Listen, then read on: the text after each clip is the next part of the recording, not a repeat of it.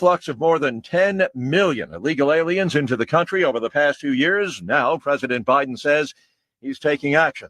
Today, I'm announcing actions to bar migrants who cross our southern border unlawfully from receiving asylum. Republican Senator John D. says it's election year window dressing, noting there will be unrestricted access at official ports of entry, adding that the president's action comes after years of denial, with Mr. Biden claiming there is no crisis at the southern border for reasons clearly stated on the teleprompter. The president now in France for ceremonies marking the 80th anniversary of D-Day. The water supply situation in Atlanta, it's finally getting back to normal after crews worked round the clock for days to fix a series of water main breaks. No relief yet across a wide swath of Southwest, enduring a spreading triple-digit heat wave. Watching Wall Street, stock futures higher. The Dow futures are up 43 points. Nasdaq futures 84 points higher. More on these stories at townhall.com. For anyone with everyday aches and pains, I've got a question. What are you missing out on? Probably a lot. So let me tell you about Relief Factor. Relief Factor is a drug-free daily supplement that helps your body fight pain naturally. It doesn't just mask pain, it helps reduce or even eliminate it. In about 3 weeks, you'll discover what it's like to feel better. Go to relieffactor.com or call 1-800-4RELIEF and save on your first order. That's 1-800-4-RELIEF. Madame Giselle sent us a change in your future. Is it a promotion? I see a door opening. Ooh, to a corner office? There's a creature. Beady eyes, lots of hair. Is it my boss, Dave? No, raccoons everywhere. Your RV door is open, and they're chewing everything. Not a problem. I'm covered by Progressive. Do you see a bigger paycheck? Customize your coverage with Progressive's past damage protection and be prepared for the unexpected. Progressive Casualty Insurance Company and Affiliates. Past damage protection available for RVs less than 6 years old. $250 deductible applies to any claim. Australia's online safety watchdog dropping a federal court case aimed at forcing X to take down a video of a Sydney bishop being stabbed repeatedly. Australia's e-Safety Commission said in a statement that the sole goal in issuing a removal notice had been to prevent extremely violent footage from going viral, with the potential of inciting further violence.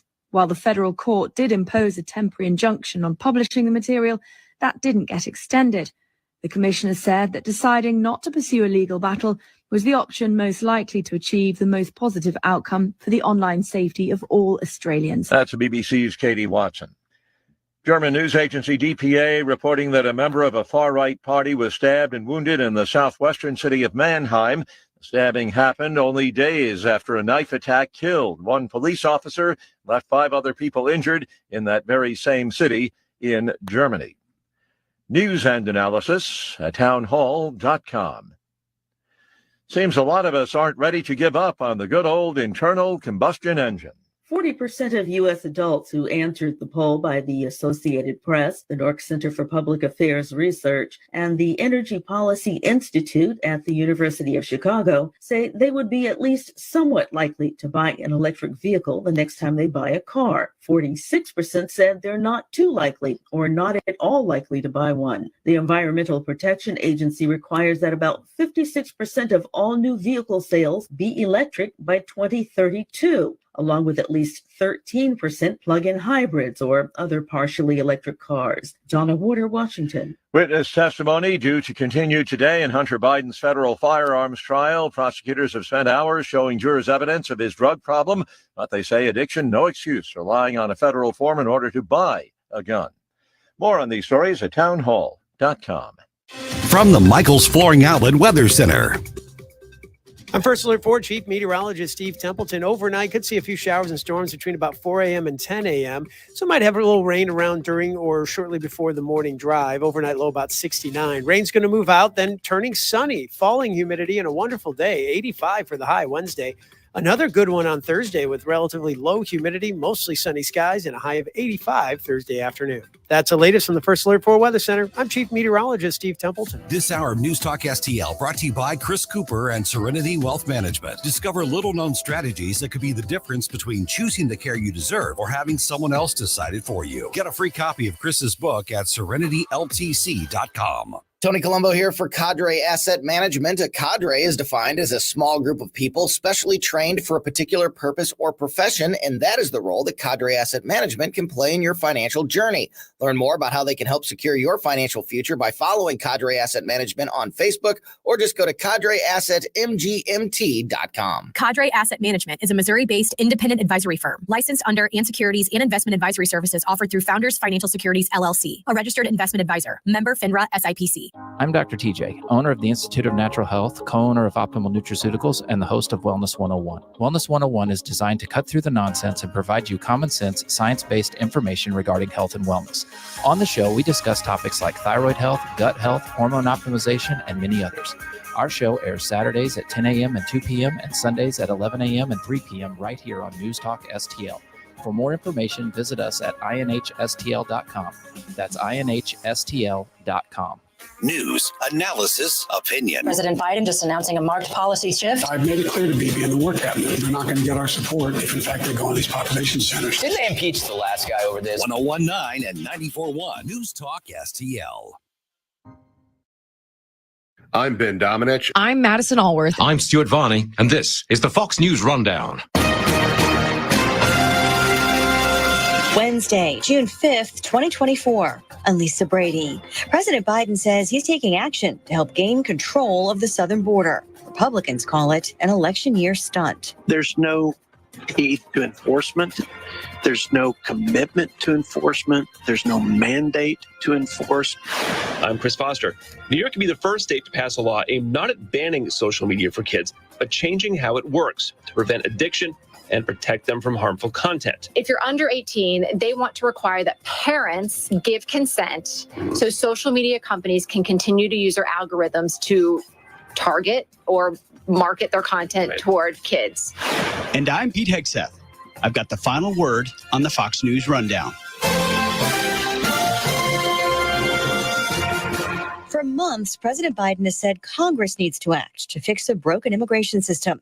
But now he also says doing nothing is not an option. Today, I'm announcing actions to bar migrants who cross our southern border unlawfully from receiving asylum. The executive order he signed yesterday kicks in when illegal crossings surge, hitting an average of more than 2,500 per day. They're already well above that threshold now. This ban will remain in place until the number of people trying to enter illegally is reduced to a level that our system can effectively manage. The president says he's moving past Republican obstructionism after a bipartisan border deal was blocked twice in the Senate. And though he's using the same authority used by then President Trump for a so-called Muslim ban, he's putting distance between their policies. I will never demonize immigrants. I'll never refer to immigrants as poisoning the blood of a country. And further, I'll never separate children from their families at the border. He's facing some pushback from within his own party and immigrant rights groups. And the American Civil Liberties Union plans to challenge the new order, as it did with Trump border actions, arguing it's not legal and will put lives at risk. But President Biden says the patience of the American people is wearing thin. Republicans say the president's order is an election year move. The only acceptable number of illegal immigrants crossing our border at any period is zero.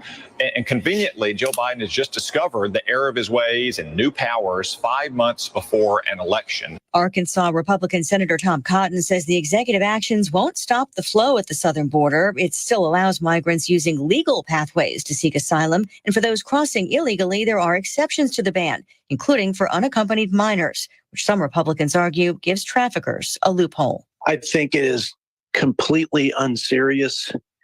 I think it's a desperate attempt to manage his poll numbers and not the people crossing into our country illegally. Texas Republican Congressman Jody Arrington. I think it's going to expose the border was secure on one hand, on one day, if you asked him the question, or on the other hand, when he said, I don't have the authority to fix it.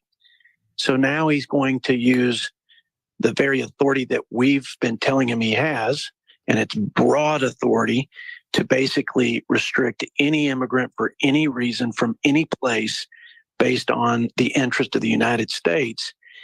And he's going to use that 212F of the INA, which is that broad authority, to implement this executive order. The problem is there's nothing binding in the executive order.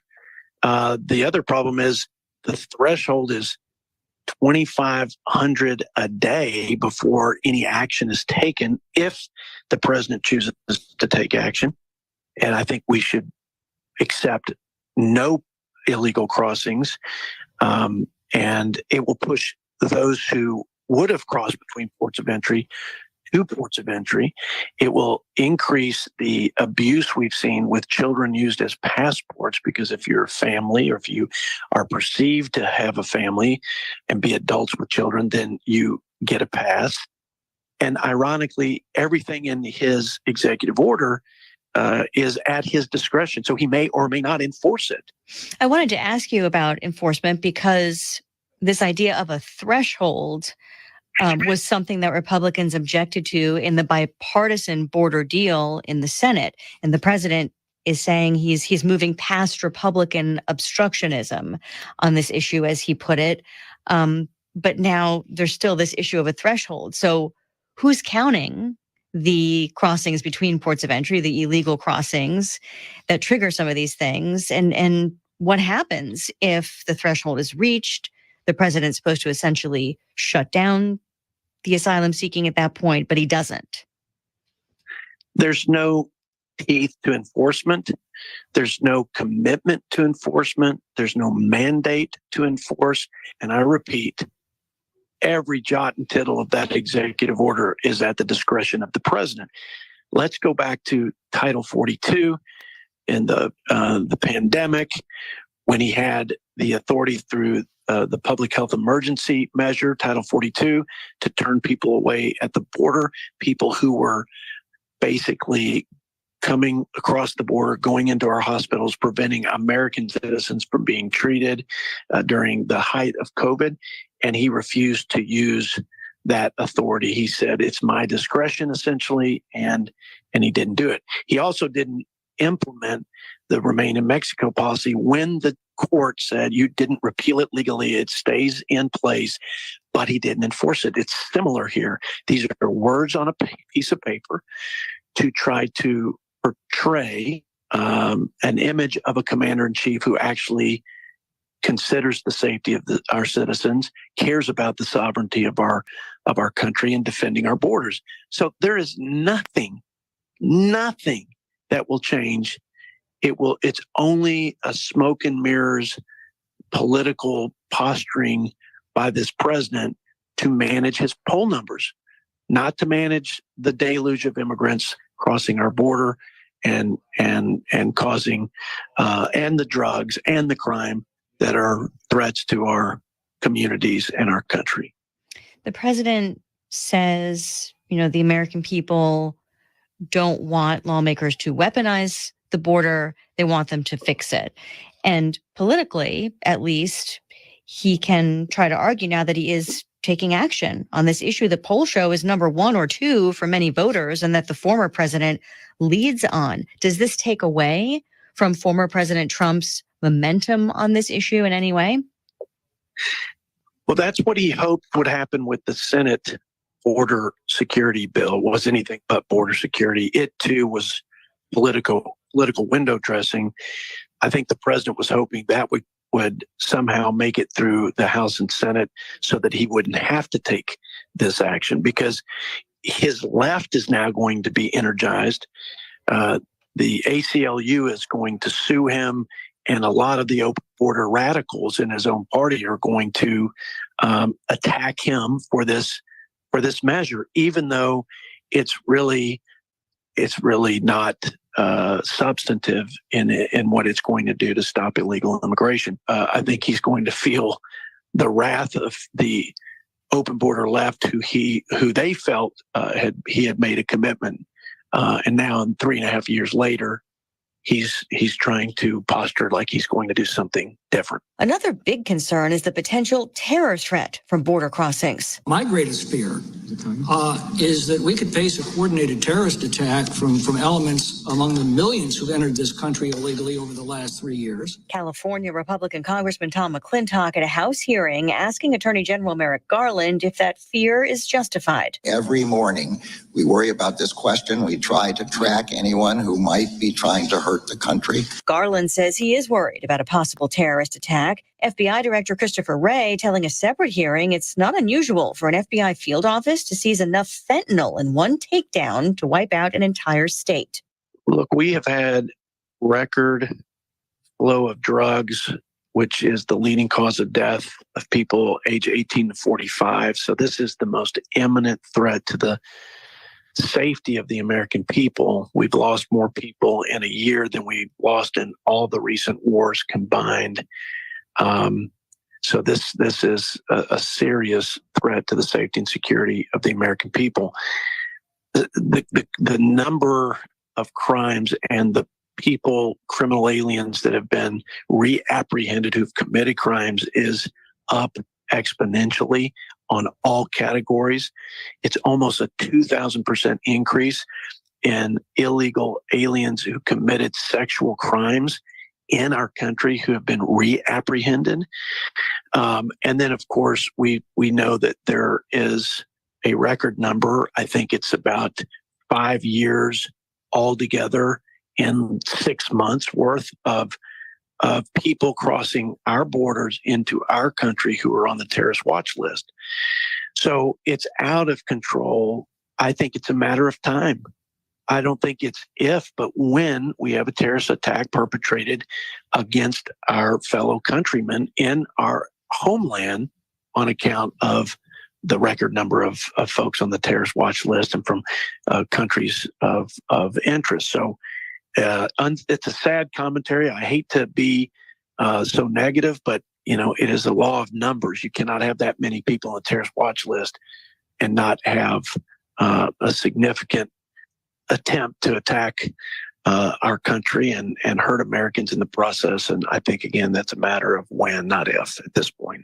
One last question for you. How can Republicans effectively counter President Biden's argument that they have been standing in the way on this issue, including the former president who urged Republicans to vote against that bipartisan border deal? Because, just to play devil's advocate for a moment, some people may think, well, look, at least, isn't it better to have some action than none?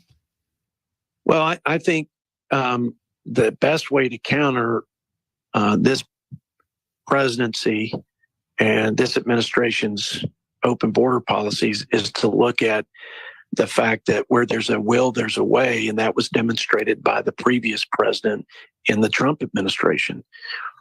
And he used every tool and resource to build the wall, to stop, catch, and release, to establish a third safe country and remain in Mexico, and expedited deportation.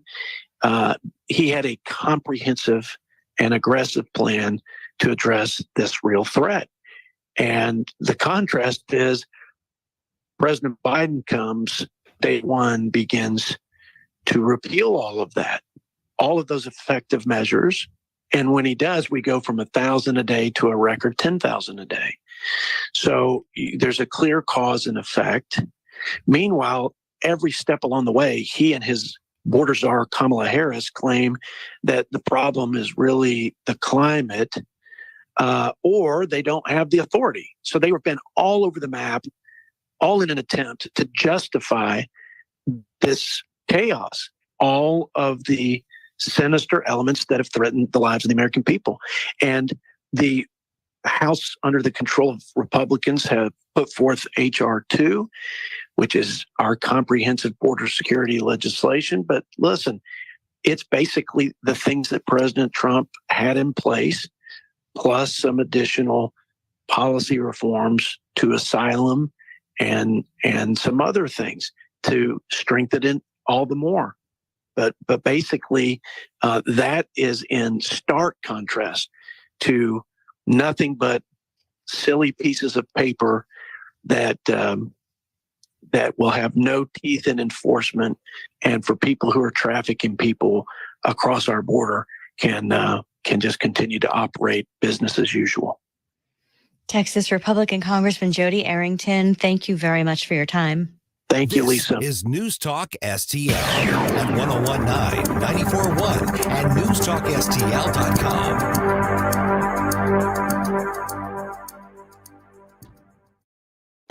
A healthy weight, more energy, and smooth, regular bowel movements. 3 things everyone strives for. It's me, Chuck Norris. There's one really important thing we don't talk about enough: our health. Achy joints, digestive issues, weight gain, and fatigue. We're told these are normal signs of aging. So working with the team of health experts, we came up with Morning Kick. Morning Kick is a revolutionary formula combining 10 different supplements in one. Probiotics that help you lose weight, prebiotics for digestion, superfoods for muscles and joints, and several of the most powerful anti-aging supplements on earth. It'll help you feel youthful, energized, focused, and help manage stress. Anybody can achieve great health regardless of their age. Go to roundhouseprovisions.com. Use code CORE or text CORE to 511-511 and claim 40% off today. Every purchase comes with our 90-day money-back guarantee. Text CORE to 511-511. Morning Kick. These statements have not been evaluated by the FDA. This product is not intended to diagnose, treat, cure, or prevent any disease. Message and data rates may apply. Paid for by Roundhouse Provisions.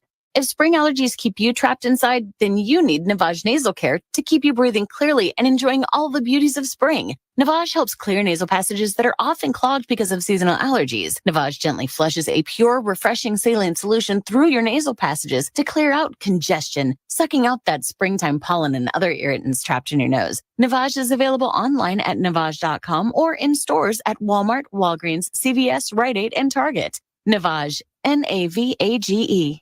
Attention, Father's Day is June 16th. Do you have a gift ready? Don't worry. Just get Dad something from Untuckit, the official outfitters of Father's Day. Dads love Untuckit shirts designed to be worn untucked in wrinkle-free and performance plus our perfect fitting pants, Henleys, polos, and more. They're the gifts he'll wear over and over, and he can wash and dry everything at home. Find the perfect Father's Day gift at untuckit.com or at 80-plus stores. Untuckit, shirts designed to be worn on The Vic Porcelli Show. So the WNBA was given a gift of Caitlin Clark, but nope, they looked the gift horse in the mouth. Bonchi from redstate.com is going to join us Wednesday at 9:05. Weekday mornings at 9 on News Talk STL.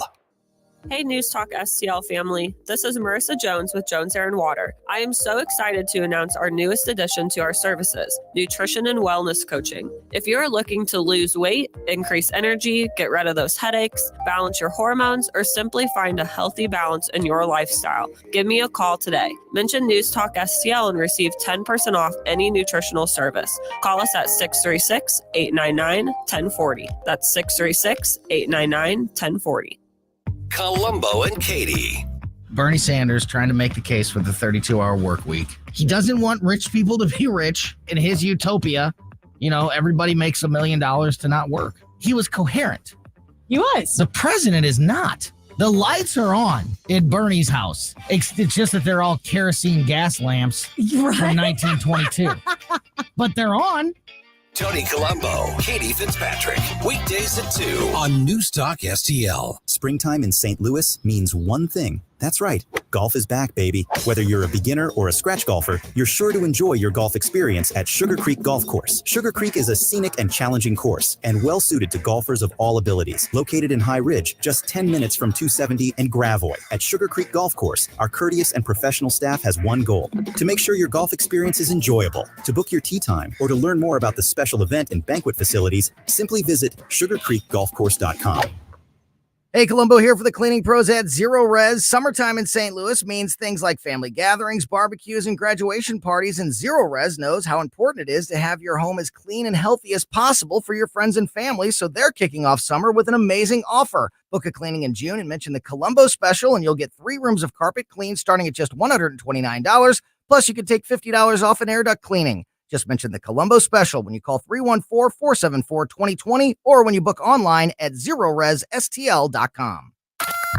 The left for months now, one by one, have been begging for a civil war. every caller gets their say. We got to stop and not put these officers in situations where they feel like they have to overreact. And whether you agree, we have to assume some responsibility, because I'm a black man, or disagree, I think you're politically wrong. I do not need athletes to tell me. you're invited to join the conversation. Thank you for canceling all your games. Now I get it. 101.9 and 94.1 News Talk STL.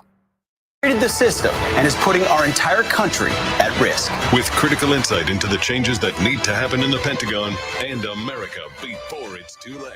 The War on Warriors by best-selling author Pete Hegseth. Order now at foxnewsbooks.com.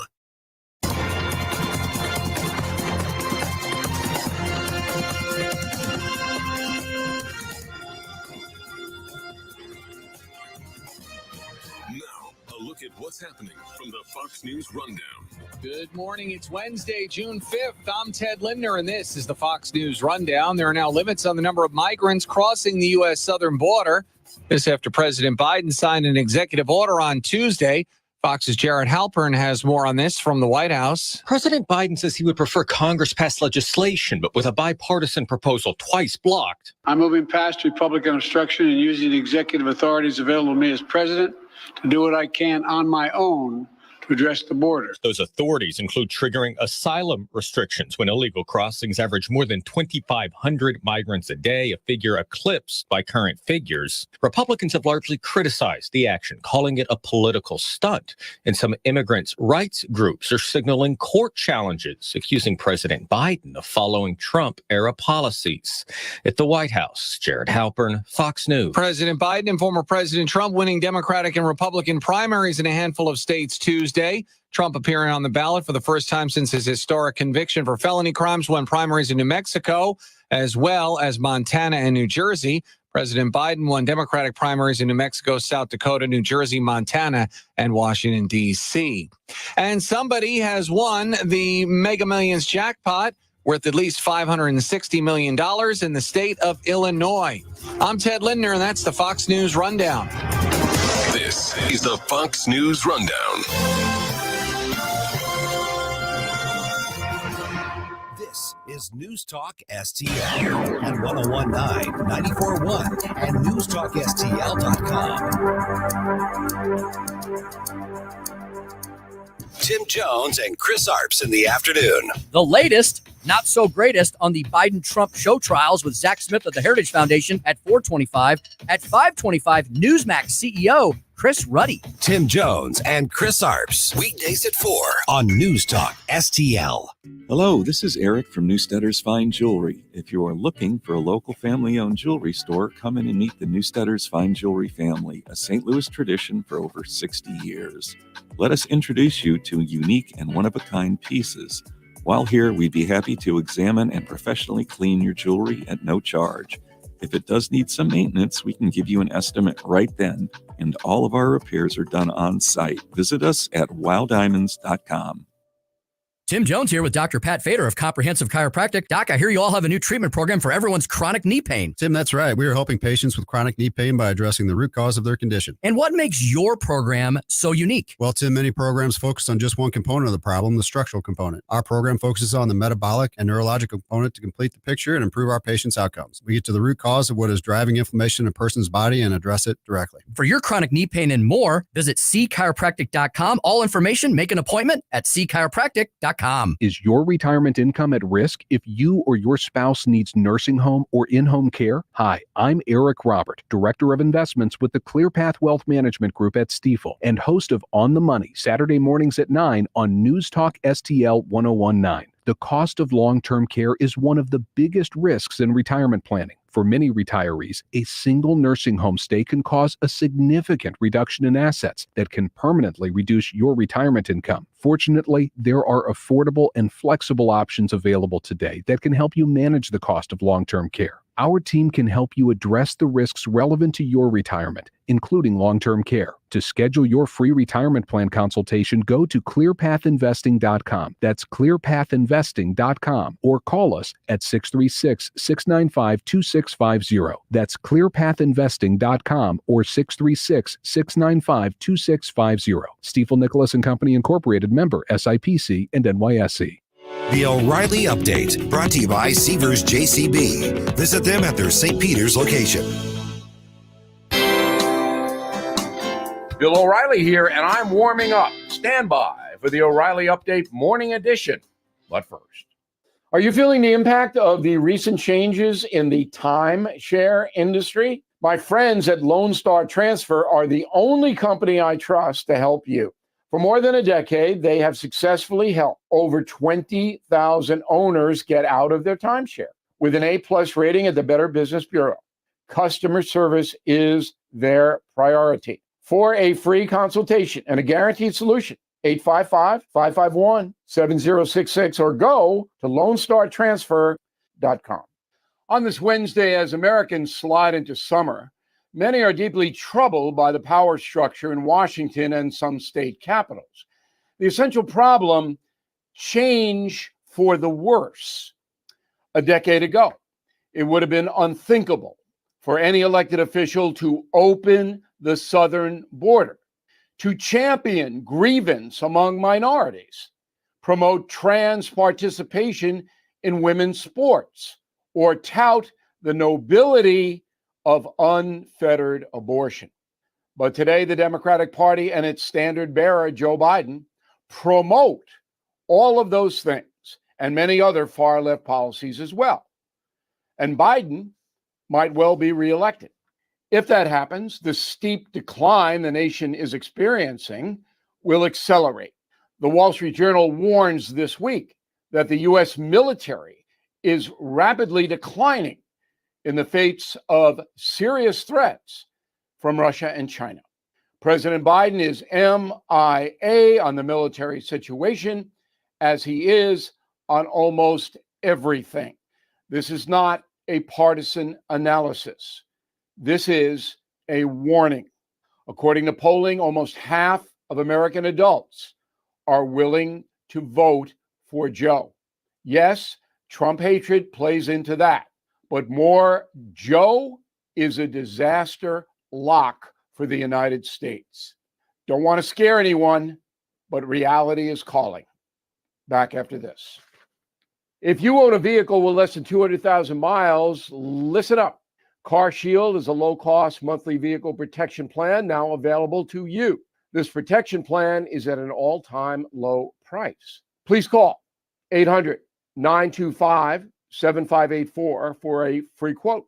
Drivers who activate today will also receive free roadside assistance and towing at no additional cost. That is 800-925-7584. That is the Morning O'Reilly Update. More analysis later on. From the Michaels Flooring Outlet Weather Center. I'm First Alert 4 Chief Meteorologist Steve Templeton. Overnight, could see a few showers and storms between about 4 a.m. and 10 a.m. So might have a little rain around during or shortly before the morning drive. Overnight low about 69. Rain's going to move out, then turning sunny. Falling humidity and a wonderful day. 85 for the high Wednesday. Another good one on Thursday with relatively low humidity, mostly sunny skies, and a high of 85 Thursday afternoon. That's the latest from the First Alert 4 Weather Center. I'm Chief Meteorologist Steve Templeton. Staff Sergeant Mark Anthony Madrid. Staff Sergeant Samantha Cowell. I'm Staff Sergeant Alex Staff Sergeant William Lewis, and I am proud to defend my family and our nation. The Air Force Reserve is part of the story of this great nation. I'm grateful that I have a chance to wear the uniform of the heroes that went before me. I'm proud to be part of a team that helps make a difference in the world. Every day, men and women from communities across this nation serve as reserve citizen airmen. Even as technology evolves and changes, our commitment to defend and protect this nation remains steadfast. We celebrate those who have served and those who are proudly serving. We celebrate our proud history and look towards an exciting and uniting future. Our mission is to fly, fight, and win in air, space, and cyberspace. And I'm proud to be a member. And I'm proud to serve in the United States. And I am proud to protect our country. Proud to serve in the U.S. Air Force Reserve.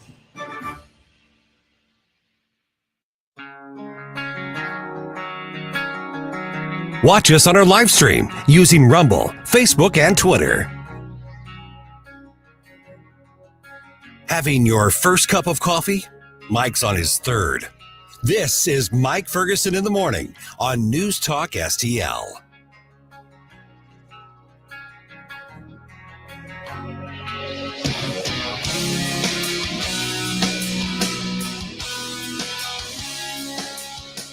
It's one thing to call for transparency in government. I think for the most part, everybody agrees that's a really good thing. So why on earth would there be a new law in Missouri that actually requires some information be redacted from the court records? Well, some media and some others are suing the state over exactly that. Well, maybe there are some good reasons. Either way, we're going to talk to the lawyer who's suing the state a little bit later on this morning. Hey, good morning. Mike Ferguson here. Thanks for making News Talk STL part of your day here on this Wednesday. We had a fascinating conversation yesterday with Jefferson County Sheriff Dave Marshak. There's an event coming up that focuses on the effect of illegal immigration literally on Jefferson County. So by extension, part of the St. Louis region or the St. Louis region itself. And the sheriff came in studio and joined us to talk about that. And yeah, we get to the actual details of the event itself. But once we got into talking about why this matters and why it's not just about politics, it's really eye-opening stuff. Here's what the sheriff had to say. Coming up in Jefferson County, every county is a border county. There's an event coming up. It is June 20th. So it's called Border Crisis, why Jefferson County is now a border county, and it's being hosted by the sheriff's office. So we've got the sheriff right here, Sheriff Dave Marshak, with us. Thank you so much for coming in. I really appreciate you being here. And there's a lot of people who want to make this political, want to make it all about politics, want to make it Republican, Democrat, want to make it whatever the case is. But when you say why Jefferson County is now a border county, lay the foundation, Sheriff. What does that mean that people in Jefferson County need to know? Well, so a couple of things. I mean, politics is ingrained in everything, right? Sure. At some level. And so, but I think what we're seeing in Jefferson County and why this isn't so important, about 3 months ago, we had a busload of migrants dropped off at the Love's gas station over in Herculean, Missouri. They had a challenge in terms of what their resources were, what they were going to do, how do we approach this? And fortunately, they used a little bit of investigative skills and were able to locate the bus driver who had actually, after he dropped him off, went across the street to the Quick Trip and were able to coordinate with the bus driver and said, no, you don't. You're going to take everybody back with you and proceed on your way, which is exactly what they did. And the mayor called me and said, hey, Sheriff, we just encountered this. We're curious about what your policy is. How would you support us? And I said the same thing. Look, I would pull out my department credit card. I'd fill that bus up and I would send them on their way because Jefferson County does not have those resources. About 2 months later, the city of Arnold had encountered some undocumented migrants who also didn't have driver's license involved in a motor vehicle crash. And they were doing some delivery services. And it became a concern for the city of Arnold, specifically the police chief and the mayor had called me, inquired about what other incidents happened in the county. The reality is, historically, Jefferson County was not, quote, a border county, right? When we in law enforcement encountered undocumented persons and they were committing a crime, ICE would take them and they would start the entire process. That's not the case anymore because they're simply overwhelmed. The reality is for our community is that we are seeing the evidence as a result of some of the larger policies, and you could say that's political. But the reality is, we historically have just looked at Chicago or New York and said, whoo, they made some bad decisions and they're going to pay a price for it. But the reality is, even in Jefferson County and the St. Louis region, now you're seeing evidence of those policies. And for us, this is a concern for our community. And it's important that we at least talk about it. And so people understand there are going to be times where the sheriff's office, because we're the largest law enforcement agency in the county, will have to allocate resources to deal with some of these issues. It's a concern for us, not just from a financial standpoint because we've seen what happens in some of these other jurisdictions. But I think from a law enforcement perspective, we have greater concerns, and I think we should be concerned at what's happening at the border because when you have so many unvetted people coming into our country, it's just a matter of time. Sheriff Dave, we've seen down in Texas where, you've had these conflicts between the local law enforcement as well as the Border Patrol and ICE. And it's a battle of jurisdictions. And I think sometimes people, forget that in large part, local law enforcement, their hands are tied when it comes to enforcing these types of actions. Tell us a little bit about that conflict there and where your hands are tied. Well, first of all, in the state of Missouri, there's no state laws that allow local law enforcement to take action from an immigration standpoint. And so from their perspective, every citizen has constitutional protections and it's very limited. And so I don't see that changing anytime soon in terms of legislation. But, here we are. We don't have the authority to take action, but we're certainly dealing with the consequences. I mentioned our concern for overall safety and public safety because there's so many different parts of this issue.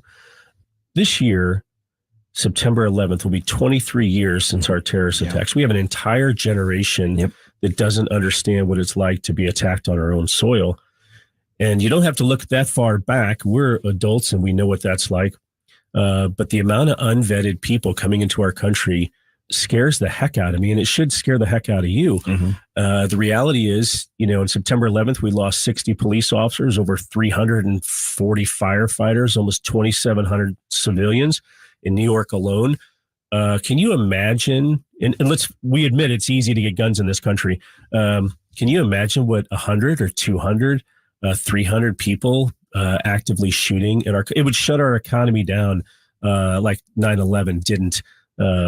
I don't know. It scares the heck out of me, and it scares those in law enforcement. And having them do it in different cities around the country. Exactly. Can you imagine what that? And I think we have a generation that hasn't really thought about what it's like to be attacked on our own soil. So not just from an immigrant standpoint, but also the unvetted people. Last year in 2023, in the first 10 months, the FBI encountered more than 150 people on the terrorism watch list.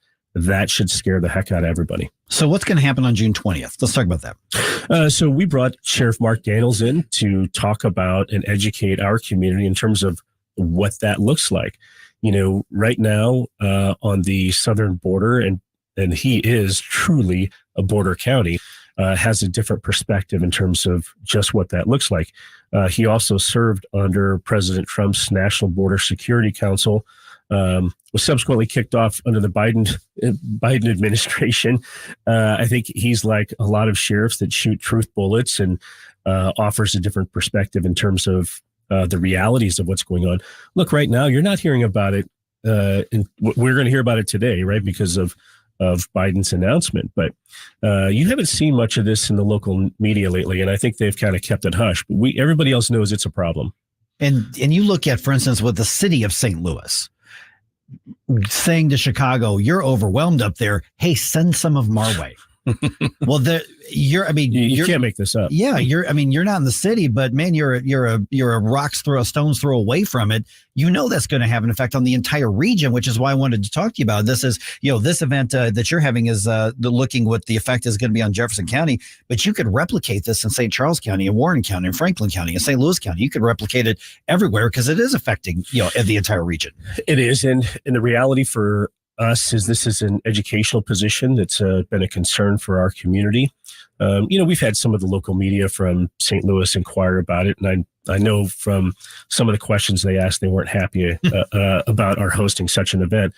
But the reality is, I think an educated community is a good community, and it's important. And again, when we're talking about allocating resources to these types of events, our community wants to know. It's not for every community. I don't see St. Louis City hosting such an event. Right. But I will tell you that for our region, it's important. And I think for law enforcement leaders throughout the region, it continues to be a concern. Speaking of the regional aspect, we have I-44 and I-55 feeding into our metro area. I live in Franklin County, and I'm hearing stories of issues in St. Clair, Sullivan, and Washington with these folks showing up just totally out of the blue. And you will, right? Like this this problem's not stopping until we address the problem. As a community, I think, we're going to have to deal with some of the consequences that on a broader scale that we haven't had much influence on. As I shared with you before, look, from a historical perspective in law enforcement, there were times in which we encountered illegal immigrants on Interstate 55, and everybody, as soon as the law enforcement officer pulled them over, they'd jump out of the van and we corral everybody up, and we'd call ICE, and they were able and willing and had the resources and allocated the resources to take care of this. That is not the situation anymore. You call them, they're like, oh, unless it's a class A or B felony, meaning homicide, assault first, they're not taking enforcement action because their hands are either tied or they don't have the allocated resources. So I think we have to recognize the larger issue. Now, that doesn't change how you bring the case to the prosecuting attorney. In the case you stop somebody, they're an illegal immigrant. I mean, that doesn't, or does it change how the process works? Yeah. I mean, it's not up to you to decide who's prosecuted with what, but you're the one that prepares it for the prosecutors to try to bring the criminals to justice. On a local level, there are some challenges, just because they don't have documents on them, and we don't want to live in a police state, right, where you're carrying documents all the time. So I think the challenge for law enforcement is working with federal partners to figure out who is who, because there are some nuances in terms of the law, in terms of requirements to the State Department for nationals and that sort of thing. So there are some small nuances, but when it comes to keeping Jefferson County and the region safe, law enforcement's prepared to do that. All right. And this event, Border Crisis, Why Jefferson County is Now a Border County, hosted by, obviously, you and your office, Sheriff Mark Daniels from, Cochise County, Arizona. County. I had to bring the thing up. So if you're, if you're interested, just reach out to us. We're pretty easy to find.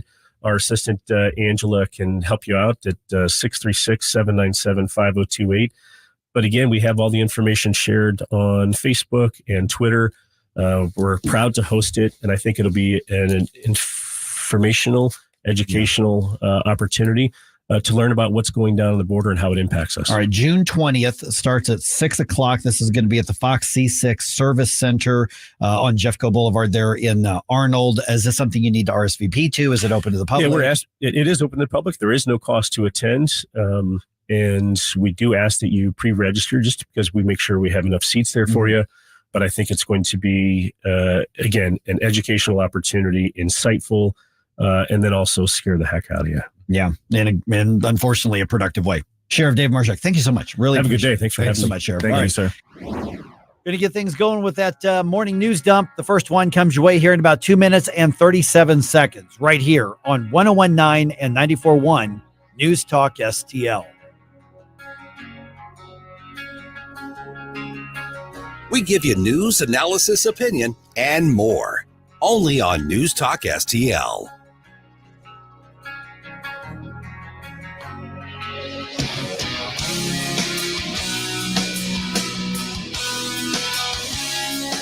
Get up, St. Louis. It's Mike Ferguson in the morning.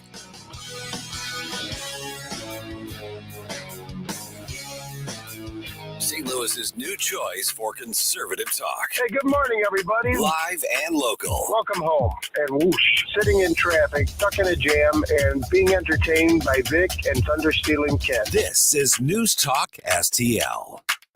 Missouri education officials must be bad poker players. They keep doubling down on the same bad bet.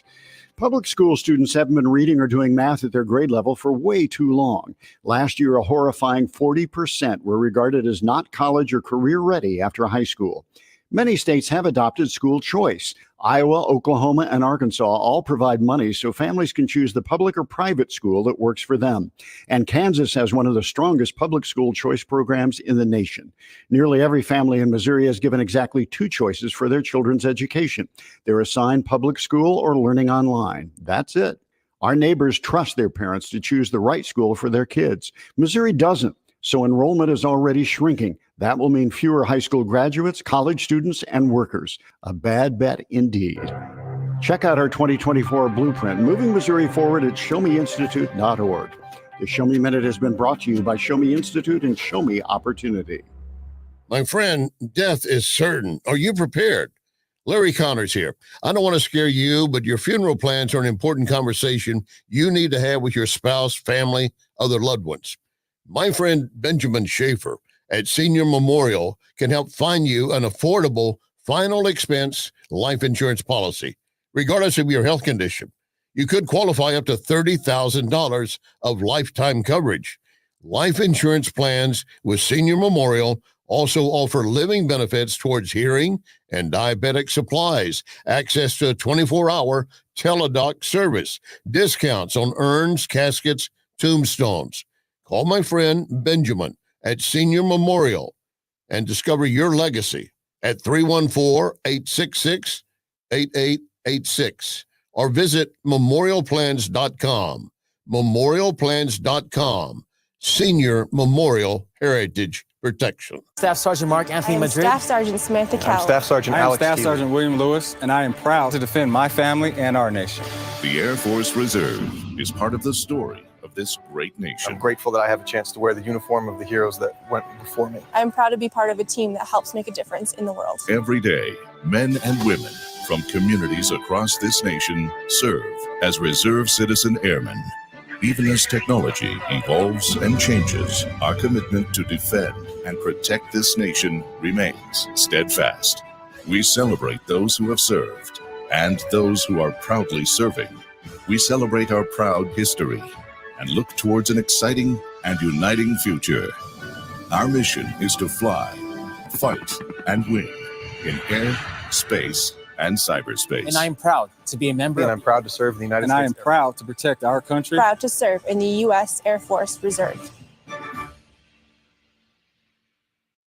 ADHD. It's the child who can't pay attention or sit still in school, right? The answer may be yes. Attention Deficit Hyperactivity Disorder, or ADHD, can be complicated and it can last a lifetime. Living with a condition can sometimes be a challenge. It may take years to accept a formal diagnosis, and it's not always easy to find the right treatment plan. Did you know that up to 75% of children and adolescents with ADHD have at least one additional mental health condition that also requires a comprehensive approach to treatment? ADHD guidelines were recently updated to reflect the need to screen for associated disorders. Be sure to talk with your child's doctor about proper screening and visit more2adhd.com for additional information. That's more2adhd.com. This message has been brought to you in partnership with ADA, ACO, and CHAD. I think we should be able to have a civil conversation. The news and talk that matters to St. Louis. This conversation has completely made me crazy. This is complete insanity. News Talk STL.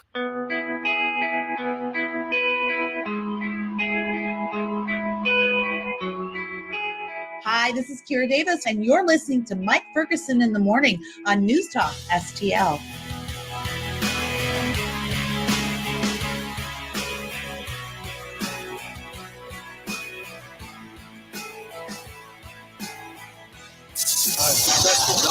Wake up, America. It all worked out. You know, I mean, they got all the news.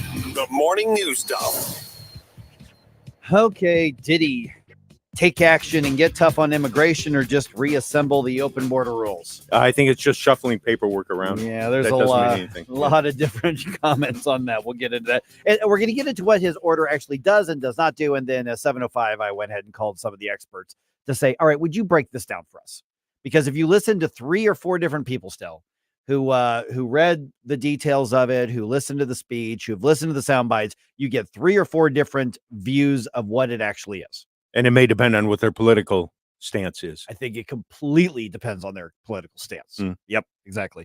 Also, the Biden administration is waiting on the Islamic terrorists to tell us what the next steps will be in the Middle East. And the Battlehawks are gearing up for the conference championship game, and they want to give the Brahmas the blues. I'll tell you what that means here in just a little bit. It's 5:54 right now. All right, President Biden announcing his plan to deal with immigrants seeking asylum at the southern border. With border security a top issue of concern for the American people, the president announced immediate restrictions on migrants seeking asylum at the U.S.-Mexico border. He admitted the border situation is out of control. This action will help us gain control of our border, restore order into the process. Liberal Democrats and immigration advocates are unhappy with the White House plan, while Republicans accuse the president of election year politics. Greg Clugston, Washington. The ACLU is actually talking about suing over this. I heard about that. I mean, good Lord. Okay, so Texas Governor Greg Abbott was on Hannity last night on Fox, and here's part of his response. What Biden did today was actually entice more people to come to our border, to increase illegal immigration, not to stop it. All right, so the order will not apply, though, to visa holders, but of course it's not dealing with legal immigrants. We're talking about illegal immigration. It's not going to apply to unaccompanied children. That's part of what the governor was talking about, because basically you're enticing now the cartels to bring their, trafficking clients or victims in the form of unaccompanied children to this one port, and what the Biden administration calls victims of a severe form of trafficking and those with a medical emergency or threat to their life or safety. And in the past, a threat to your life or safety just means you have to say you feel threatened. So we'll see how this all works out. All right. David and Natalie Lloyd, the Missouri-based missionaries in Haiti, were laid to rest in Neosho on Tuesday. The funeral service included remarks by Natalie Lloyd's father, State Representative Ben Baker. The Lloyds were murdered by Haitian gangs on May 23rd. All right. White House officials speaking to reporters aboard Air Force One as it makes its way into France last night. National Security Advisor Jake Sullivan says they are continuing to await a response from Hamas as to whether or not they are going to accept the terms of President Biden's proposed deal that calls for a ceasefire with Israel and frankly gives them plenty of time to rebuild. The proposal as described by President Biden is a proposal that Israel accepted before and continues to accept today, and the ball's in Hamas's court as to whether they're going to accept it or not.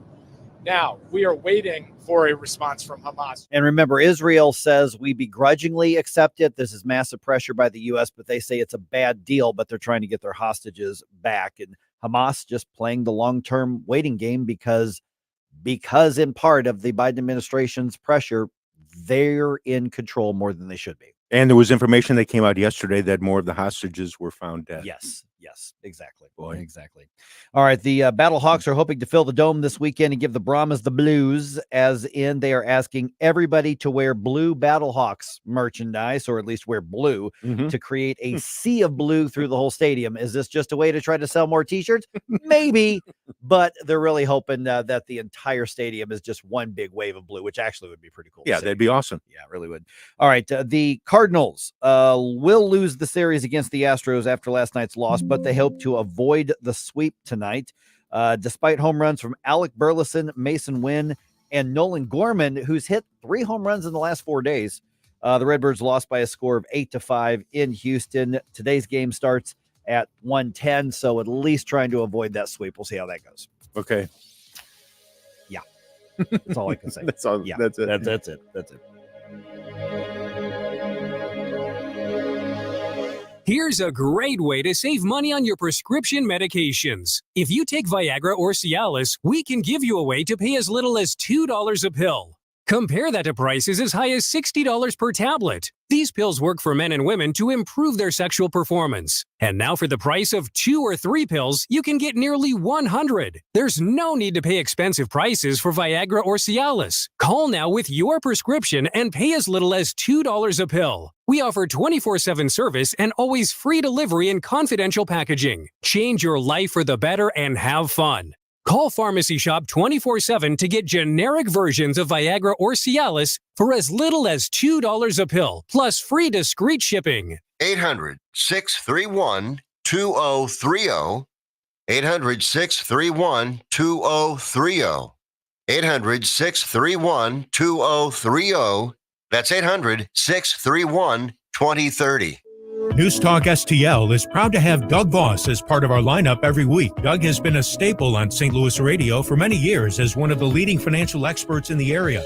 You can hear Doug and Safe Money Radio 3 times every weekend on News Talk STL. And in case you miss anything, you can check it all out at DougVossSafeMoneyRadio.com. What else do our listeners need to know, Doug? Simply put, I focus on helping pre-retirees and retirees build, preserve, and protect retirement assets, and I've been helping my clients solve their insurance and financial needs for the past 33 years. I also strive to educate my clients on how to prepare for retirement, minimize the impact of market volatility on their assets, and deal with the challenges of increased longevity. Call me today at 844-676-SAFE. That's 844-676-7233. Doug Voss is a registered representative. Securities offered through DHL Securities, LLLP, member FINRA and SIPC. KLGY HD3 Clayton, K270BW Bellefonte, KNBS Bowling Green. This is News Talk STL at 1019, 94.1, and always streaming at newstalkstl.com. News this hour from townhall.com. I'm Rich Thomason. Republicans and some Democrats unhappy with President Biden's newly announced border plan. Migrants will be restricted from receiving asylum at our southern border unless they seek it after entering through an established lawful process. Entering at an official port of entry, Republicans dismiss it as mere election year window dressing. House Speaker Mike Johnson notes Mr. Biden long held that he could not take this kind of unilateral action. 126 days ago, he looked into the cameras and said, I'm out of options. I've done all I can do. He tried to convince us all for all this time that there was no way he could possibly fix the mess. Remember that he engineered it, in Johnson's words. With the election looming, Republicans say Mr. Biden is scrambling to address what is a crucial issue among voters of all political persuasions.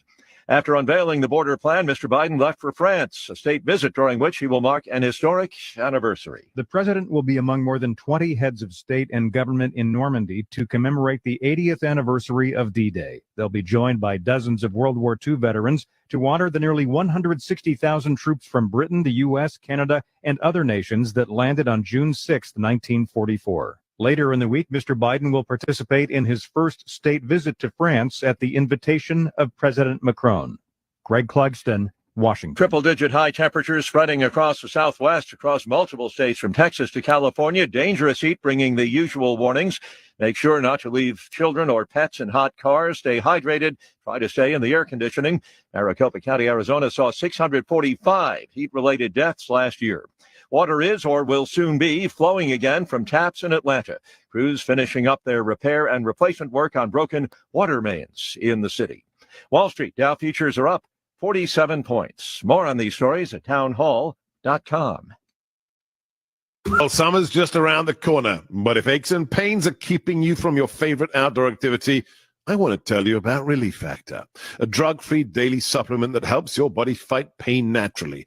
Relief Factor doesn't just mask pain, it helps reduce or even eliminate it, getting you back outside to enjoy your favorite activities all summer long.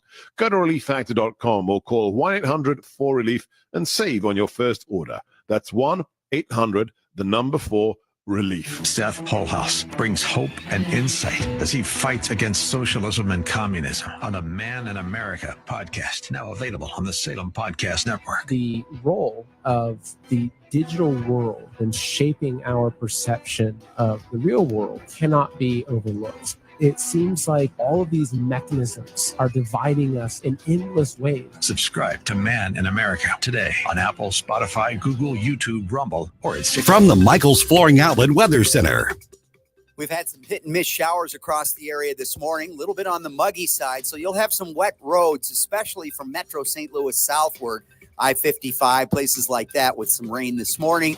But the clouds and the rain should move out. We'll have some sunshine this afternoon with highs in the mid-80s and lower humidity this evening. And then a beautiful stretch of weather, mid-80s again tomorrow with lots of sunshine. Should be dry the rest of the week. I'm KMOV First Alert meteorologist Kent Earhart. This hour of News Talk STL is brought to you by Rodney and Jen Wallner and the entire Wallner home selling team at Berkshire Hathaway. Call them today at 314-810-SOLD. 314-810-SOLD.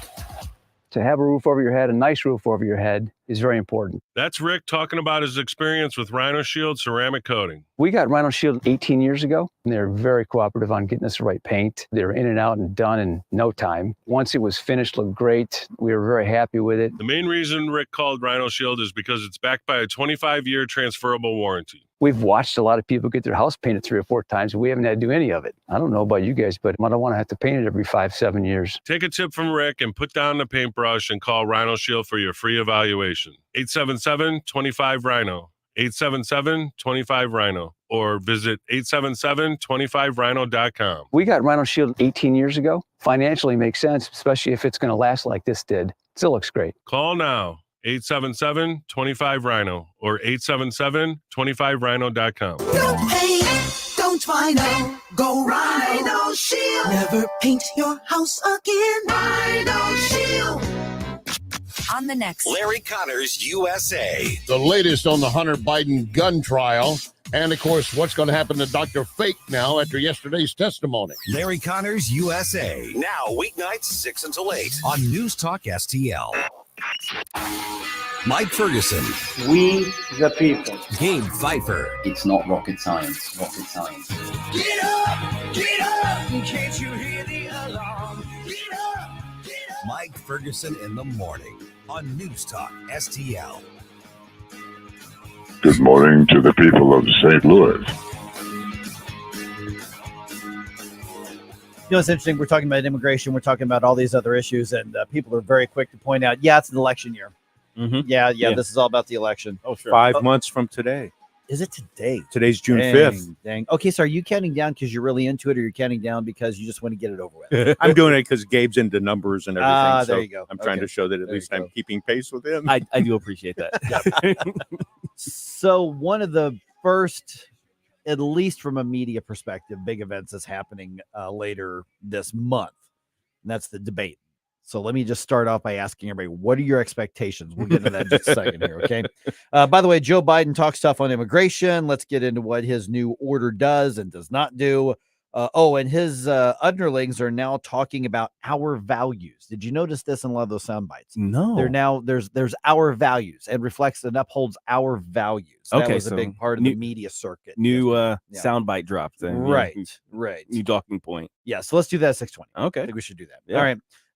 The 27th, June 27th is the first debate between Joe Biden and Donald Trump. Come on, fast. I'm not gonna lie, because I am a little surprised that any debates are happening. Yeah, same. Totally. Mm-hmm. When they announced it, I was kind of dumbfounded. I was like, really? His team is actually agreeing to this. Right. Well, and Biden's team is the one that actually threw the first challenge. Wow. Which really surprises me. I did not think there, for obvious reasons, I did not think there were going to be any debates in this election. So the first one is the 27th. By the way, we are going to be having a watch party. We would love for you to come and hang out. It's going to be at Johnny's Hideout restaurant and bar, because we'll get to the details here in a second. But the reality is that you might need a drink or two partway through this thing, or 3 or 4, and get a Lyft or an Uber. But do not make a drinking game of it. No, you will die of alcohol poisoning. Yeah, absolutely. Precisely. So here's what's going on is we've got our watch party. So again, free, don't need tickets or anything for this one. Just plan on coming out to Johnny's Hideout in High Ridge on 27th. As a matter of fact, Chris and Tim are going to be broadcasting their show from Johnny's Hideout. And then, you know what? Party starts at 7:00. You don't want to miss the debate, which starts at 8:00. The Freedom Principle, Missouri, and St. Louis Young Republicans are partnering with us to bring you this watch party. So let's get out there and do that. Okay, so Donald Trump versus Joe Biden on June 27th. Give me your first impression, Gabe. What are your expectations of this? Okay, so I expect Biden to, and I would be really surprised if he did not do this, just, basically fumble his way through his various scripted answers. He's going to go off track. And I'm hoping that Trump lets him hang himself with his answers, but I'm also expecting Trump to sort of jump in and smack him around like he usually would, because Joe Biden also, as they do, Democrats like to give their lie talking points, and he's going to want to jump on top of it. but he really just needs to back off. I'm expecting him not to have that sort of discipline, but I'm hopeful he will just kind of let Joe flap in the wind like he really should. Well, you know what? To piggyback on that, I think maybe Trump's handlers may convince him to dial it back a bit. But again, just as a victory strategy. Yeah. Maybe his desire for victory will override his need to get a word in. But then he'll realize, oh, I'm on stage here. I'm on TV. Oh, watch me turn it back up 10 more notches. I was going to say, does anybody really handle Donald Trump? No, I don't think so. Yeah. No, not really. Okay, now part of the negotiations that's been reported is that if it's not your turn to talk, your microphone is shut off. True. And I don't know. I mean, I couldn't imagine Trump would like that, but my understanding is that that's part of the deal. So if he tries to do the wrong thing, that'll be shut off and you might hear it in the background. But, I think you're right, Gabe, is that I think the smartest thing for Trump to do, even if Biden makes salient points at the beginning, there's only a limited number of coherent words he's got bouncing around up there. Just let him keep talking, and then he will trip up at some point. Trump does what Trump does. He jumps in with, overwhelmingly forceful statements, and we're going to do this and do that. And he may throw out a few stats here and there. But Joe Biden, the Democrats must be hoping that he has a good day. Now, if you've ever had any relatives or anybody close to you who has had cognitive problems, and I don't know how anybody reasonable person can look and watch Joe Biden and not admit that he's having some cognitive problems, even if it's just a matter of, well, they're having a senior moment. You've heard that with your members. Why is grandma acting so confused? Well, they're having a senior moment. It's no big deal. Okay, we know that that's happening with Joe Biden. So they're going to have to, give him coffee, give him uppers, give him whatever it is you do to try to have him have a good night. So if he has a good night, then he has his coherent sentences. He can read his script or teleprompter, whatever they've got up there. Otherwise, if he's having a bad night and he's having a confused day, it'll be disastrous for them. But here's my other question. How much could this actually influence votes? I mean, are there really that many undecided people right now between Biden and Trump, do you think? I would imagine that there's a decent amount of independents out there who still haven't decided. Maybe 10 to 15% might be independents who have not made a decision regarding what they're going to do. And maybe they're going to wait and see here over the next couple months. Let me follow up on the what they're going to do thing, because I think that's right. What they're going to do as far as voting between Donald Trump and Joe Biden, or what they're going to do as to whether or not to show up and vote or throw your hands up and hope for the meteor to hit the planet. All of the above. Yeah, I think so. Yeah. And I think the same. I think the real challenge is it's going to come to, and I'm coming at this from a Republican perspective, obviously. It's going to come down to, what do the Joe Biden voters who regret voting for Joe Biden going to do? Is their desire to remove Joe from power going to outweigh whatever disdain they might have for Trump? Yeah. On Rumble, Jay Monty says Biden's going to use every criminal dismissive term out there. I'm guessing, Joe Monty, what you're talking about is like the convicted felon. Oh, yeah. Sort of thing, and criminal conviction. And he goes on to say that the liberals that are the criminals will be okay with it because it's Trump. Anyone else, they would be pissy. Yeah, I think you're going to hear convicted felon many, many times. I think you're going to hear that. And I have a feeling that Trump's probably going to be able to judo move that, and kind of take ownership of it. Well, all he has to do is, besides, the martyr aspect of, his campaign in regards to all the lawfare stuff like that, which is an easy layup, he could simply say, excuse me, Joe, but I was told that I should be referred to as a justice impacted individual. And just let it sit there. Yeah, precisely. So the bottom line is, I do not expect a high intellectual exchange of ideas. Oh, no, at all. And I know, listen, I still want you, maybe that's going to be the fun part of the watch party that we're going to come out and listen, cheer and jeer when you hear stuff you like and don't like. I think it's going to be a blast. I think having this at a bar and grill is perfect. To be really honest, I think that's going to be the perfect setting for this, because at this point it is going to be kind of cartoonish. And it's not exactly Lincoln Douglas. It's not exactly Adams Jefferson. It's not exactly Nixon Kennedy. This is a whole substandard level of discourse that we've reduced to. Now, go ahead. I was just going to say it's a good chance to do an over-under on things like, come on, man. Yeah. 30, I'll guess 30. You're going to bet how many times? Yeah, that shows up. Yeah. Now, here's a question. How much of an intellectual discourse does it need to be in light of the clear juxtaposition of how these two men would govern the country? Well, if it comes down to trying to win over those independents Estelle's talking about, my hope is that they would be appealing to them. Now, you want to appeal to the heart and the mind. Mhm. I don't think there's any appealing to the mind. I think it's appealing to the emotions. Yeah. Is what it is. Yeah, that's kind of what I was Anger, thinking. Fear, Well, the thing is, how much more do you have to do except, say scoreboard, essentially, in regards to the economy or immigration and things like that? Just say, it's like, do I have to explain to you why my policies are better? You saw it. Yes.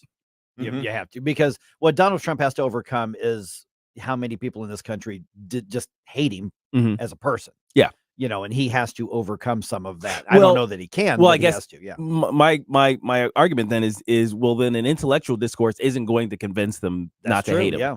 Yeah. But I think there is a difference between the folks who hate him and the folks who don't like him but are willing to be persuaded in some way to vote for him, just because, like you said, Gabe, look at those 3.5 years.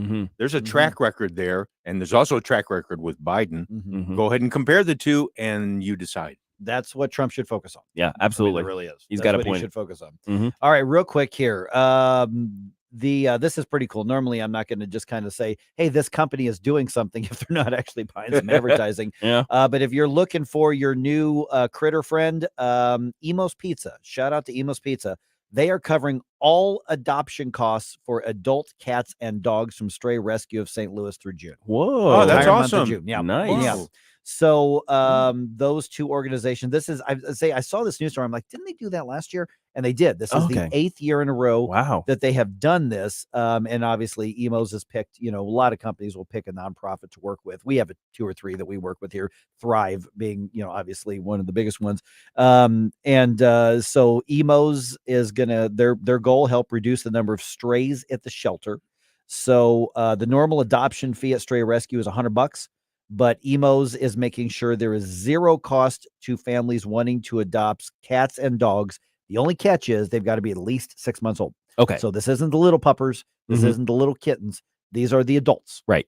Or at the very least, the upper adolescent and dogs and cats. So if you are looking to bring one in, then you can go to Stray Rescue of St. Louis, and Emo's Pizza is covering the adoption fee. That's awesome. Yep. I like Good that. for them. I like that. Absolutely like that. All right, let's talk about this immigration thing. Okay. The president does his executive order at the same time saying, I have to do it because Republicans won't do anything. The messaging is kind of hilarious. It's really confusing, to be really honest. It's really confusing. So let's get into that just ahead right here on 1019 941 News Talk STL. There's no more. All at once depart, no destination, making cold minds. Like us on Facebook at News Talk STL. Get up. It's Mike Ferguson in the morning.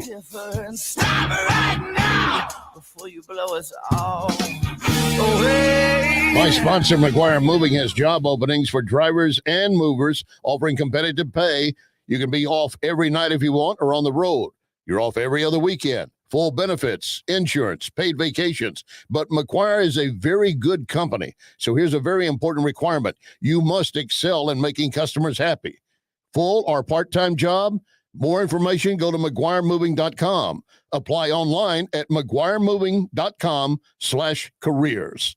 Columbo and Katie. Superintendent of the New Orleans Police Department was speaking to the media this week, and she said the rats are eating our marijuana. They're all high. The rats get in to the evidence rooms, and they get into the drugs. They toke it up.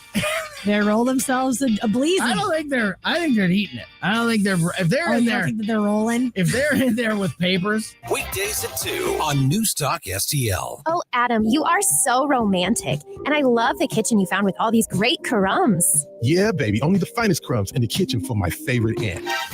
Oh, no.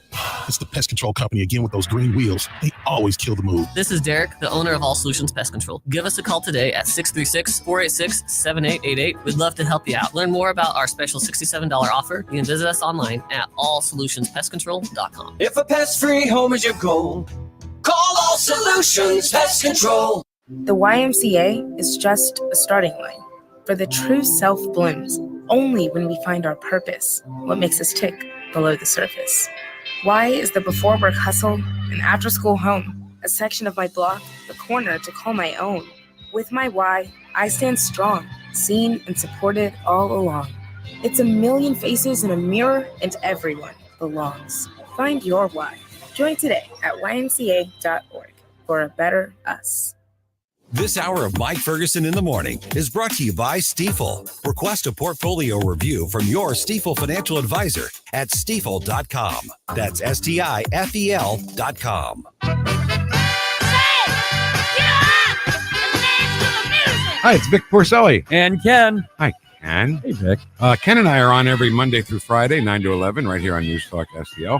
Right now, you're listening to Mike Ferguson in the Morning on 101.9 and 94.1 News Talk STL. Whoosh, my morning, people. All right, the president says those darn conservatives won't do anything about illegal immigration. Oh yeah, it's the conservatives should not. Right. Yeah, I'm sure that was it. That's his argument. Yeah, we did start the fire. He says. Yeah. Is the Republicans started the fire? I mean, really, there's plenty of blame to go on both sides of the aisle. That's true. To be fair, yes, that's true. To be fair, yeah. So he's issued a new executive order. So let's figure out what it actually does here. By the way, man, there's a lot going on in High Ridge these days. Morning show, as we announced yesterday, Gabe and I are going to be live in High Ridge on Tuesday. We'll do it live. We'll do it live in Tuesday. We're bringing the show to the Sugar Creek Golf Course next Tuesday. The entire show is going to be broadcast from there. So Gabe and I will be there. Stell, you're going to be here in the studio as normal so that, the radio station doesn't crash and burn. But Gabe and I are going to be there. No tickets, nothing like that. Just come on out. You don't have to reserve a tee time. We're going to be talking to a lot of people who are going to be asking for your vote in the St. Louis region. Oh, yeah. State representative, state senate, state city council in High Ridge. There's going to be a complimentary breakfast. So if you want to come out and get some coffee and get some food, it's provided. And just come out and see us. It sounds like like a lot of fun. It sounds like a really cool event, especially in the aspect where you can basically talk face to face with your current or potential future lawmakers. Yep. And I did check the forecast, and I realize it's going out 6 days, but it looks pretty good for Tuesday. Yes, nice, good. So come on out, stay high for a few minutes, or hang out for a little bit, get some food, and grab a bag of golf balls and go to the driving range if you want. But it's going to be a great time. I'm actually thinking of doing that. I'm terrible at golf, but I'm actually considering, maybe I should do that. You're going to be there anyway. Exactly. Bring your clubs. You'll be in good shape. Bring my clubs. You think I have clubs? Well, maybe that's why you're not good at golf. I am not good at no. Yeah, which came first, the not good at golf or the not buying clubs? Oh, man. All right, that's going to be a lot of fun. I'm really looking forward to that. All right. Okay, so let me get here. I printed up the New York Post article on the immigration order, but here's part of what the president said when he was given his remarks. To truly secure the border, we have to change our laws, and Congress needs to provide the necessary funding to hire 1,500 more border security agents, 100 more immigration judges to help tackle the backlog of cases, more than 2 million of them. I've never heard of any of the Republicans complain about the idea of hiring more Border Patrol agents. No, not at all. What they've objected to is the approach that says we're going to fix immigration by simply spending the money to document, since undocumented and documented are now the words of the day, to basically process the illegals after they come in, basically chase them and go, no, here, take these papers. Right. See, therefore you're documented. You're legal. It's not the illegal immigration process is fixed. Yeah, I mean, basically, Republicans have the vision of the Border Patrol being basically America's bouncers. It's like you don't get in unless you're one of the people on the list. But the Biden administration and the Democrats have the vision of the Border Patrol being a concierge service to allow illegals to get into the interior of America and do whatever the heck they want. Well, and another objection is that the Biden administration says very simply, we're going to allow a certain number per day, per week, per month. Then we're going to get. So we're basically saying we're going to by policy accept millions of illegal immigrants as policy. Yeah.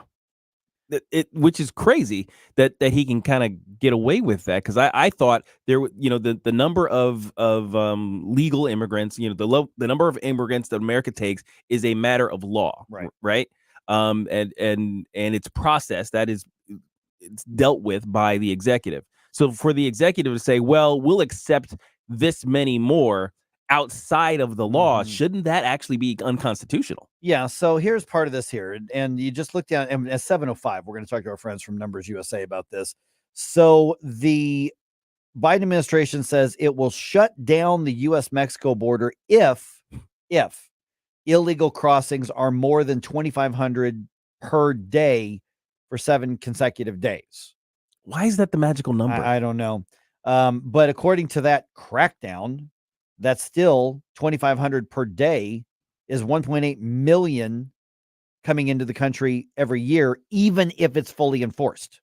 That's crazy. 1.8 million per year, saying, okay, we're going to crack down on this illegal immigration after 1.8 million.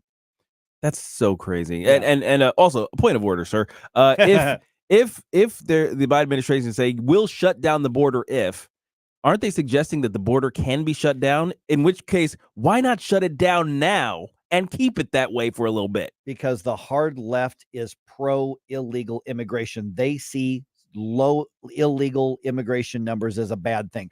Matter of fact, Congresswoman Jasmine Crockett was on CNN. And when they tell you this is what they believe them. Okay. And she kind of said the quiet part out loud, because you'll hear a lot of pundits and leftist politicians say, no, we're not for illegal immigration. We just think there's a humanitarian crisis or whatever. Well, she actually believes that shutting down illegal immigration is a bad thing. Here are her words. This is on CNN. This is Congresswoman Jasmine Crockett. The reality is that the numbers were abysmal under Trump. And if I could really turn the page back and remind people that Trump was putting children in cages. And for everybody that's concerned about our money and where our money goes, I do want people to understand that we got sued for separating families, and we've been paying out your tax dollars because of his failed leadership. Okay, so the numbers under the Trump administration were abysmal, she says. Right. And there is no question that the numbers of illegal immigration during the Trump administration bottomed out. They didn't disappear. Sure. But they went way down. I mean, you can't argue that. That's just numbers. Significantly lower than current year, at the very least. Yeah. And so she says that's an abysmal record. Right. That's why I say when they say the quiet part out loud, show it. And by the way, the kids in cages thing. Oh, that was bullcrap. It is, because they ignore the fact that those kids, in many cases, were not the kids associated with the adults coming across. Right. They were just kids who were taken so I can make it across the border. And then the child winds up going back across the border and then it comes back again. They ignore that fact totally. But even before that, oh, that was the Obama. That was the Obama administration policy. Yes, yeah, it was continued under Trump. Right. But yes, that's a good point. Right. I mean, and also, there were many cases where the adults with the kids were not related. These were traffickers. Correct. That's what I was trying to say. It was a trafficker situation. Absolutely. Right. And the thing is, because it's a mass migration issue, now you have to exert policies en masse. It's like, okay, I don't know who you are. You say that's your kid, but I don't know that, so I'm going to separate you from. And then, of course, because we don't have the facilities for it, we got to set up fencing from Home Depot in order to make separate areas, and those are the quote unquote cages. Yeah. Just because the system's being overwhelmed. Listen, you don't want your kids to be separated from the adults there. Don't come into the country illegally. That's your fault, not ours. Absolutely. So every time I hear somebody on the left like, we ripped children from their parents, then why aren't you mad at the parents? Right. Absolutely. Assuming those are actually the parents, but let's just assume for the sake of this discussion that the families who were ripped apart are actual families, intact families, mom, dad, junior, little Susie, whatever. Right. And they're mad because during the Trump years, there were children by themselves without, like, how cruel and inhumane. I'm going to be that guy. I'll be the heartless right winger if you want. Blame the parents for smuggling themselves and their children into a country illegally. Why can't the left see that? And by the way, for those of you on the left, 314-912-1019, why is that not the basis of the discussion? Why is it the other? Yes, absolutely. Explain it to me like I'm 12. Because here's the thing. If mom and dad in America, like, see, these American citizens, mom and dad commit felonies, and they got warrants, police knock down their door and put them in handcuffs. You know what happens? Guess what? They get separated from their kids. Ripped away from their children. So heartless. It's like, that's what happens when mom and dad are criminals. Yeah. Don't be a criminal is the lesson. Are you saying that illegal immigrants are breaking our laws and are criminals? That's the illegal part, Mike. They are asylum seekers. Well, yes, they are migrants. Well, the thing is, bank robbers are simply fund seekers, right? You know, that guy who pulled the catalytic converter off of your car is simply an automotive part seeker, right? That's what we're talking about. So all of this language bullcrap is all, it gets on my nerves so much, and it makes me want to tear my hair out, which is, you know, why I keep it short. There you go. Very short. All right. 314-912-1019, 705. We've got to Eric Ruark from Numbers USA. I mean, they're going to be all over us, because what I really want to do is break down, okay, what does this executive order do? What does it not do? Even on some of the most left-wing stuff, you can usually find a little parcel of something to say, okay, well, at least that works. Is there anything in there like that? Let's ask. All right. And what's the truth and what's false? That's the biggest thing as well. Okay. 6:35.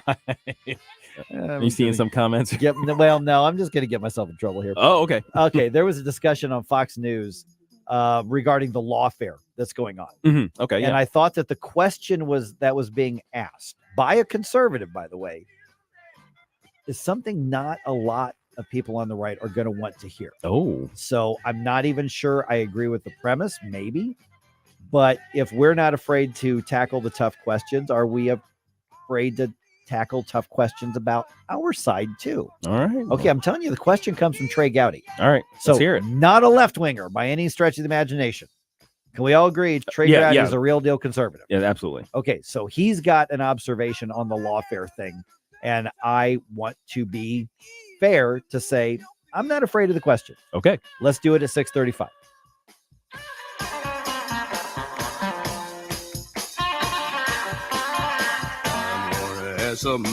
Like and subscribe to us on Rumble. News Talk STL.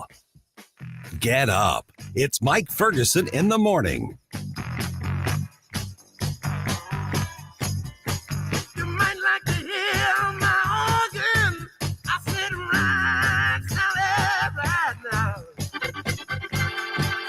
From the Michaels Flooring Outlet Weather Center. We've had some hit and miss showers across the area this morning, a little bit on the muggy side. So you'll have some wet roads, especially from Metro St. Louis southward, I-55, places like that with some rain this morning. But the clouds and the rain should move out. We'll have some sunshine this afternoon with highs in the mid-80s and lower humidity this evening. And then a beautiful stretch of weather, mid-80s again tomorrow with lots of sunshine. Should be dry the rest of the week. I'm KMOV First Alert meteorologist Kent Earhart. Southern Armory, your hometown gun store.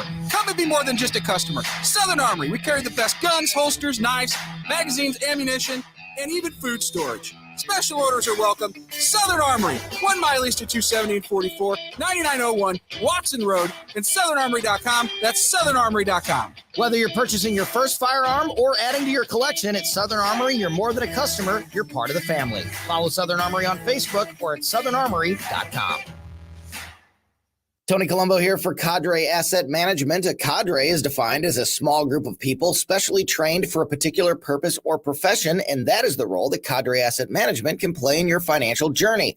Learn more about how they can help secure your financial future by following Cadre Asset Management on Facebook, or just go to cadreassetmgmt.com. Cadre Asset Management is a Missouri-based independent advisory firm licensed under and securities and investment advisory services offered through Founders Financial Securities, LLC, a registered investment advisor, member FINRA SIPC. Are you concerned about the future of America, the economy, the courts, threats to our freedoms? Tim Jones here. Join News Talk STL for Saving America 2024, June 25th at the St. Charles Funny Bone. Hear from renowned experts Joel Griffith and Zach Smith of the Heritage Foundation as they analyze the critical issues facing our nation and provide insight into securing America's prosperity. Secure your tickets now at newstalkstl.com before they sell out. Brought to you by West and Mid-Rivers News Magazines and the St. Louis Young Republicans. News analysis and opinion. Let the American people see what's going on here. News Talk STL. Pay close attention. St. Louis is number one. Bottom line is this: St. Louis is number one for conservative talk. News Talk STL.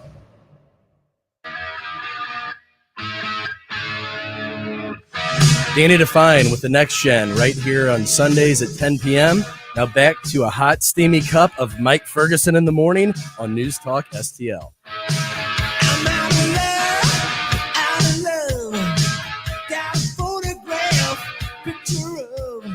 All right, let me first give you a little bit of background on where I kind of came up with this idea for this discussion here, because I know that there are going to be some people who don't like it. Mm-hmm. Stay with me. Okay. All right. That's what I'm saying. I can deal with uncomfortable things for a while. Well, I think our audience can handle these things. Because let's talk about where we are when it comes to politics and culture and stuff. Mm-hmm. There's no room for nuance on anything. You are either with me 100% or you're against me 100%. Oh, yeah. Yeah, the Rhino label comes out even if you ask a pointed question sometimes. Right. Or just saying, well, what about this aspect? Even to say, I agree with, 9 things out of the 10 that you just said, but I don't know about that one. Right. We're not supposed to do that anymore, especially the closer we get to an election. Mm-hmm. Well, I'm looking at the national election. I'm looking at the state elections, and particularly on the Missouri side. And I'm looking at where I think some of the candidates are going to emerge. And there's a possibility that there's a Republican statewide candidate or two that I just simply cannot support. Mm. Hopefully those people won't get the nomination, but there's some that I just can't do it. But I was in a conversation, one with my wife, and then others with some of my other friends who have a variety of different viewpoints. And it just kind of dawned on me. And I think some of this has to do with the Trump trial as well, mm-hmm. is that you're not permitted to even ask questions of nuance anymore. Right. You're not able to say, yeah, I think overall you're right. And this is crap, mm-hmm. But at the same time, this is true too. Yeah. And people get really angry if you're not loyal to the right cause or party or person or things like that. Mm-hmm. Well, Trey Gowdy was on Fox News. And he was being interviewed by, Dana Perino and Bill Hemmer. And he brought up something I think that kind of surprised him, because Trey Gowdy is such a solid conservative. And he's also got a prosecutorial background as well. So they were talking about the Hunter Biden trial just got underway. And here's what he had to say. Now, this is about a minute long, which is longer than a soundbite. The consultants will tell us don't play a soundbite this long. So, but I want you to hear the last part of the question, and then I want you to hear his answer on this, because it deals with the Hunter Biden trial. And I think this probably shocked a lot of people who were watching at the time that this was said. Your thoughts about the difference between Trump trying to get a fair trial in New York City and Biden's trying to get a fair trial in Delaware? Well, Dana, I have this really bad habit, although I'm working on it. I try to be fair. I know there's a very small constituency for that. I think if it had been Donald Jones or Donald Thomas, we would not have been in New York for the past several weeks. I think if this were Hunter Jones or Hunter Smith, you and I would be talking about something else this morning. So we got to get beyond treating people differently based on their political status or what their last name is. I did gun prosecutions for 6 years. I went after convicted felons. I went after people who were fugitives from justice. I went after lots of different people who are prohibited from possessing a firearm. But I'll bet you there weren't 10 cases prosecuted nationwide of addicts or unlawful drug users who possess firearms or lied on applications. I bet there weren't a dozen, which makes you wonder, of all the cases you could be pursuing in Delaware, why are you pursuing this one? It's an interesting question, but I think there's actually a solid answer. Okay, to it. well, that's why I brought it up. Okay, so I mean, yes, and I think he's probably right. But the main thing is, for a lot of the applications, and this is actually one of the talking points about the the kind of uselessness of federal firearms applications in a lot of ways, is that how do you prove that they're lying about their drug use? Because most people don't broadcast their drug use so that when their application goes through, somebody can come along later and point to, hey, you lied about this. Right. See, the thing is, lying on federal applications of almost any sort, they don't come up unless something else has come up, and now information is coming out. So I think he's right that the prosecutions for this don't happen very often, but and the point is also that if this were not the president's son, and if this were not a politically charged environment, they would dispose of it some other way. Maybe. I actually, I'm not sure about that, because it's the circumstances are so different than any other citizen because of the laptop. I mean, ultimately that's the issue. It's the laptop came out, and all of a sudden we've got pictures of him committing felonies. That's kind of the reality of it. And that laptop is famous because he's the son of the president. If he were, not Hunter Biden, or it's Hunter Smith, then the laptop shows up at the repair place. It doesn't go to the feds. That repairman isn't sending it to the feds. He's like, oh my gosh, there's some crazy stuff going on here. He just erases it and he resells the laptop. That's what would happen if the guy weren't Hunter Biden. So in a sense, he's right, but it is what it is. When you are part of a powerful organization, when you're part of the ruling class, essentially, that's kind of the price of it, isn't it? What do you think, Sal? This situation, besides the fact that Trump had his trial in New York City, so you knew it wasn't going to be fair as far as the jury selection. Here, Biden has it in Wilmington, Delaware. That probably everybody in Wilmington knows everybody else in Wilmington. It's not that big of a town. I don't know if it's 60, 70,000, something like that.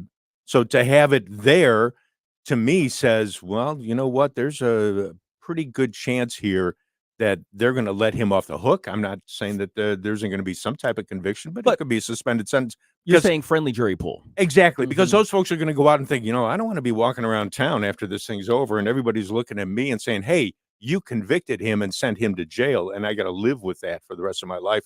I think those folks are going to back off, and it's going to be like you said, a much more a friendlier type of situation for Hunter. But what about Trey Gowdy's underlying point? And he says, if this were Hunter Jones or Hunter Smith, this thing never gets to a prosecution court. There's a plea deal. There's a disposal. You're going to do diversion. I mean, you're going to do all these things, but because it's politically charged. And then he said with the Trump case, well, I told you, like my friend who's a federal judge, and he was a federal prosecutor before that. He said, I would have never brought those charges. Right. He said, so on both sides, what Trey Gowdy is saying is, we talk about the lawfare, which is a very real thing. Gowdy is saying this is happening both directions and it's destructive both sides. And we talk about the nuance. I mean, and I guess I'll go ahead and talk about, I was talking to Randy Tobler off the air the other day, and I was on a show on Saturday, but one of the things I pointed out, and I've had people in private conversations, because I've floated this before, and they kind of got mad at me if they're on the right, if they're, they really got mad. And I think it's an indisputable fact, but I'm not supposed to say it because we don't allow the nuance. We're talking about the Trump trials and the convictions and all that sort of thing. And, they're talking about, it was an unfair trial. This charges should have never been brought. I'm like, I'm not arguing with you on that. And I said, I had no question that the lawfare is real. They're going to go after him over whatever they possibly can. In this particular case,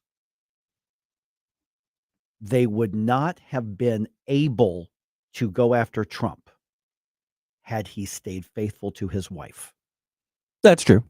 None of this would. Now, does that mean they wouldn't have gone after something else to try to prosecute? Sure, I'm sure they would have. But while he's being, a victim and a martyr and everything over the prosecution, had he simply kept it in his pants and not had sex with somebody who's not his wife, none of this would have happened. Does that justify an unjust prosecution? Of course not. That's not what I'm saying. But that's the nuance we're not supposed to talk about. I'm not saying that his moral shortcomings justify the abuse of the justice system and the lawfare that's going on. I'm not saying this, but the thing is, people are like, well, then you're against Trump, and you're no. Two things can be true at the same time, but we're not supposed to look at what part of it is his responsibility and what part of it is the corruption part of it as well. We're not allowed to do that anymore, and I think we should be able to do that anymore, even if it's challenging or acknowledging something with your guy. Yeah. But what about the fact of Bragg and all of those folks were looking for a crime, right, to prosecute?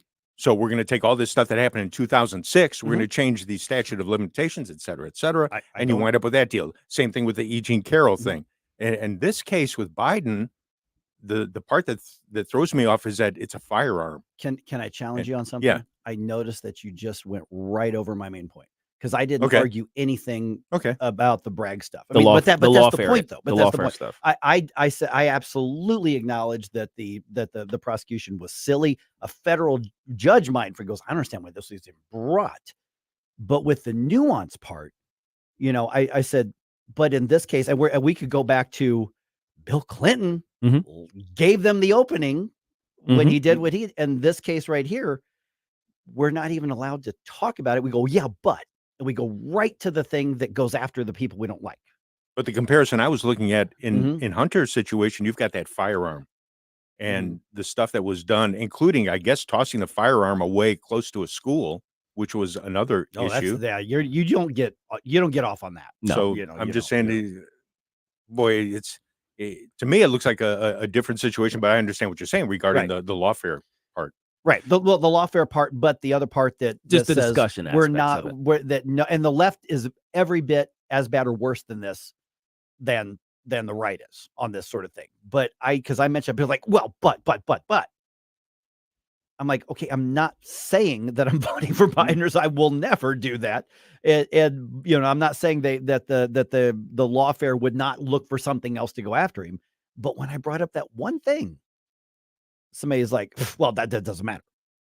Well, I wonder if it's a matter of relevance, because the thing is, it's like, yeah, that's gross. I mean, that's basically my response to the, to your search is like, that's true. If he had kept it in his pants, he wouldn't be in this hot water, which is why you're supposed to, live a moral life so you don't run into these situations. And I think it's gross that he did. Right. But is it relevant to the discussion of whether or not, it affected the 2016 election? If it affected an election, or if it affected what's going on in the courts and how that affects me. Because the thing is, Trump cheating on his wife doesn't affect me at all, except that now the Democrats have an opening to weaponize the justice system, but a weaponized justice system hurts me. That's fair. So maybe that's where the focus is. Yeah. I mean, and as it being pointed out, like on the Rumble chat box, Hunter Biden's more sleazier. I mean, he went after Beau Biden's after he died. He went after his wife, and I'd actually forgotten. Then about there's that, the Russian hookers and all that. Yeah, I mean, I'm not trying to make a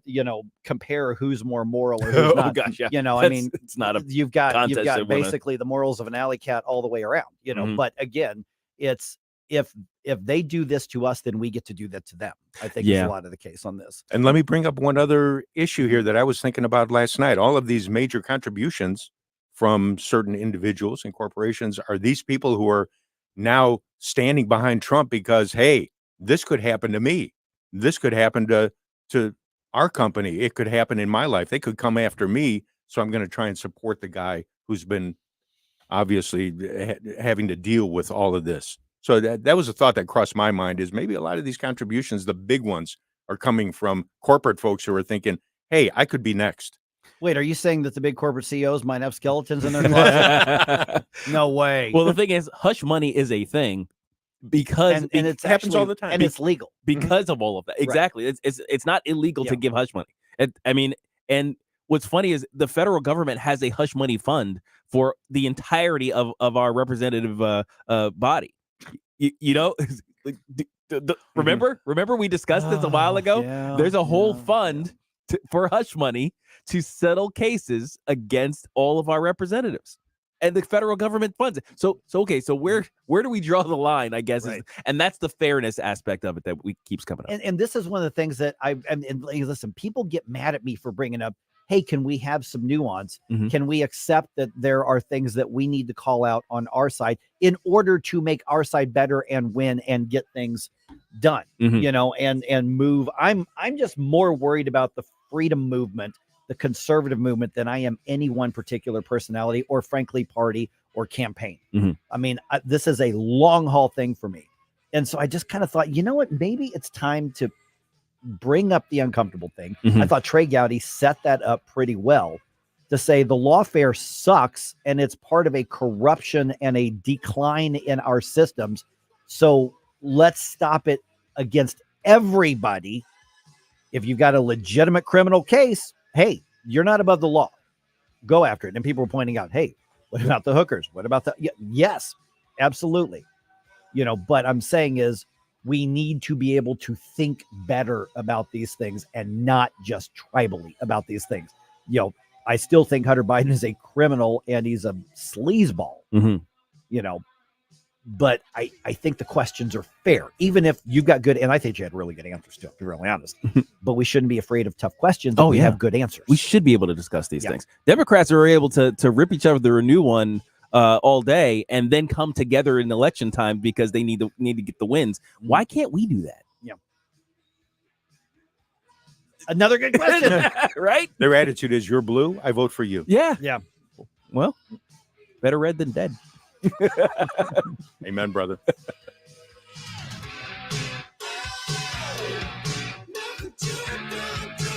We give you news, analysis, opinion, and more. Only on News Talk STL. Mike Ferguson in the morning. This app is absolutely fantastic. Yes, I listen on my phone. If you have a phone, you have a radio. It is awesome. Download the News Talk STL app and listen anytime, anywhere. No matter how big the event, Capriotti's can take care of all of your business or personal catering needs. With party trays, box lunches, a meatball bar, shareable salads, plus desserts and sides. Easy ordering is available via the Capriotti's app. Check it all out at capriottis.com. Tim Jones here, inviting you to join the Veterans Committee of the Eureka Pacific Elks Lodge 2644 as they host a cornhole tournament and BB gun shoot at the lodge on Saturday, June 22nd. For more information, visit eurekapacificelks.org. To all our incredible supporters, we at the David Dorn Foundation say thank you. Your 5-star online reviews that you recently posted are beacons of encouragement on our mission to assist first responders. And a shout out to Steve Katraba, who reviewed us with these powerful words. The Dorn Foundation continues to fill a need in the public safety community and thereby to the public. Steve, your words are more than a review. They show the impact we're making for first responders. To read more strong reviews, Google the Dorn Foundation now. So we finally got the parts for the time machine. Classic Kicks Country is streaming now. Hear all your new country favorites from the 90s. Streaming as it happened in the 90s. Classic Kicks. Download the Classic Kicks app from the App Store. Online at classickicks.com. Or enable the Classic Kicks skill on Alexa. 90s new country streaming now. This hour of Mike Ferguson in the Morning is brought to you by Stifel. Request a portfolio review from your Stifel financial advisor at stifel.com. That's STIFEL.com.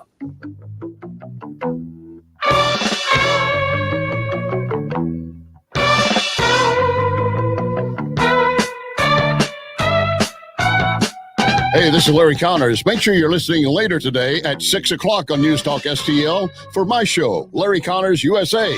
Now, back to Mike Ferguson in the morning. The Morning News Dump. Are you joking? Is this a joke? Listen, folks, the Morning News Dump.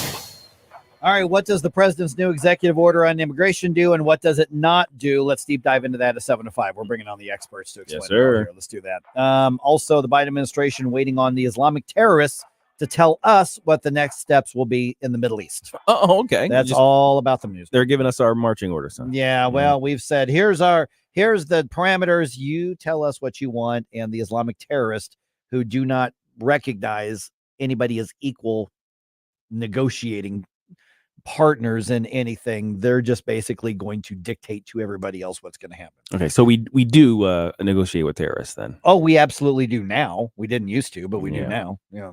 All right. So President Biden announces his plan to deal with immigrants seeking asylum. We're talking about illegal immigrants at the southern border. With border security a top issue of concern for the American people, the president announced immediate restrictions on migrants seeking asylum at the U.S.-Mexico border. He admitted the border situation is out of control. This action will help us gain control of our border, restore order into the process. Liberal Democrats and immigration advocates are unhappy with the White House plan, while Republicans accuse the president of election year politics. Greg Clugston, Washington. And you brought up an interesting point about that, Gabe. And that is if he's saying this is going to gain control of the border, doesn't that necessarily acknowledge that we have not had control of the border, because they've been trying to argue that no, it's under control. Oh yeah. Trust us. Yeah. So we've moved from it's not happening to maybe it's happening a little, but it's no big deal, to it's happening and it's a good thing, to now we're at it's happening and we'll deal with it because it's your fault. Right. Governor Greg Abbott from Texas was on Hannity last night on Fox and responded in part with this. What Biden did today was actually entice more people to come to our border, to increase illegal immigration, not to stop it. By the way, the new order, and we'll get into more details on this in just a little bit, does not apply to visa holders, unaccompanied children, victims of what the administration calls severe form of trafficking, and those with a medical emergency or a threat to their life or safety. Basically, all sorts of carve-outs that anybody can claim. Oh gosh, yeah, it's absolutely a boondoggle for illegal aliens.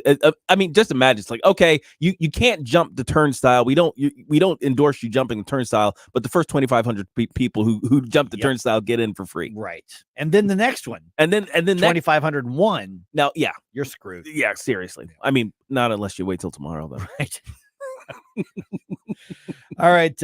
David and Natalie Lloyd, the Missouri-based missionaries to Haiti, were laid to rest in Neosho on Tuesday in Southwest Missouri. The funeral service included remarks by Natalie Lloyd's father, State Representative Ben Baker. The Lloyds were murdered by Haitian gangs on May 23rd. And by the way, Ben Baker was on with Chris Arps and Tim Jones just about a week ago. And you can find that conversation on the News Talk STL podcast. Yeah, if you haven't heard it yet, I do encourage you. Yes, it's a little of our older clips now, but it's going to benefit you. It's very moving to hear that. Okay, White House officials were on Air Force One Tuesday night as the president and his entourage are going to France.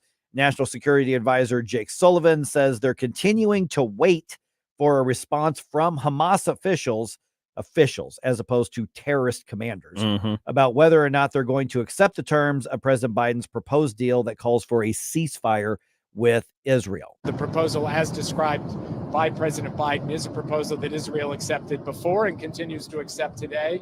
And the ball's in Hamas's court as to whether they're going to accept it or not. Now, we are waiting for a response from Hamas. We are treating Hamas as though they are a legitimate player in geopolitics as opposed to an Islamic terrorist organization. Imagine, maybe a year and a half after 9/11, and the EU is forcing America to negotiate with Al Qaeda in Afghanistan. Yeah, that is a good comparison. Yeah, that's a solid comparison. Well, and in this case, 4 months. 6 that's right. months, whatever. Yeah. Gosh, that's crazy. It is. It's absolutely and insane. Disgusting. Yeah. All right. And by the way, Israel has said they will accept this deal, but have also said this is a terrible deal for us. But they're trying to get their hostages back. And so the United States is putting on all sorts of pressure on Israel, basically to try to stand down. In the meantime, we know that Hamas is going to be reloading, replenishing, and reorganizing. All right, the Cardinals will lose the series against the Astros after last night's loss, but they hope to avoid the sweep tonight. Despite home runs from Alec Burleson, Mason Wynn, and Nolan Gorman, who's hit 4 home runs in the last 3 days, or 3 home runs in the last 4 days, something like that. Redbirds lost by a score of 8-5 in Houston. Tonight's game is at 1:10. St. Louis, you're invited to a free live event with Secretary of State Jay Ashcroft as he unfolds his bold red print plan to hire 1,000 law enforcement personnel to restore order in St. Louis when elected as Missouri's next governor. Don't miss this opportunity on Thursday, June 6th at 7 p.m. at 3710 Hampton Avenue to ask questions from the man on the brink of making history. Get details at stlouisrepublicans.com. Paid for by St. Louis City Republican PAC, Curtis Farber, Treasurer. Looking to get a new carpet, hardwood, or tile installed quickly and efficiently in your home? Look no further than Michael's Flooring Outlet. Michael's Flooring Outlet is a family-owned and operated business with a 30-year history of offering a diverse array of high-quality options in flooring. My parents and in-laws used Michael's to rip up their old carpet and replace it. They are both happy with the product and installation from Michael's. You can shop at one of their 3 locations in Creve Coeur, Darting Prairie, or St. Peters, or you can check them out at igotfloored.com. That's igotfloored.com. The headlines remind us daily the world is a dangerous place. The elites in charge say everything's fine. Stop noticing. But you know better. And your gut knows that time is short to prepare for a world that is 4 missed meals away from chaos. My Patriot Supply has helped over 3 million families become more self-reliant and is the company Americans trust to prepare. Go to mypatriotsupply.com and secure their best-selling 3-month emergency food kits. Each contain delicious breakfasts, lunches, and dinners, averaging over 2,000 calories per day. Secure at least 1 food kit for each family member. For a limited time, save $200, plus get free shipping on all their Ready Hour 3-month emergency food kits. You're not ready if it's not Ready Hour Foods. My Patriot Supply also has solar power generators, water filtration units, biomass stoves, heirloom seeds, and critical survival gear. Shop mypatriotsupply.com today.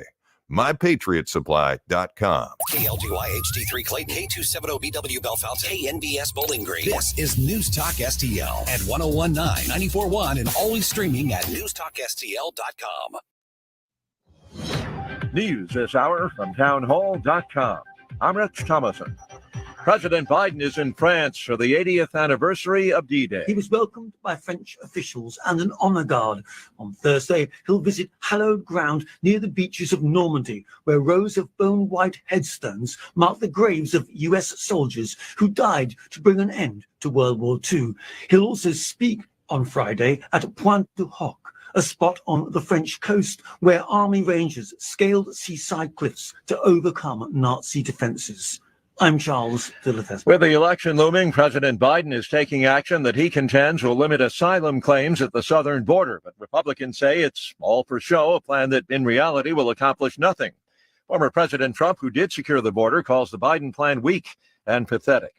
Come July 11th, Mr. Trump to be sentenced for his conviction in the New York criminal trial. Some GOP senators are speaking out. Several Republicans are warning Judge Juan Marshak against the advisability of sentencing Trump to either jail or home detention. They say anything that hinders his mobility will hurt the presumptive GOP nominee's ability to campaign for president and may raise major questions about the fairness of the upcoming election. Senator John Cornyn, a former state Supreme Court justice in Texas, says jailing Trump would amount to, quote, a further abuse of power. North Carolina Senator Ted Budd said it would be, in his words, foolish for the judge to sentence Trump to jail or house arrest. Bob Agnew reporting. His crack cocaine addiction, the focus of yesterday's testimony at Hunter Biden's federal firearms trial in Delaware, a testimony to resume today.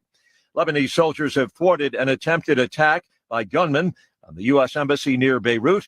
U.S. officials say the embassy is secure and no one was injured. Watching Wall Street, the Dow futures up 95 points. NASDAQ futures 112 points higher.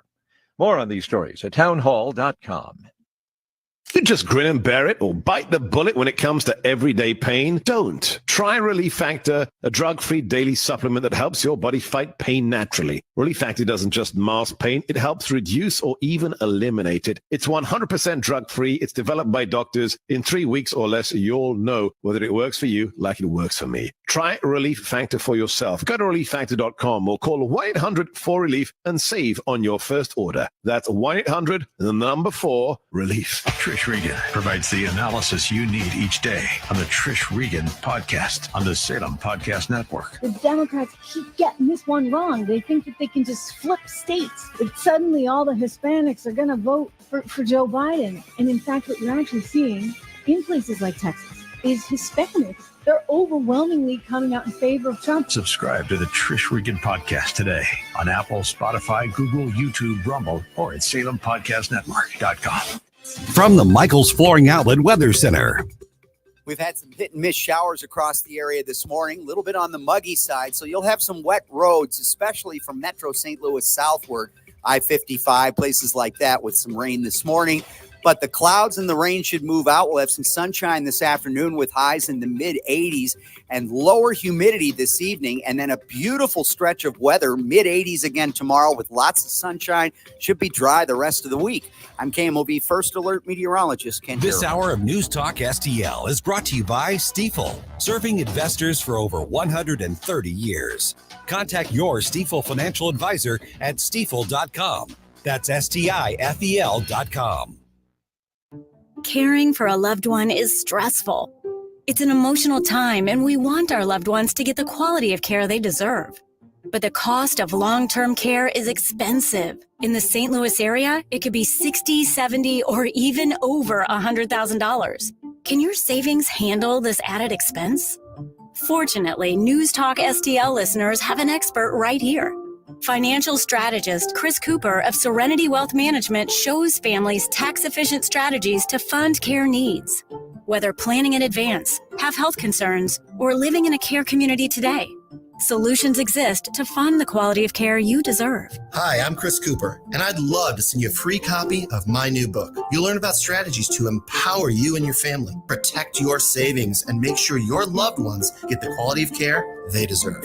Visit SerenityLTC.com. That's SerenityLTC.com. Investment advice offered through Fortis Capital Advisors.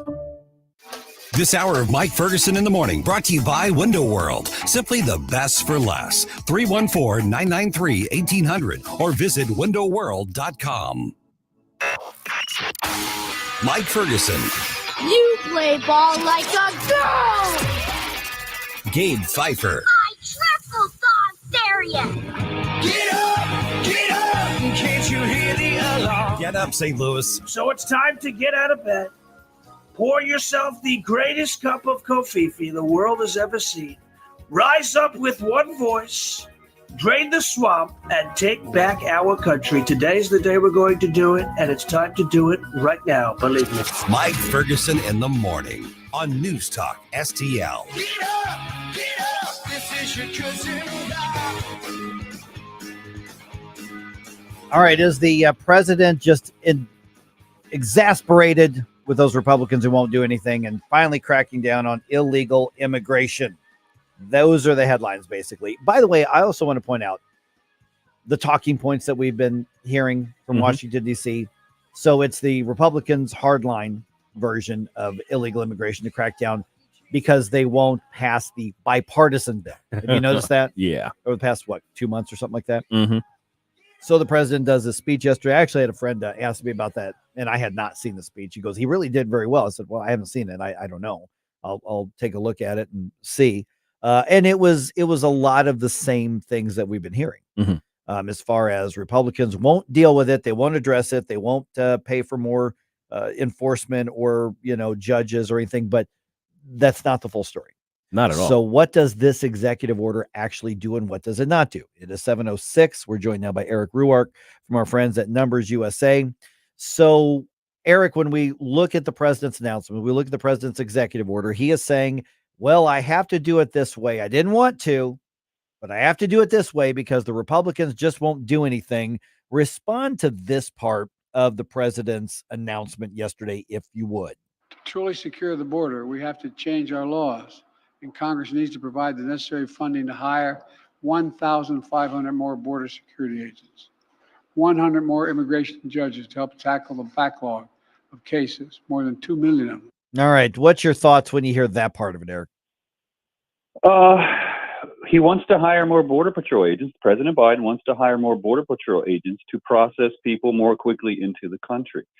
I think the most ironic thing about the executive order is it's actually tougher than what he was asking the Senate to do, but it sets a floor. And here, the number of people who should be coming over the border illegally is 0. So this sets a bar at 2,500. The Senate bill set it at 5,000. So what we're saying is there's an acceptable level of illegal immigration that we will accept as a government. I don't think the people accept. The people don't want any. Of course, we can't stop everyone from coming in, but we don't want to encourage anyone to come over that border illegally. Morning, Eric. Gabe Pfeiffer here. So one of the things that I'm having trouble processing is the idea that they can do anything after, or what they're planning on doing after that 2,500 metric is met. First of all, if it's an average over 7 days, so then you I guess you somehow calculate that, and then what's the next step? What's the executive order saying that the Border Patrol is going to do once that threshold is reached? What they're going to do is to continue to let people in. And that's what we have to understand about what's going on here is we have a president of the United States who is sending a signal. I understand I'm in a re-election fight, and I need to pretend to take seriously control of the border. And here's what I'm going to do to make people, the American voters, think that I'm serious about it. But they're not taking it seriously. And what it will trigger is a press release or an executive order or something. But what it won't trigger is something that's effectively stopping illegal immigration.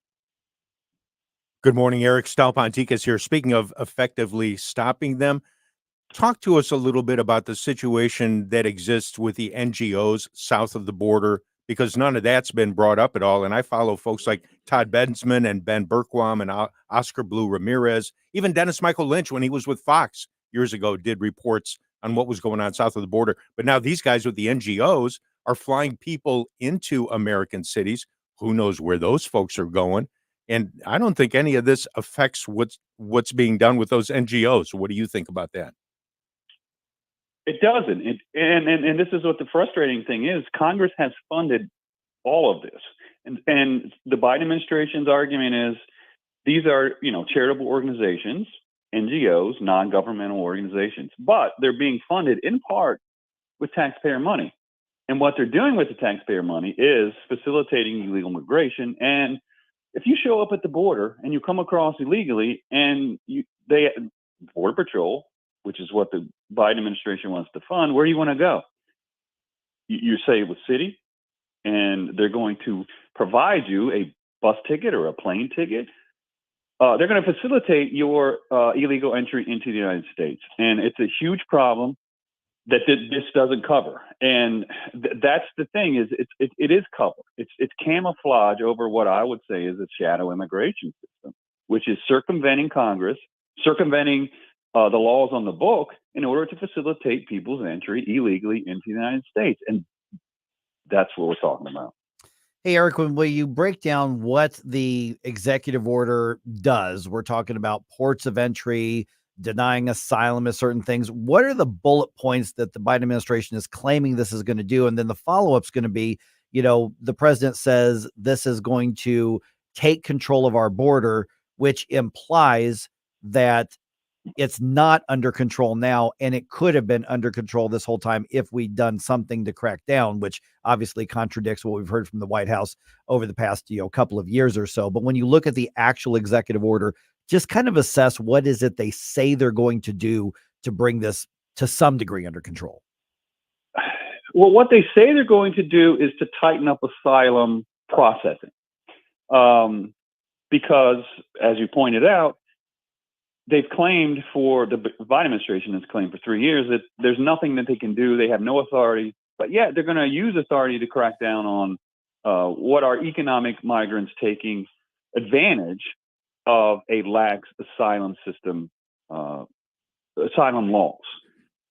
So what they want to do is to process these people further. What I fear, and this executive order doesn't go there yet, but what I fear is that they're going to, on executive level, try to process people more quickly and to give them asylum and to give them work permits. And I think that's the end goal here, is to use the asylum system as a way to get economic migrants into the country. So in other words, it's not about stopping the illegals from coming in here. It's slapping a label on them that you can claim is no longer illegal, but documented, so to speak.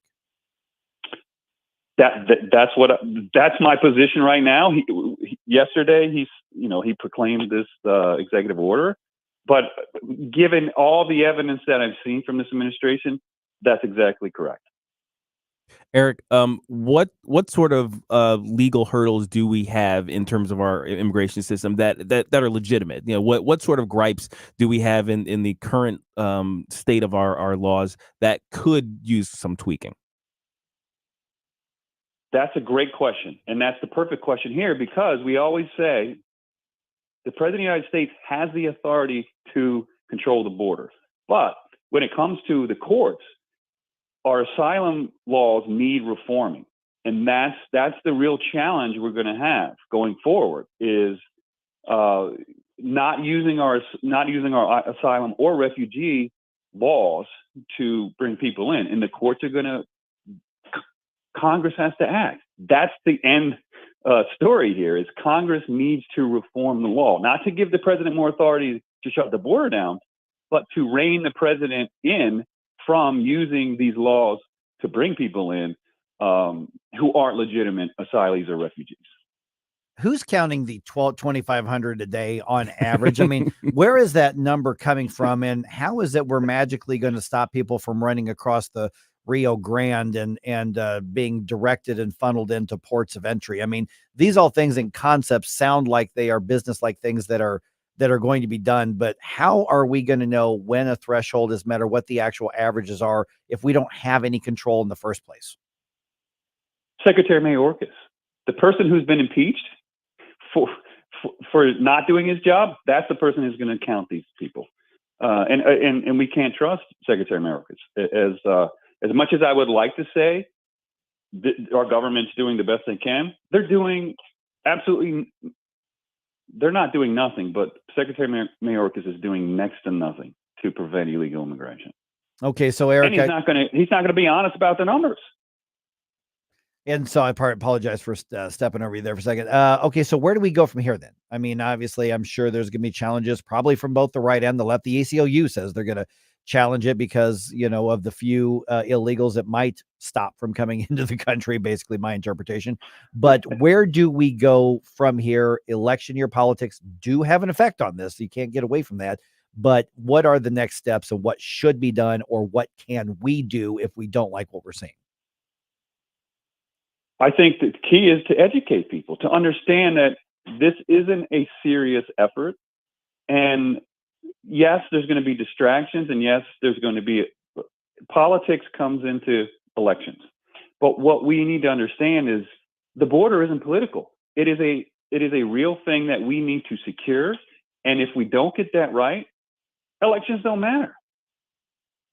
And we have to understand that what we're seeing is smoke and mirrors to pretend that we're taking border security seriously. All right, Eric Ruark from Numbers USA. Let's go ahead and give out the website and the social media information so people want to follow your work on it. I know you're covering it and posting updates on it. So how do people get in touch if they want to learn more? NumbersUSA.com. Let your representative know that this isn't enough. This isn't cutting it. All right, sounds good, Eric. Thank you so much for being on the program again. Thank you. Thanks, Eric. All right, 314-912-1019. I think the policy aspects of it are absolutely crucial, but also sometimes they're used to obfuscate. Absolutely. To talk to 3, 4, 5 different people, say, what is it this executive order does? And unless they are actually studying the actual policies, they're taking their cues from whatever media. They're going to give you 4, 5, 6 different answers and truly believe that they are telling you the absolute God's honest truth. Man, did it seem to you guys that Eric was a bit frustrated? Just a bit. Just a little bit. Just a bit. Just a bit. Eric's all of us today. Is it just about the policy though, or is it about the insulting of our intelligence? I think that has a lot to do with it. Yeah. It's so disingenuous. Right. All right, got some thoughts on it? Let me know. Send us messages on social media, or just give me a call, 314-912-1019.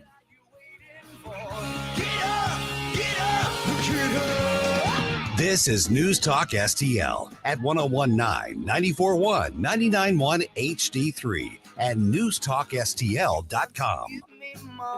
Information, you want to take the place of what I trust. Mike Ferguson in the morning. Columbo and Katie. Summer in Missouri means the home stretch for many state elections. Primaries are just 2 months away, and we'll get the latest news Wednesday. We talk to Rodney Boyd at 2:20, then we'll open closest cabinet at 3:05. Weekdays at 2 on Newstalk STL.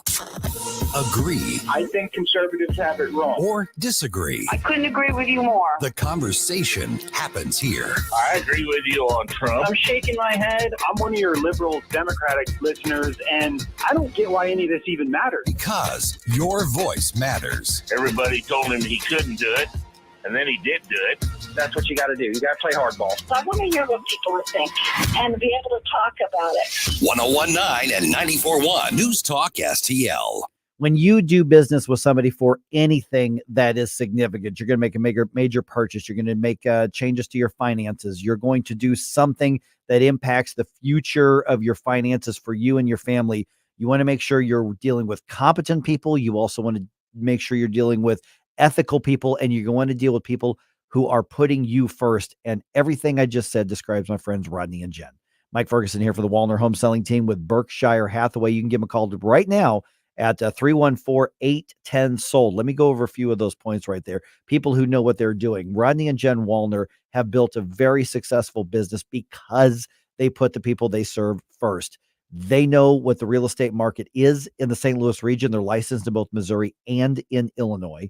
So they understand every part of the region. They understand the trends. They understand the underlying conditions. They understand the economy. They understand the banking aspects of it. They understand all of these things. So when you call them at 314-810-SOLD, what you're going to get is somebody who is giving you advice based on the realities of right now. Selling a home, might not even have to list it. They've got so many pre-approved buyers who have gone to Rodney and Jen and said, this is what I'm looking for. And if your home is that, you may not even have to put it on the market. The sale can happen right away. If you're looking to buy a home, you really need to talk to Rodney and Jen, because at best, real estate is a complicated contractual business. It is contract law. And Rodney and Jen understand this. They sell upwards of 15 times more homes than your typical real estate agent because of the way they take care of people, and ethical. Oh my goodness. These are people who put you first. They've got flexible commission plans to make sure it fits your needs and make sure that you understand what's it. Even if, and this has been my personal experience, when I said, hey, my wife and I want to do this, and I've told the story before, at that time, Rodney goes, you may want to wait just a little bit. The market conditions are kind of swinging right now. This might be more advantageous for you to do this then, because it wasn't our primary home. We didn't have to move right away. He took the entire situation into account. And I got to thinking after that, I went, this person who makes a living by selling things told me wait, even though that means hold off on any money that he would make. That's good ethics. That's taking care of the people. That's good advice. That's somebody you can trust. And that's Rodney and Jen Walner. So once again, give him a call today, 314-810-SOLD. Tell him that Mike was talking about him on the radio, 314-810-SOLD. Tony Colombo here, reminding you to visit my friends at Bluff City Outdoors in Alton before your next trip into the great outdoors. For decades, Bluff City Outdoors has covered all the needs for area fishermen, and they'll always have all the best bait, tackle, and gear for your next trip on the water. And now they cover all your bow hunting needs, including their state-of-the-art indoor archery range and techno hunt system, open every day for you to come shoot, or you can join a league. Follow Bluff City Outdoors on Facebook and learn more at bluffcityoutdoors.com. Tim Jones and Chris Arps in the afternoon. Dr. Carol Swain. I had heard of Claudine Gay. During my final years at Princeton, I heard all about this brilliant Black student at Harvard. But I did not know that the brilliant Black student at Harvard was using my work for her dissertation. I have a year that I can pursue legal remedies. Good. Tim Jones and Chris Arps. Weekdays at 4 on News Talk STL. Hi, I'm Officer John Van Gordon, recruiter with the Springfield Police Department. We are currently looking for driven, qualified, and team-oriented citizens to become the next generation of community-minded servants here in Springfield. Our salaries and benefits are paid from day one. Plus, right now, new recruits are eligible to receive a $5,000 hiring incentive, and experienced officers looking to transfer are eligible for $10,000. To learn more, visit gospd.com. That's gospd.com. Brought to you by the Springfield, Missouri Police Department. This is 101.9 and 94.1. I have to tell you, if this is how they're going to behave, I'm rethinking my position. News Talk STL. Hi, this is Mark McCloskey. Check out my show, Mark McCloskey on Fire, Sunday afternoon at 5 here on News Talk STL. Right now, it's back to Mike Ferguson in the morning.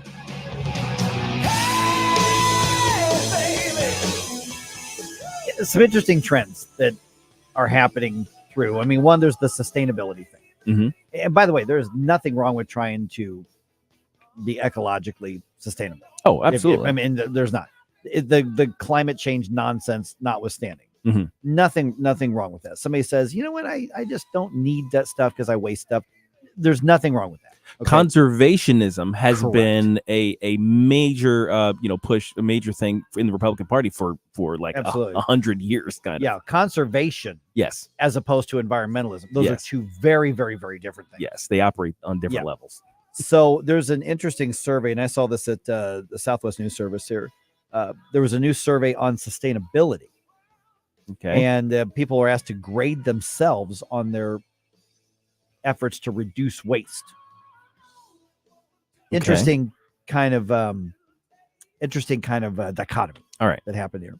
So also there's another trend. Do you know who Marie Kondo is? I don't. Okay, my wife. You ever heard of this woman? No. have Okay, not. she's I think she's Japanese. I think. Okay. But she has these TV shows on those home and garden channel things. Mhm. My wife loved those shows. I haven't seen it for them, but she goes through and she teaches you how to clean up your mess and be efficient in your home.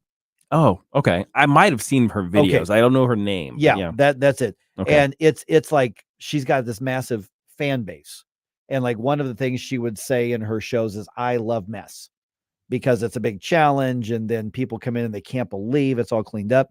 But then you mix the two concepts together. And there's a reason I brought them both up. Mhm. In a survey that was done, asking about sustainability, millennials are the generation most likely to give themselves an A+ for their efforts to reduce waste.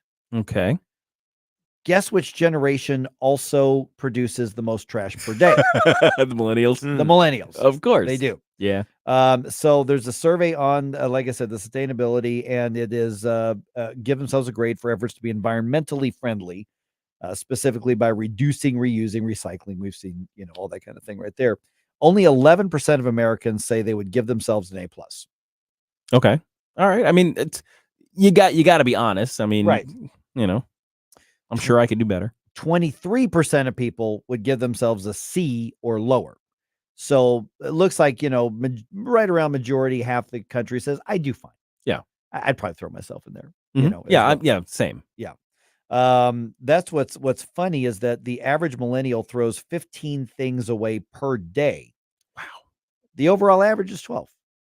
Okay. All right. So they're not far off the average there. Right. So it's possible that they are decluttering, Okay. because you've got so many people love this Marie Kondo thing that's going on. Mhm. But 77% of people say they're trying to be as wasteless as possible. Interesting. Yeah.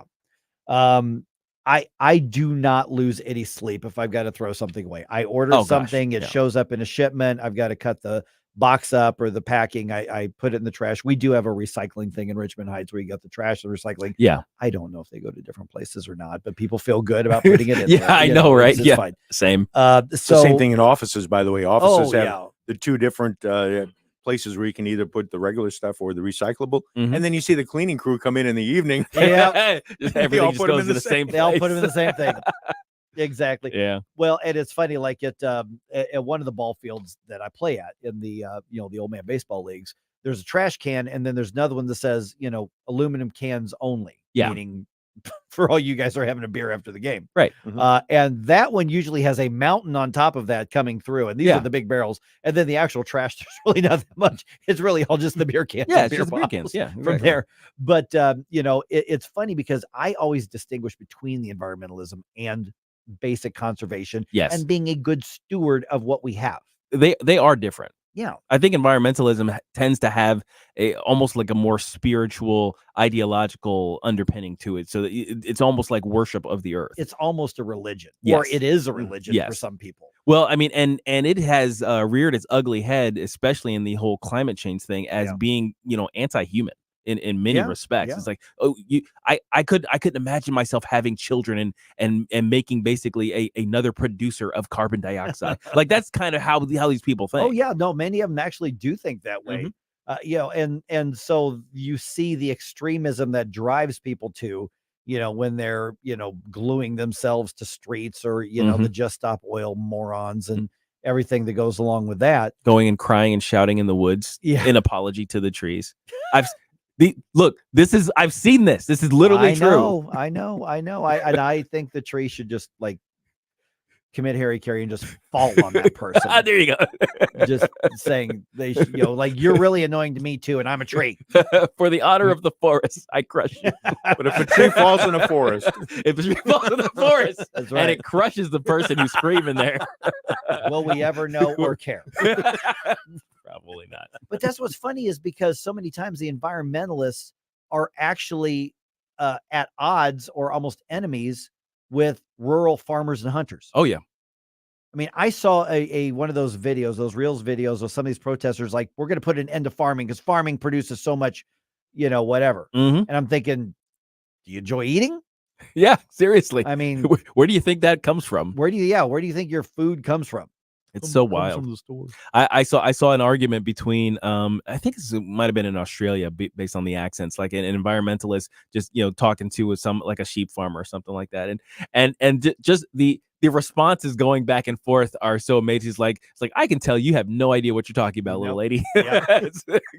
Where do you think your clothing came from? Right. Where do you think your meals came from? Oh yeah, he called her out too. It's like, that's a leather belt you're wearing, isn't it? Well, there was and she's a vegan, I think, and she just hated all animal products and stuff like that. And he's a goat or a sheep farmer or something like that, and he slaughters goats regularly. He slaughters animals regularly for food and stuff like that. Well, see, there's a difference between, for instance, me going out somewhere and my wife and I were like, do we really need that? No. Sure. Just getting what? stuff. We want to declutter stuff as well. So same. Instead of throwing it into the trash, we're going to take it to Goodwill. Yeah. Okay, great. Fantastic. I mean, that's, and you've got the congressional hearings with people who are trying to stop fossil fuels. And related, there was a congressman goes, who would make the glasses that you're wearing right now? Yeah. That's got plastic components. It's literally made from petroleum. I see you have an iPad. I see you have a tumbler for your coffee. Where do you think all these are going to come from? And so we're not going to sacrifice our economy and our livelihood because you have a misguided sense of priorities and not also understanding that we have resources. We should use the resources. Yeah, we shouldn't be stupid with them. I'm not going to, go out and just set forest on fire because I want to prove a point. That would be stupid. But there should be no shame, and we should be absolutely unapologetic about using resources. That's why they're given to us. Oh yeah. Use them responsibly, but use them and never apologize for it. What's interesting too is that they did a study on environmentalism and things like that, the actual outcomes, and it turns out if you have a sort of open capitalistic system that wants to exploit natural resources, it raises the standard of living of everybody, and it expands the middle class. And the middle class are the people most likely. Rich countries are the ones most likely to pay attention to the environment, first of all, because they're not worried about simply surviving. And all of a sudden, you have thriving populations of various animal species, wood diversification and management. All of these good things come out of just the economic advancement that comes from exploiting natural resources. So it's a self-defeating system, the modern environmentalism. On Rumble, Blues Nest said, if a tree falls in the forest and lands on a crazy leftist, does it make a sound? My response is yes, it laughs. It laughs. All right. Cool event coming up for Republicans here in the region, especially you St. Louis Republicans. The chair of the St. Louis Republican Party, Mary Theresa McLean, going to be with us right here at around 7:35 on 119-94.1 News Talk STL.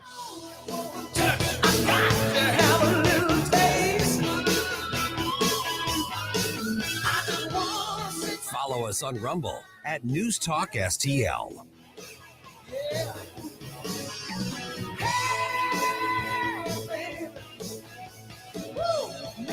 Get up. It's Mike Ferguson in the morning.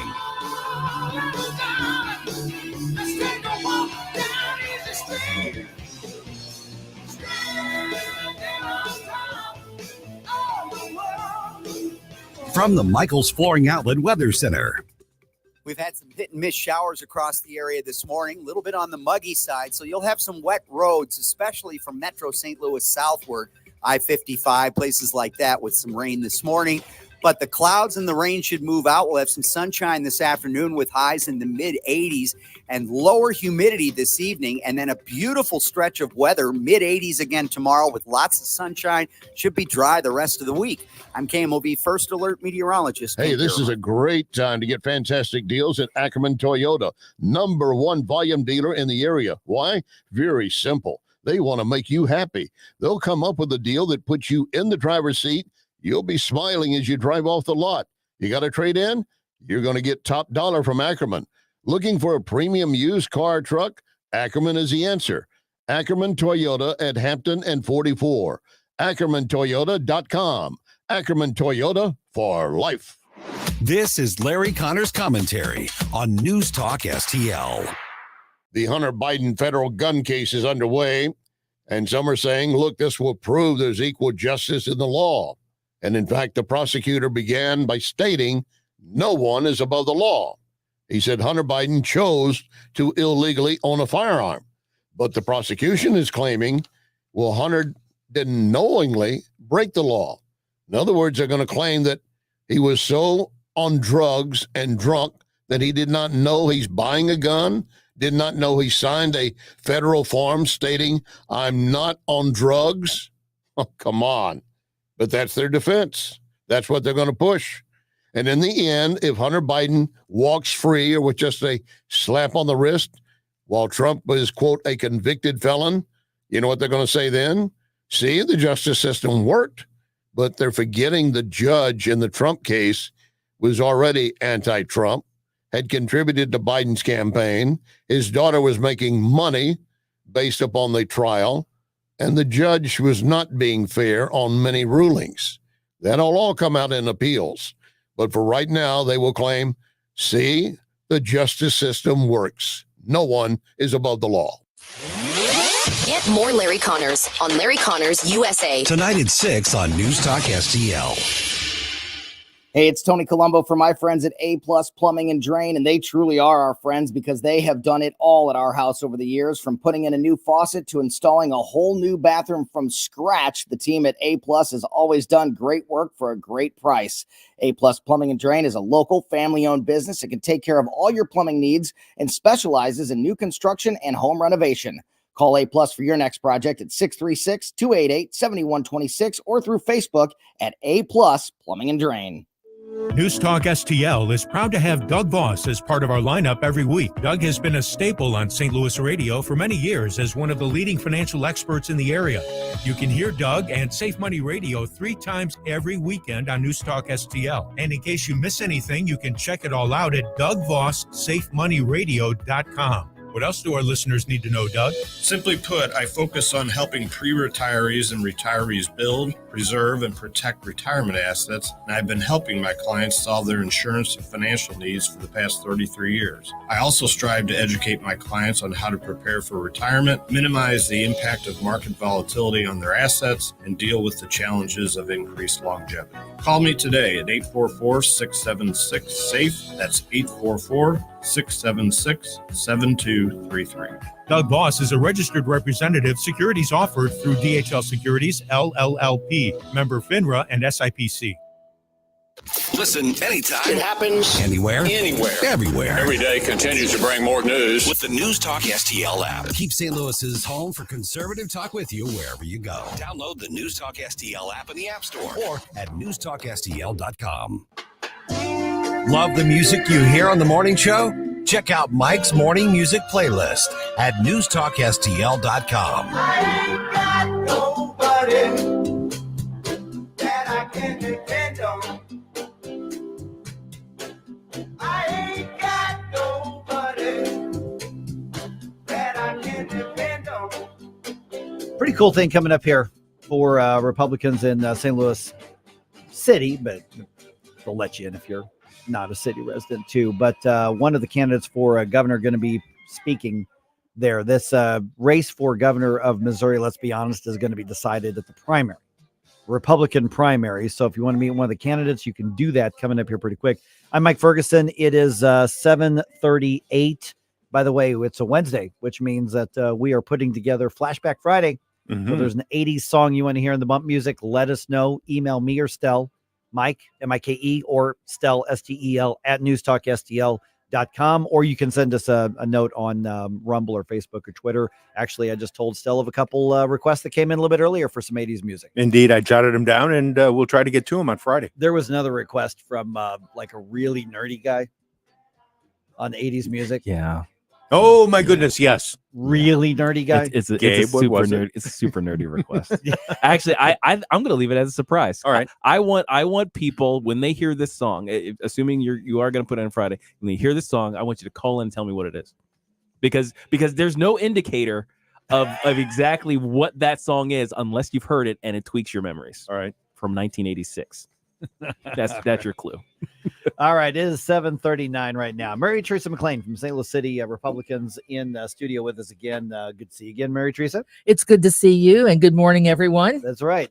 Mary Theresa, actually, I don't know if you were calling my bluff, because I talk about the old man baseball all the time.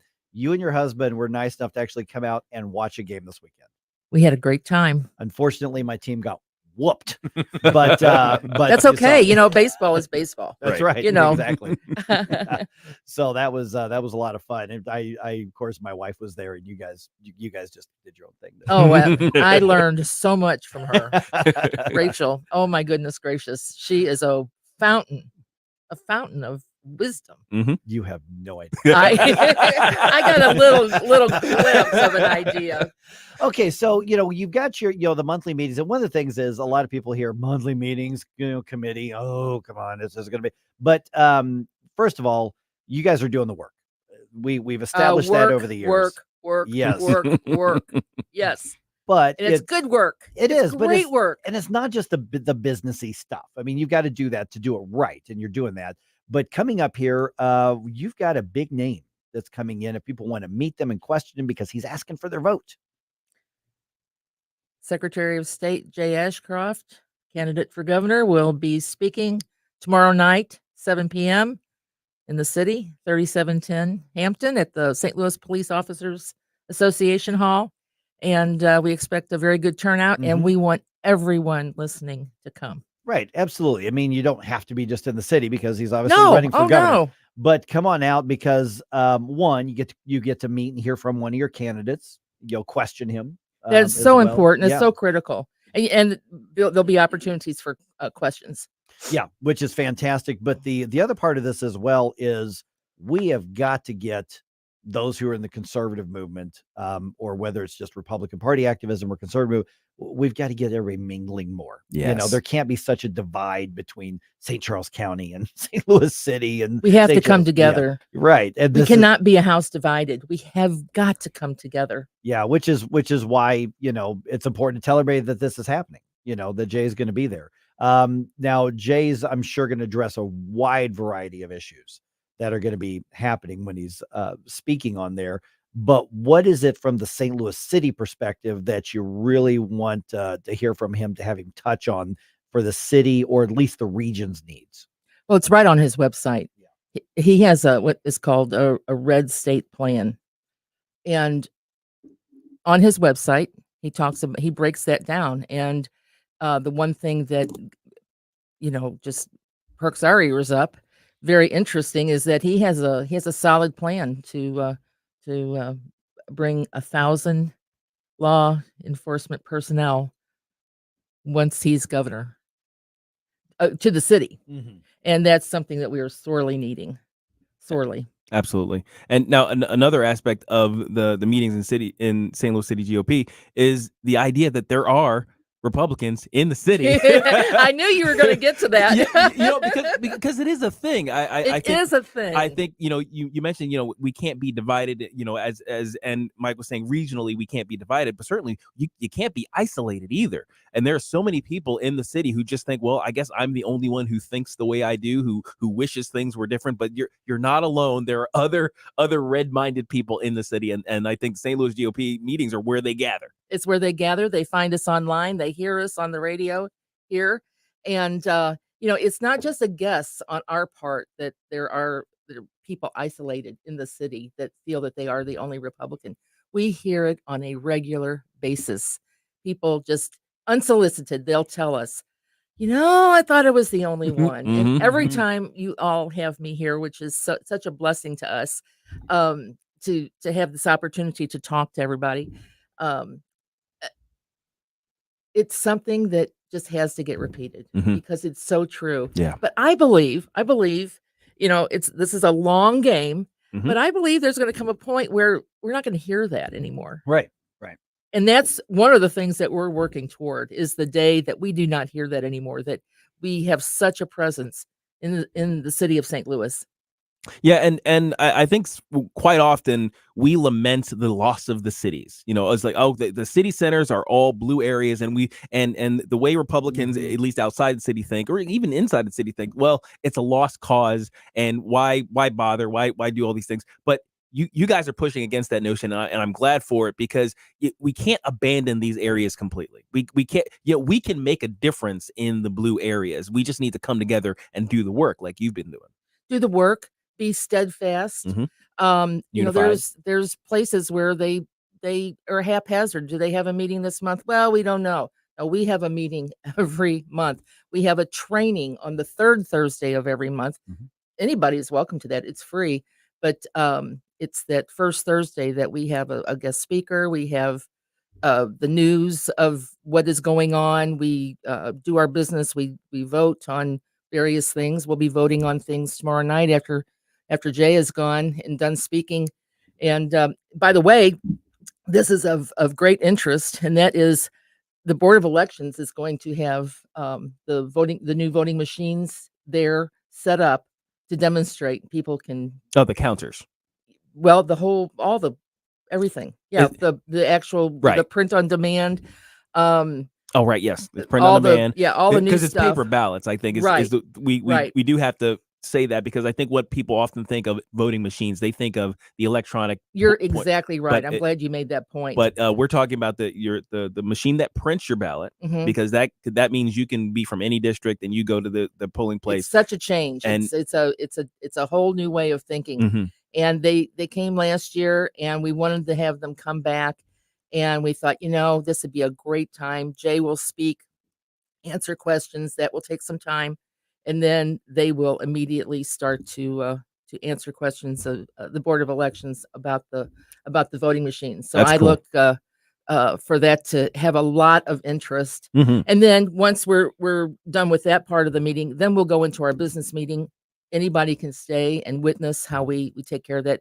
Tomorrow night will probably be pretty quick. All right. But that's where we vote on things like our upcoming picnic on September 8th. Put that on your calendar. Okay. Well, and that's part of what I always want to highlight with what you're doing, is that it's absolutely practical, applicable, because we've got the elections, coming up. Obviously, the primaries in August. St. Louis City's Republican voice in that is much bigger than I think what a lot of people realize that it is. Much bigger, to be highlighted, and getting bigger all the time. Yeah, and then of course the general election, which obviously massive, and then there's already the races in April in the city that are underway. As soon as November is over, we in the city, we move into a whole new election cycle because we have a mayoral race, we have aldermanic races.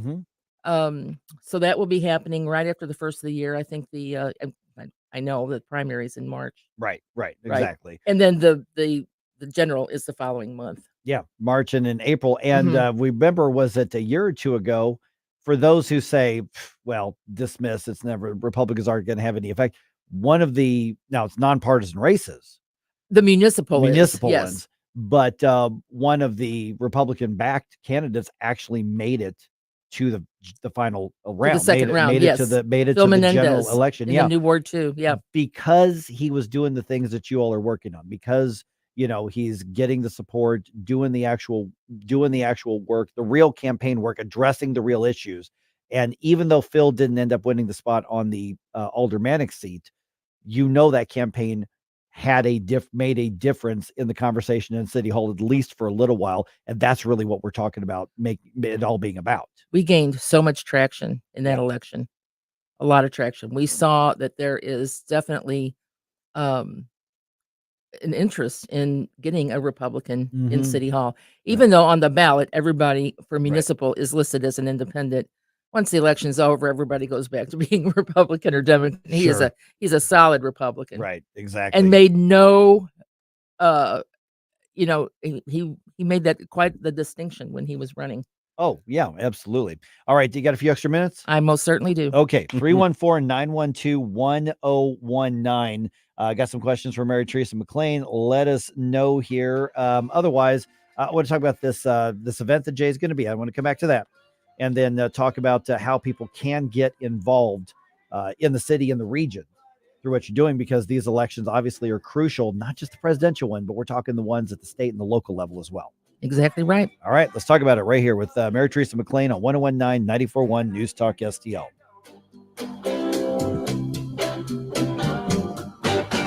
For podcast articles and more, find us on newstalkstl.com.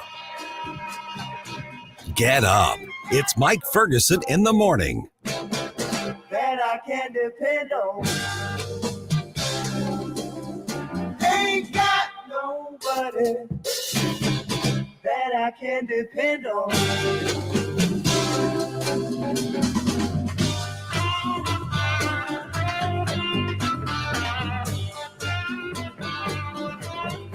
Ain't got no one to think why not yet. That I know of, don't think why not yet. That I can depend on. News, analysis, opinion. Donald Trump lost 2 debates to me in 2020. The sense that he hadn't shown up for debate. We have long been saying President Trump is ready to do this. Make my day, pal. Here's what he's saying to Israel. Let me run the war for you. Here's my advice to Israel. Don't. This trial says more about our politics than it does about our alleged crime. This is nothing more than election interference at its finest. 1019 and 94.1. St. Louis is number one. For conservative talk. News Talk STL and newstalkstl.com. All right.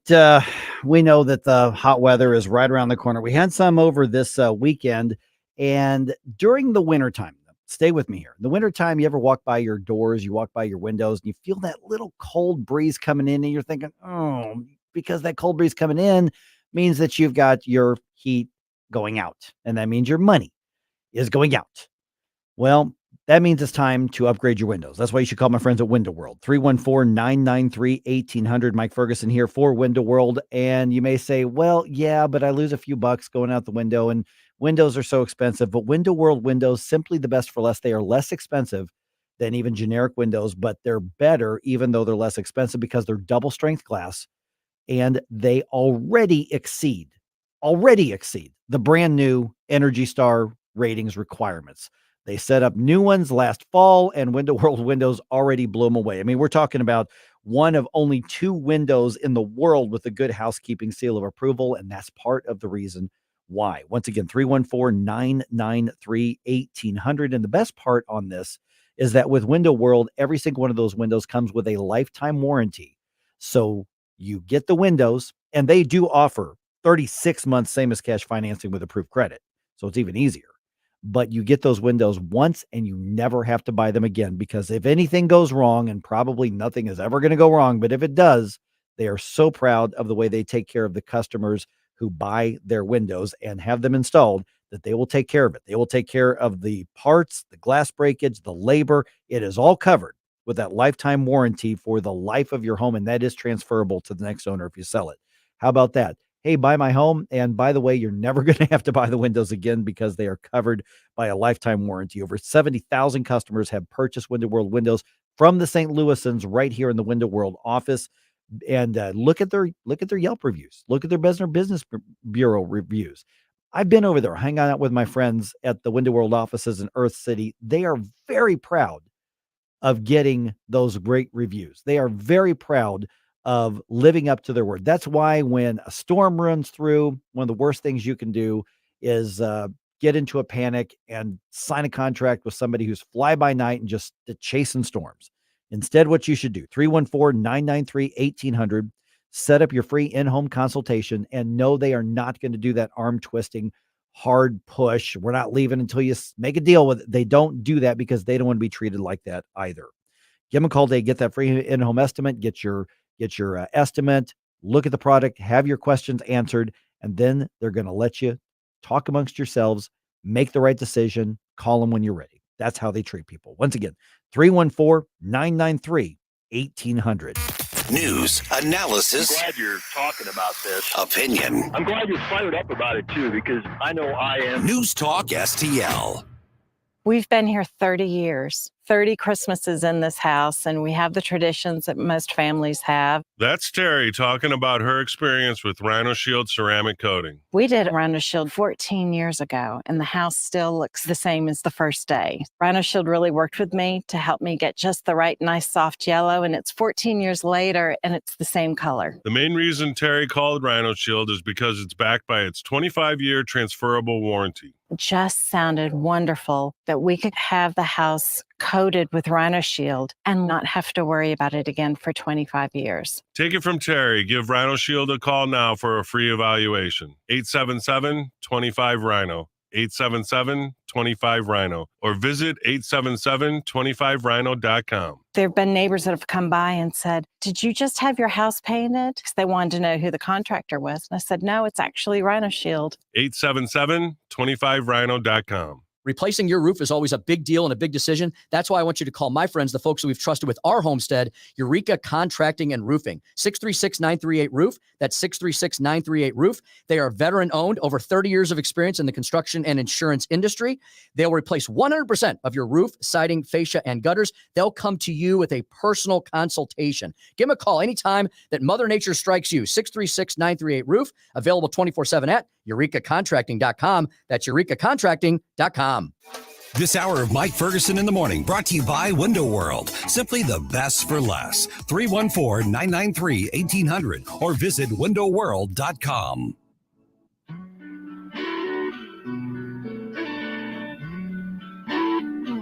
Dan Bongino here. Keep it on News Talk STL because my show starts at 11 a.m. Right now, it's back to Mike Ferguson in the morning. When the lights go down in the city. Obviously Conservative Talk Radio, we talk about elections a lot and campaigns a lot. And there's going to be a lot of candidates who are going to be on the program here. But in the end, let's start with the presidential race. We've got Mary Theresa McLean from the St. Louis City Republicans in studio with us. It's a long process, with the nomination and everything. And we know Donald Trump's going to be the nominee, obviously. But you all are going to be there at the convention being a part of the process. Yes, we are. And that's another first for the city is we have 5 delegates and alternates going to Milwaukee that live in the city. Huh. That we don't know when that has ever happened before. Would one of them happen to be named Mary Theresa? Yes, one of them is. Yes. That's pretty awesome. So now, have you ever been to a national convention I before? have never. And it's so exciting. And then with all the things that have transpired recently, oh my goodness, what a trial by fire. Okay, so tell me about like the vibe. Tell me about the feeling that those of you who are going to the national convention, tell me about what you're wanting to do going into this, because you said with everything that's going on, man, you talk about trial by fire. This is going to be an interesting one. Well, I want to plug St. Louis City as much as I can. Now, when you go to the national convention, they're not going to be as interested in St. Louis City as we are. However, that doesn't mean I can't promote St. Louis City any way I can. And advocate. I was coached a little bit, and they said that there's going to be about 30,000 media there from all over the world. They said if you wanted to talk to a reporter, you could do that nonstop your entire time there. And I said, well, that's great. I'll plug St. Louis City. They said, no, you don't understand. You can plug St. Louis City, but the following question is going to be, so what do you think about Donald Trump? Right. Yeah, exactly. They said it's the only thing that they're interested in is what you think about that. And I thought, well, you know what? I'm still gonna plug St. Louis City. I just can't help it. It's in my veins. Now, when are you supposed to get any like special instructions or anything like that for that, or are you getting any special instructions for that? I don't know. I got the hotel instructions. $415 a night. Ooh. Hello, Milwaukee. Gosh. Well, Milwaukee's not that big of a city, believe it or not. Yeah, there aren't that many hotel rooms. So actually, that's about what I would have guessed. Yeah. Well, Milwaukee is expecting 50,000 people during that time. Oh my God. And 30,000 of them is media. and also, I was coached that there'll be media there from all over the globe. Yeah, that's right. They said expect people there from Poland, Sweden, every place. Okay, we're running to the information segment here once again tomorrow night. Secretary of 7 p.m. State Jay Ashcroft is speaking of the city Republican. Let's give out the website for people that want to look it up and hopefully get the details and come on out. They can get the details at stlouisrepublicans.com, stlouisrepublicans.com. It starts at 7, but please get there early. Thanks, please. Mary Teresa. Thank you very much. Tony Colombo here for Cadre Asset Management. A cadre is defined as a small group of people specially trained for a particular purpose or profession, and that is the role that Cadre Asset Management can play in your financial journey. Learn more about how they can help secure your financial future by following Cadre Asset Management on Facebook, or just go to cadreassetmgmt.com. Cadre Asset Management is a Missouri-based independent advisory firm licensed under and securities and investment advisory services offered through Founders Financial Securities, LLC, a registered investment advisor, member FINRA SIPC. To all our incredible supporters, we at the David Dorn Foundation say thank you.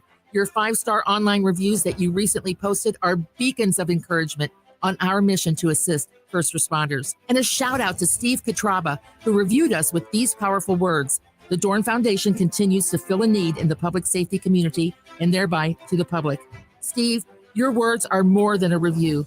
They show the impact we're making for first responders. To read more strong reviews, Google the Dorn Foundation now. KLGY HD3 Clayton, K270BW Bellefonte, KNBS Bowling Green. This is News Talk STL at 1019, 94.1, and always streaming at newstalkstl.com. News this hour from townhall.com. I'm Rich Thomason. Excessive heat is a killer, and at present, that killer is stalking a wide swath of the Southwest. Forecasters are warning residents to be ready for dangerously hot conditions, with highs expected to top 110 degrees in Las Vegas and Phoenix. The National Weather Service says that much of an area stretching from southeast California to central Arizona will see its hottest weather since last September. Record daily highs could occur across the region, with the hot temperatures lasting several days, with no real relief at night. The unseasonably hot weather is expected to make its way into parts of the Pacific Northwest by the end of the week. I'm Lisa Dwyer. Arizona voters will decide whether to make illegal border crossing a state crime. On Tuesday, Republicans in Arizona's House of Representatives passed a resolution placing the Secure the Border Act on November's ballot. If voters decide to make the measure law, it would allow state and local police to make border crossing arrests. The act also includes harsher penalties for bringing fentanyl into the country. Correspondent Tasha Stevens. In the Middle East, a gunman has been captured by Lebanese soldiers after attempting to attack the American embassy near Beirut. A Lebanese security official tells the AP there were 4 assailants in all, including one who drove the gunman to the site and 3 others who opened fire. The Lebanese military, in a statement, says soldiers shot an assailant who they only described as a Syrian national. The gunman was wounded and taken to a hospital. Correspondent Stella Desma.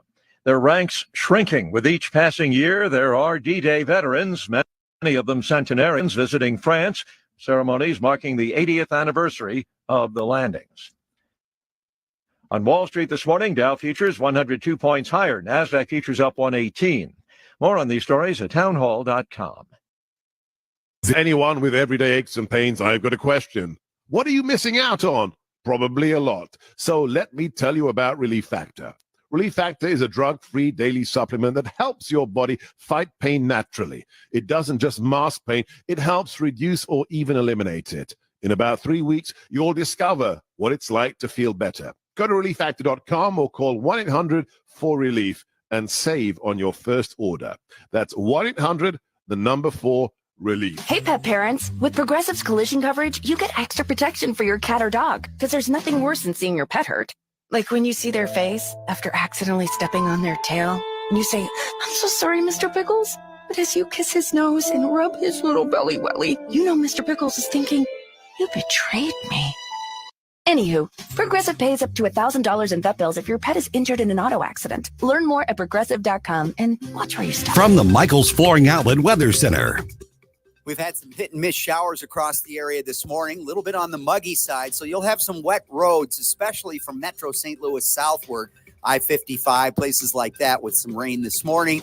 But the clouds and the rain should move out. We'll have some sunshine this afternoon with highs in the mid-80s and lower humidity this evening. And then a beautiful stretch of weather, mid-80s again tomorrow with lots of sunshine. Should be dry the rest of the week. I'm KMOV First Alert meteorologist Kent Gerhardt. This hour of News Talk STL brought to you by Senior Memorial. Give Benjamin Schaefer a call at 314-866-8886 or visit memorialplans.com. Senior Memorial Heritage Protection.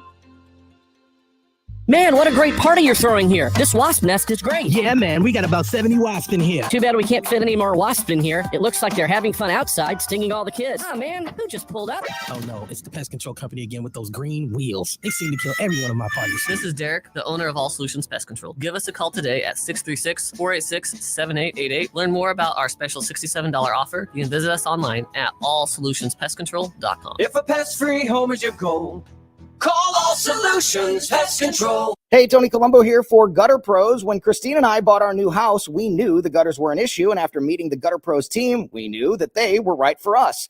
Gutter Pros is your all-in-one gutter service team that offers a variety of affordable solutions, and they even offer free estimates, so there's no cost to you to find out if they are right for your home, just like they were for ours. If you're having a problem with your gutters, contact the Gutter Pros now, because with Gutter Pros, water goes where they tell it to. Call them at 314-656-7195 or visit gutterpros.com. Mike Ferguson. I'm the world's heavyweight wrestling champion. Gabe Pfeiffer. I'm Batman. Get up! Can't you hear the alarm? Get up! I want to be clear. I'm not going nuts. Mike Ferguson in the morning on News Talk STL. We're hearing a lot about transparency. Mm-hmm. Now, usually it's one side of a political debate saying the other side's not being transparent. Right. But what happens when a government entity itself says, you know what, we're just going to proactively say there are things that don't get released to the public, that don't get released to the media, just as a matter of policy, you just don't get to see it. Right. Whether or not there's a legal reason for it, we're just not going to do it. Interesting. You may got a problem with that? Well, it depends on what we're talking about. That's the right answer. All right. 314-912-1019. It's 8:05 right now. I'm Mike. That's Gabe. That's Estelle. Hey, don't forget, we are bringing the morning show to High Ridge. Matter of fact, we're going to be hanging out in High Ridge quite a bit this month on Tuesday. Gabe and I are going to be broadcasting this morning show from the Sugar Creek Golf Course in High Ridge. We're going to be there 5:30 to 9. Complimentary breakfast is going to be available. Just show up. We're going to have so much fun. There's actually a News Talk STL merchandise store at the golf course. No need to get reservations. Don't have to buy tickets. Just kind of come on out and look at Sugar Creek Golf Course's website for the information. Or go to newstalkstl.com to get the location and come on out and join us. And then again on the 27th of June, that is when the first debate is. Possibly the last debate between Joe Biden and Donald Trump. That pause. And it's going to was so pregnant. It was having triplets. My goodness. That's going to happen June 27th. Chris and Tim are going to be broadcasting the afternoon show from Johnny's Hideout in High Ridge, and that's where the debate watch party is going to be. And if there were ever a time to have a debate watch party at a bar, at a bar and grill where you can access alcohol, this is going to be it. Yes, but please, no drinking games. I do not want anybody to go No. in, away from that place in an ambulance. No, come on, man. Come on, man. Yeah, it's like okay, that's a shot. Come on, man. It's like no, don't do that. Don't do that. Just the middle part on your bingo card is wrong. Wrong. Yeah.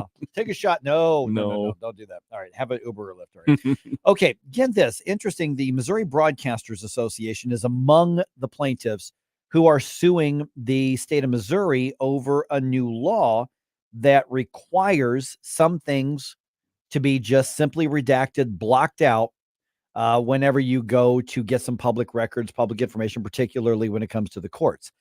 They are being represented by our friend Dave Roland from the Freedom Center of Missouri, who joins us right now. Dave, good to chat with you again. Let's start with the basics. I want to get into the whys and what you're challenging here. But the new law in Missouri, what is it that changed, and what is it that basically the public is not allowed to see anymore as a matter of policy? Well, let's start with the big picture. So back going all the way to the beginning of the Republic, courts have been open to the public. That's one of the strongest aspects of our system of government, is that the courts are transparent. That includes both the hearings and the records.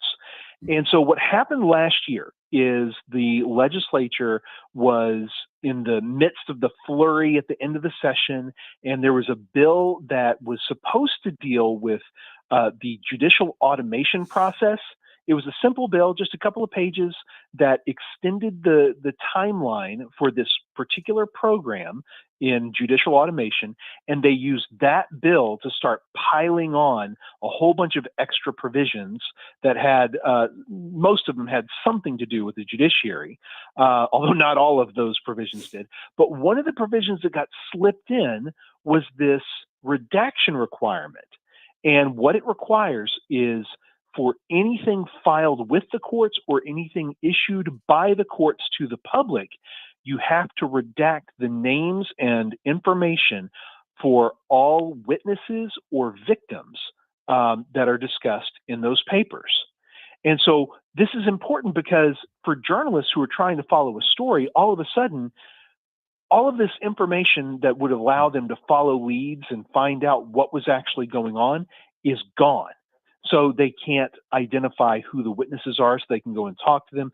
They can't figure out who the victims are, so they can put together the bigger picture of the situation.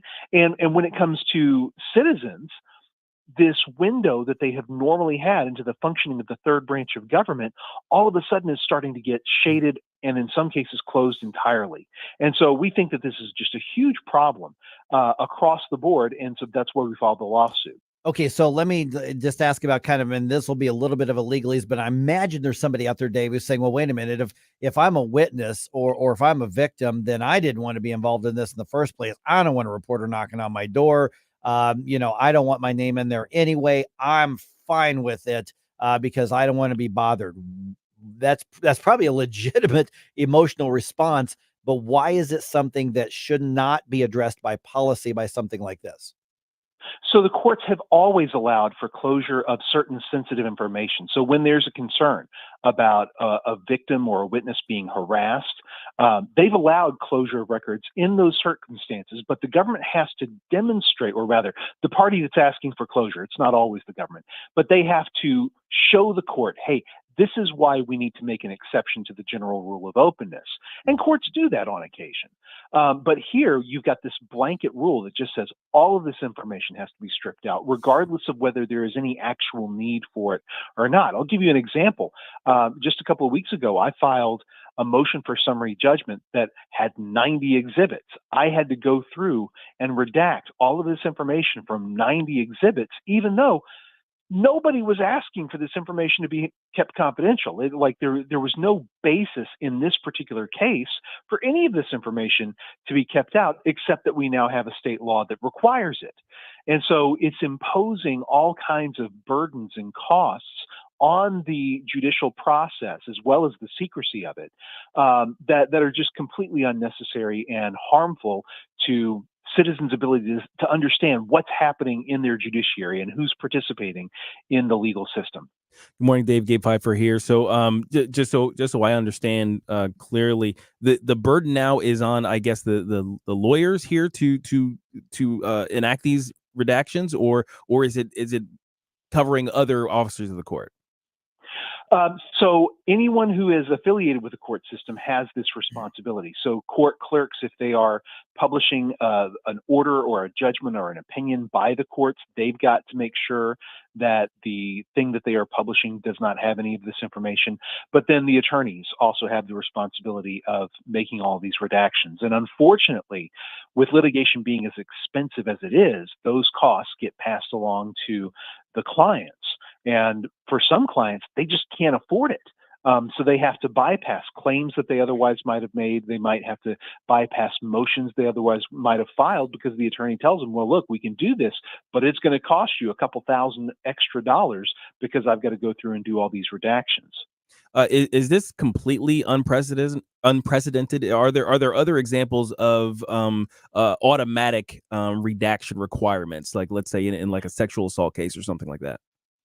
Well, the scale is unprecedented. So, I mean, there have always been certain types of information that can be kept confidential. So, for example, if you have a domestic violence issue, then there are statutes in place that say that you redact certain information regarding domestic violence allegations and victims. And must so redact. You can, yes, yeah, and also same thing with minors, children. Right. So there are blanket rules for very limited circumstances where there's a demonstrated need. What's crazy here, and as far as we can tell, it's not duplicated anywhere else in the entire country, is the idea that all of this information always has to be stripped out for every document that gets filed. Dave, are we looking at a situation of a tension between the transparency that we want in our court system and a right to privacy, which I think a lot of people will be asking about? I mean, can those two things coexist? Or to ask it another way, why is it so important to have transparency be such a priority when it comes to our judicial process? Well, like I said, the judiciary has traditionally been the most transparent of our branches of government. And part of that goes back to Alexis de Tocqueville writing in the early 19th century. One of the things he said was remarkable about the United States was that our judiciary functioned as kind of a school for the public, a school about how our laws are designed to function, about the people that are participating in the legal system and how they're using it. And he remarked that that's one of the things that made the United States unique and made our democratic system so strong, was that we had that insight. If you start to restrict the information that citizens have access to in the context of the judiciary, all of a sudden, we don't necessarily know how the system is functioning. We don't know the claims that are being made or who's making them, the arguments that are being made. We don't necessarily know whose testimony is deemed to be trustworthy, which is not deemed to be trustworthy, and why. And that severely cramps citizens' understanding of the system itself under which they live. So that's why transparency is crucial. Now, some people, say that they would like to have a right to privacy, but the problem is when you are in litigation, when you are in a public dispute, you necessarily surrender part of your privacy. Now, again, there are certain circumstances where if there is a demonstrated pressing need for privacy in the context of a given case, courts can and do provide that privacy. But the problem comes when you have this blanket rule that just applies across the board, even when there is no demonstrated need for it. Okay, so what's the status of the case right now? Is it a matter of it's just been filed and just been challenged, and what's next in the process? Right. We just filed the case last week. I have been in touch with the Attorney General's office. They're going to have the responsibility of defending the statute.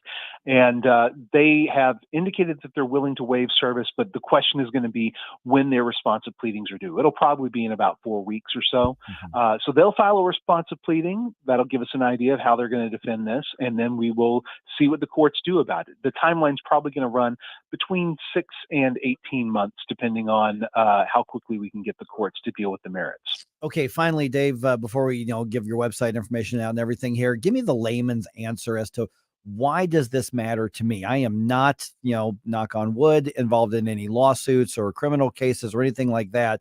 Why is it important for me that we have a policy that says these things cannot be kept from the media or cannot be kept from a public view? Why is that so important to us? Citizens have a role in our governmental system of actively participating. It is a government by the people and of the people. We are a self-governing society, and in order for us to play our proper role in that society, we need to be able to understand what's happening with our government. When it comes to the courts, there is a very important informational role that gets played. And if they start restricting the information that people have access to, it prevents us from playing our proper role in our self-governing society. All right, Dave Roland, the Freedom Center of Missouri. People can learn more about what you're working on and what you're doing. Where? At mofreedom.org. Great. Dave, good to talk to you again. Thanks so much. Thanks, Dave. Thank you, Mike.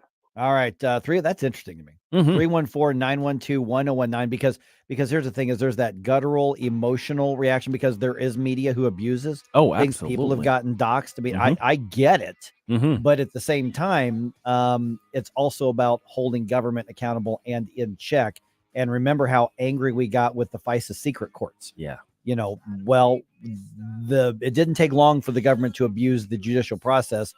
We don't even know how bad because we still aren't allowed to see what happens in those court cases. Yeah, discussing the tensions between, the requirements of living in the republic, as well as all of the freedoms and responsibilities that we have. Those are the very, very interesting discussions to me. Yeah, they are. All right, got some thoughts on it? Let me know. 314-912-1019. This is 1019 94.1 News Talk STL.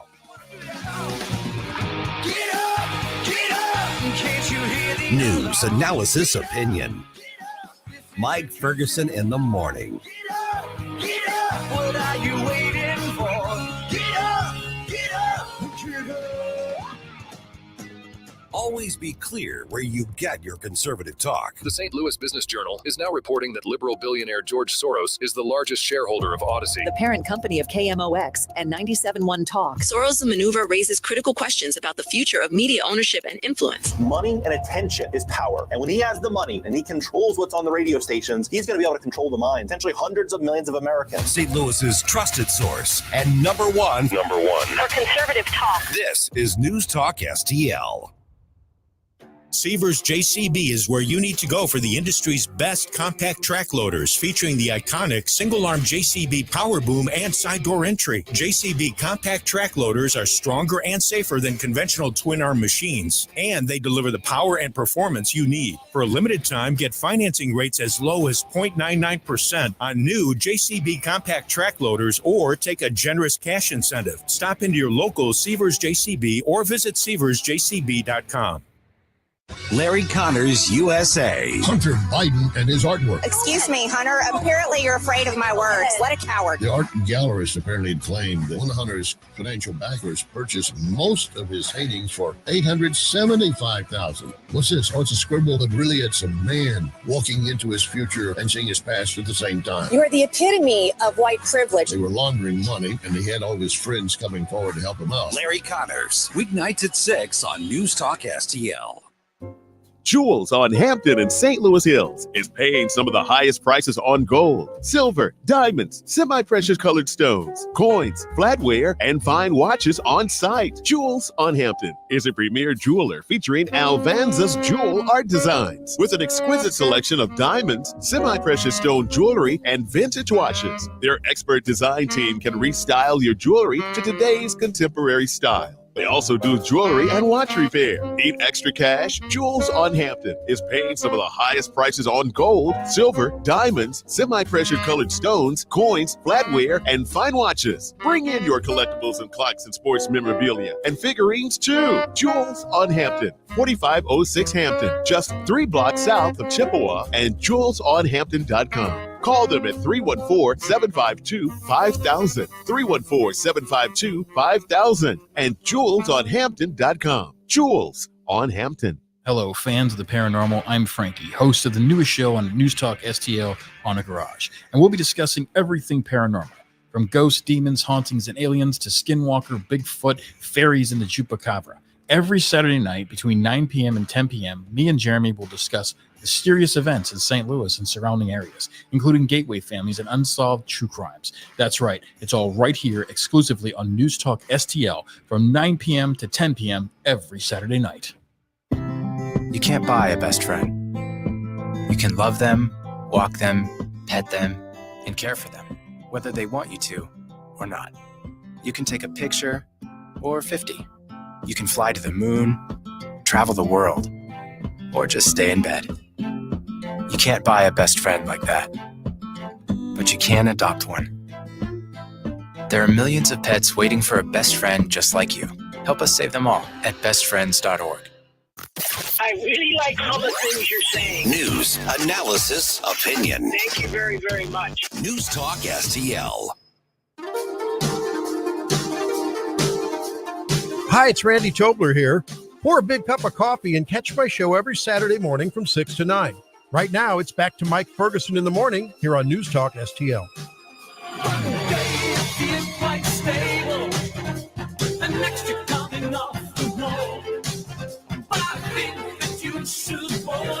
The Morning News Dump. Are you joking?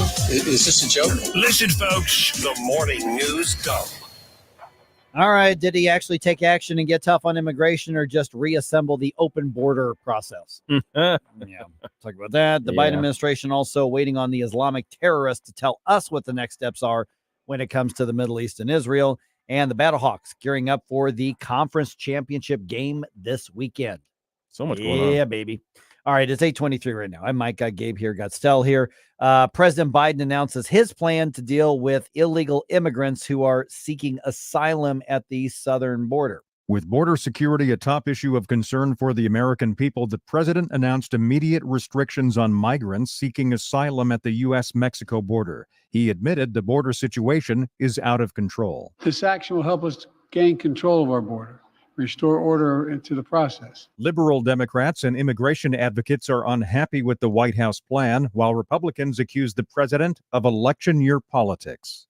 Greg Clugston, Washington. Well, if nothing else, the first step in dealing with the problem is admitting you have a problem. Yeah, that's it. I mean, it's a start. Now they're blaming it on Republicans. So, there is that. Oh my goodness. It's All right. like, yeah, I use drugs and I've been using drugs forever, but it's your fault that I'm on drugs. Stuff about drugs. You weren't so mean. Yeah. All right. Governor Greg Abbott was on Hannity last on Fox and was asked to give his reaction. What Biden did today was actually entice more people to come to our border, to increase illegal immigration, not to stop it. Okay, so we had a chat with Eric Ruark from Numbers USA, and we asked him to get into what does this executive order do, what does it not do, where does it fall short, and so that's going to be posted on our podcast here in a couple of hours, so make sure that you are subscribed to the News Talk STL podcast, or you can go to newstalkstl.com and find that. The thing about those podcasts, the way that we've got it set up and the provider that we use, really easy to share it with your friends and with people who just need to get that information. So absolutely, check that out. Yep. Okay, closer to home here, David and Natalie Lloyd, the Missouri-based missionaries to Haiti, were laid to rest in Neosho on Tuesday. The funeral services, which were live streamed because there was such an interest in this and there's only so much room in the church, those services included remarks by Natalie Lloyd's father, State Representative Ben Baker. The Lloyds were murdered by Haitian gangs on May 23rd. You may remember that State Representative Ben Baker was on this station with Chris Arps and Tim Jones last week. Again, go to our podcast and check that out. Very moving conversation. I don't think I would have been strong enough to go and do a media interview after the murder of a family member that close, but Ben did. Yeah. And there's a lot there to take in that will actually add something to your life. Absolutely. Politics aside, Yeah. that will add something to your life. Okay. The White House is waiting for a response from Hamas on the latest U.S. pushed ceasefire agreement with Israel. Jake Sullivan was on Air Force One with the president as they were heading to France, and he was given this update to the media. The proposal as described by President Biden is a proposal that Israel accepted before and continues to accept today, and the ball's in Hamas's court as to whether they're going to accept it or not. Now, we are waiting for a response from Hamas. The ball should never be in Hamas's court. No, Hamas is a terrorist organization. The only thing they should have in their courts are the remains of the people that we've blown up. Yeah, and the Prime Minister of Israel, Benjamin Netanyahu, he has accepted the terms of this agreement because he wants his hostages back. There are still some hostages that they have, which, by the way, Stell pointed this out earlier. They've also had they've had to acknowledge and admit that some of them have been killed. So not all of them are still alive. The Israeli government absolutely says this is a bad deal for us. Well, they're doing this under duress. Yes, Absolutely. with no question whatsoever. But the idea that we're treating Hamas like a legitimate geopolitical player is sending a message to everybody else, every other terrorist organization around the world. You've got a soft, weak leadership in the United States right now. They will actually treat you like you are somebody worth doing business with. Yeah, it's crazy. It is absolutely disgusting that it's come to this where we're kind of genuflecting at the feet of a terrorist organization. Yep. All right. Battlehawks hoping to fill the dome this weekend and give the Brahmas the blues. Okay. Here's what we mean by that. They are asking everybody to wear blue Battlehawks merchandise, or at least just wear something that's blue. Right. Just basically make the entire dome a big sea of blue. Are they looking for a way to sell some last minute t-shirts? Maybe. Absolutely. If you haven't bought one already, you should. I've got mine. Well, and it's a gorgeous blue too, by the way. Battlehawks blue is nice. So yeah, absolutely get your I like stuff. that term, Battlehawks blue. Yeah. That's cool. Yeah. So that's what they're asking for. And obviously they're hoping to fill up the dome. This is the conference championships against the San Antonio Brahmas. Both the Brahmas and the Battlehawks are 7-3 on the season. The game is Sunday afternoon at 6:00, obviously at the dome. Whoever wins that game goes on to the UFL championship. And that is also was determined earlier this year before we knew who's going to be in the playoffs, that St. Louis is hosting that at the Dome on June 16th as well. So you can get your tickets at theufl.com/tickets if you want to go. And if you're going to go, wear blue. Yeah. And let's be honest, last weekend's game was a nail biter. Oh, man. Yeah. It wasn't ever. This is not a gimme by any stretch of the imagination, even here in St. Louis with dome field advantage. I just worked in a way to say dome field which advantage. is also a great term. We got great terms, related to the Beehawks. We do. You see what I struck with him there? You see what I got there? Yeah, nicely done. The Beehawks, yes. Yeah. All right. The game's on Fox, but the team obviously would love to have you there and wearing your blue. Okay. Cardinals will lose the series against the Astros after last night's loss, but they're hoping to avoid the sweep tonight. Despite home runs from Alec Burleson, Mason Wynn, and another home run from Nolan Gorman, Redbirds lost by a score of 8-5 in Houston. Today's game starts at 1:10, and then the road trip continues after that. It's going to be a little bit before the Cardinals are back at home. Let me ask you a question real quick. Yeah. Anytime you watch a game at Minute Maid Park, right? The juice box. Yes. This is what happens to me. I always think of Pujols hitting the home run off of Brad Lidge. Yeah. That always pops into my mind, even if it's just a highlight of a game in Houston. Yeah. I'm sitting there thinking, yeah, okay, there goes Albert. I still remember when they first built that stadium in that field. You remember they had that weird thing in center field? Yes. Where they had this big hill. Yeah. And the flagpoles. flagpoles that were in play. They were in play? Yeah. So you could bounce a ball off of the flagpole? And the center fielder could run up the hill to catch a fly ball. Whoa. Yeah. That's weird. At some point, they said somebody is going to break an ankle or run face first into a flagpole. Maybe we shouldn't do that. Let's rethink this. Yeah. All right. Imagine a state government getting rid of dozens of entire departments and boards and commissions. I love the sound of that. That really sounds good. That happened. I'll tell you what happened and what is the department that we could get rid of. Yes. Or board and commission. There's a list, I'm sure. In Illinois and or Missouri that we could get rid of because I love this approach. I'll tell you what happened at 8:34 on 101.9 94.1 News Talk STL. I was standing here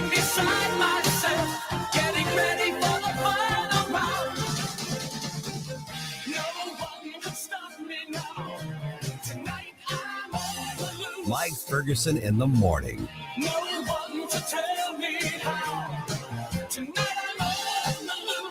From the Michaels Flooring Outlet Weather Center. We've had some hit and miss showers across the area this morning, a little bit on the muggy side. So you'll have some wet roads, especially from Metro St. Louis southward, I-55, places like that with some rain this morning. But the clouds and the rain should move out. We'll have some sunshine this afternoon with highs in the mid-80s and lower humidity this evening. And then a beautiful stretch of weather, mid-80s again tomorrow with lots of sunshine. Should be dry the rest of the week. I'm KMOV First Alert meteorologist. Fox News commentary. Fraud Fauci testified in front of the House and showed zero remorse for what his expert guidance did to our country. I'm Tommy Lahren. More next. Gold demand is hitting record highs, but supply may not keep up. I'm Dr. Ron Paul, and I believe physical gold is the only way to truly protect your retirement savings from a chaotic world. To learn how to diversify your IRA or 401k into physical precious metals, text the word SHELTER to 989898 for a free info kit on gold IRAs from Birch Gold Group. That's SHELTER to 989898. Message and data rates may apply. Dr. Fauci was called once again to face the music over his handling of the COVID pandemic, and once again, he failed to take accountability. Watching that dog and pony show testimony in front of the House Oversight Select Subcommittee on the coronavirus pandemic, it is clear to me that many of those Democrats, if given the chance to do it all over again, would lock us down, mask us, force vax us, and pull the same things they did 4 years ago, maybe even to a greater extent. And Fauci, for his part, took no accountability for his flip-flopping guidance, whether it be the alleged cover-up of the lab leak theory or his guidance that ruined lives, hijacked milestones, tanked small businesses, and our economy. He seemingly doesn't regret a thing. In fact, I think he'd do it again. I will never forgive those people, and you shouldn't either. I'm Tommy Lahren, and you can watch my show, Tommy Lahren is Fearless, at Outkick.com. Dreaming of upgrading your outdoor space? STL Fenceworks is the choice for you. Our skilled craftsmen build custom fences from modern vinyl to classic ornamental, fitting your style and budget. Elevate your outdoor living with low-maintenance decks designed to relax and entertain. We choose only top-quality American-made materials, ensuring your project is built to last. Your satisfaction is our passion. With over 50 years of experience, custom designs, and exceptional customer service, visit STLFenceworks.com today. Why choose a Sleep Number smart bed? Can I make my side softer? Can I make my side firmer whenever I want? Can we sleep cooler? Sleep Number does that. Cools up to 8 times faster and lets you choose your ideal comfort on either side. 94% of Sleep Number smart sleepers report better sleep. JD Power ranks Sleep Number #1 in customer satisfaction with mattresses purchased in-store. And now save 50% on the Sleep Number limited edition smart bed. For JD Power 2023 award information, visit jdpower.com/awards. To find a store near you, visit sleepnumber.com. Getting quality employees to fill positions in your company is essential, but finding those people can be a major hassle unless you use ZipRecruiter. ZipRecruiter makes finding quality people a breeze. ZipRecruiter's advanced technology identifies candidates with the right skills, sends you great matches, then you can easily invite them to apply. 4 out of 5 employers who post on ZipRecruiter get a quality candidate within the first day. See for yourself. Go to ZipRecruiter.com/free to try ZipRecruiter for free. That's ZipRecruiter.com/free. I think you're a little confused. News, analysis, opinion. I've got something to say and I can't hold it any longer. 101.9 and 94.1. You won't hear the truth anywhere but here. News Talk STL. News Talk STL.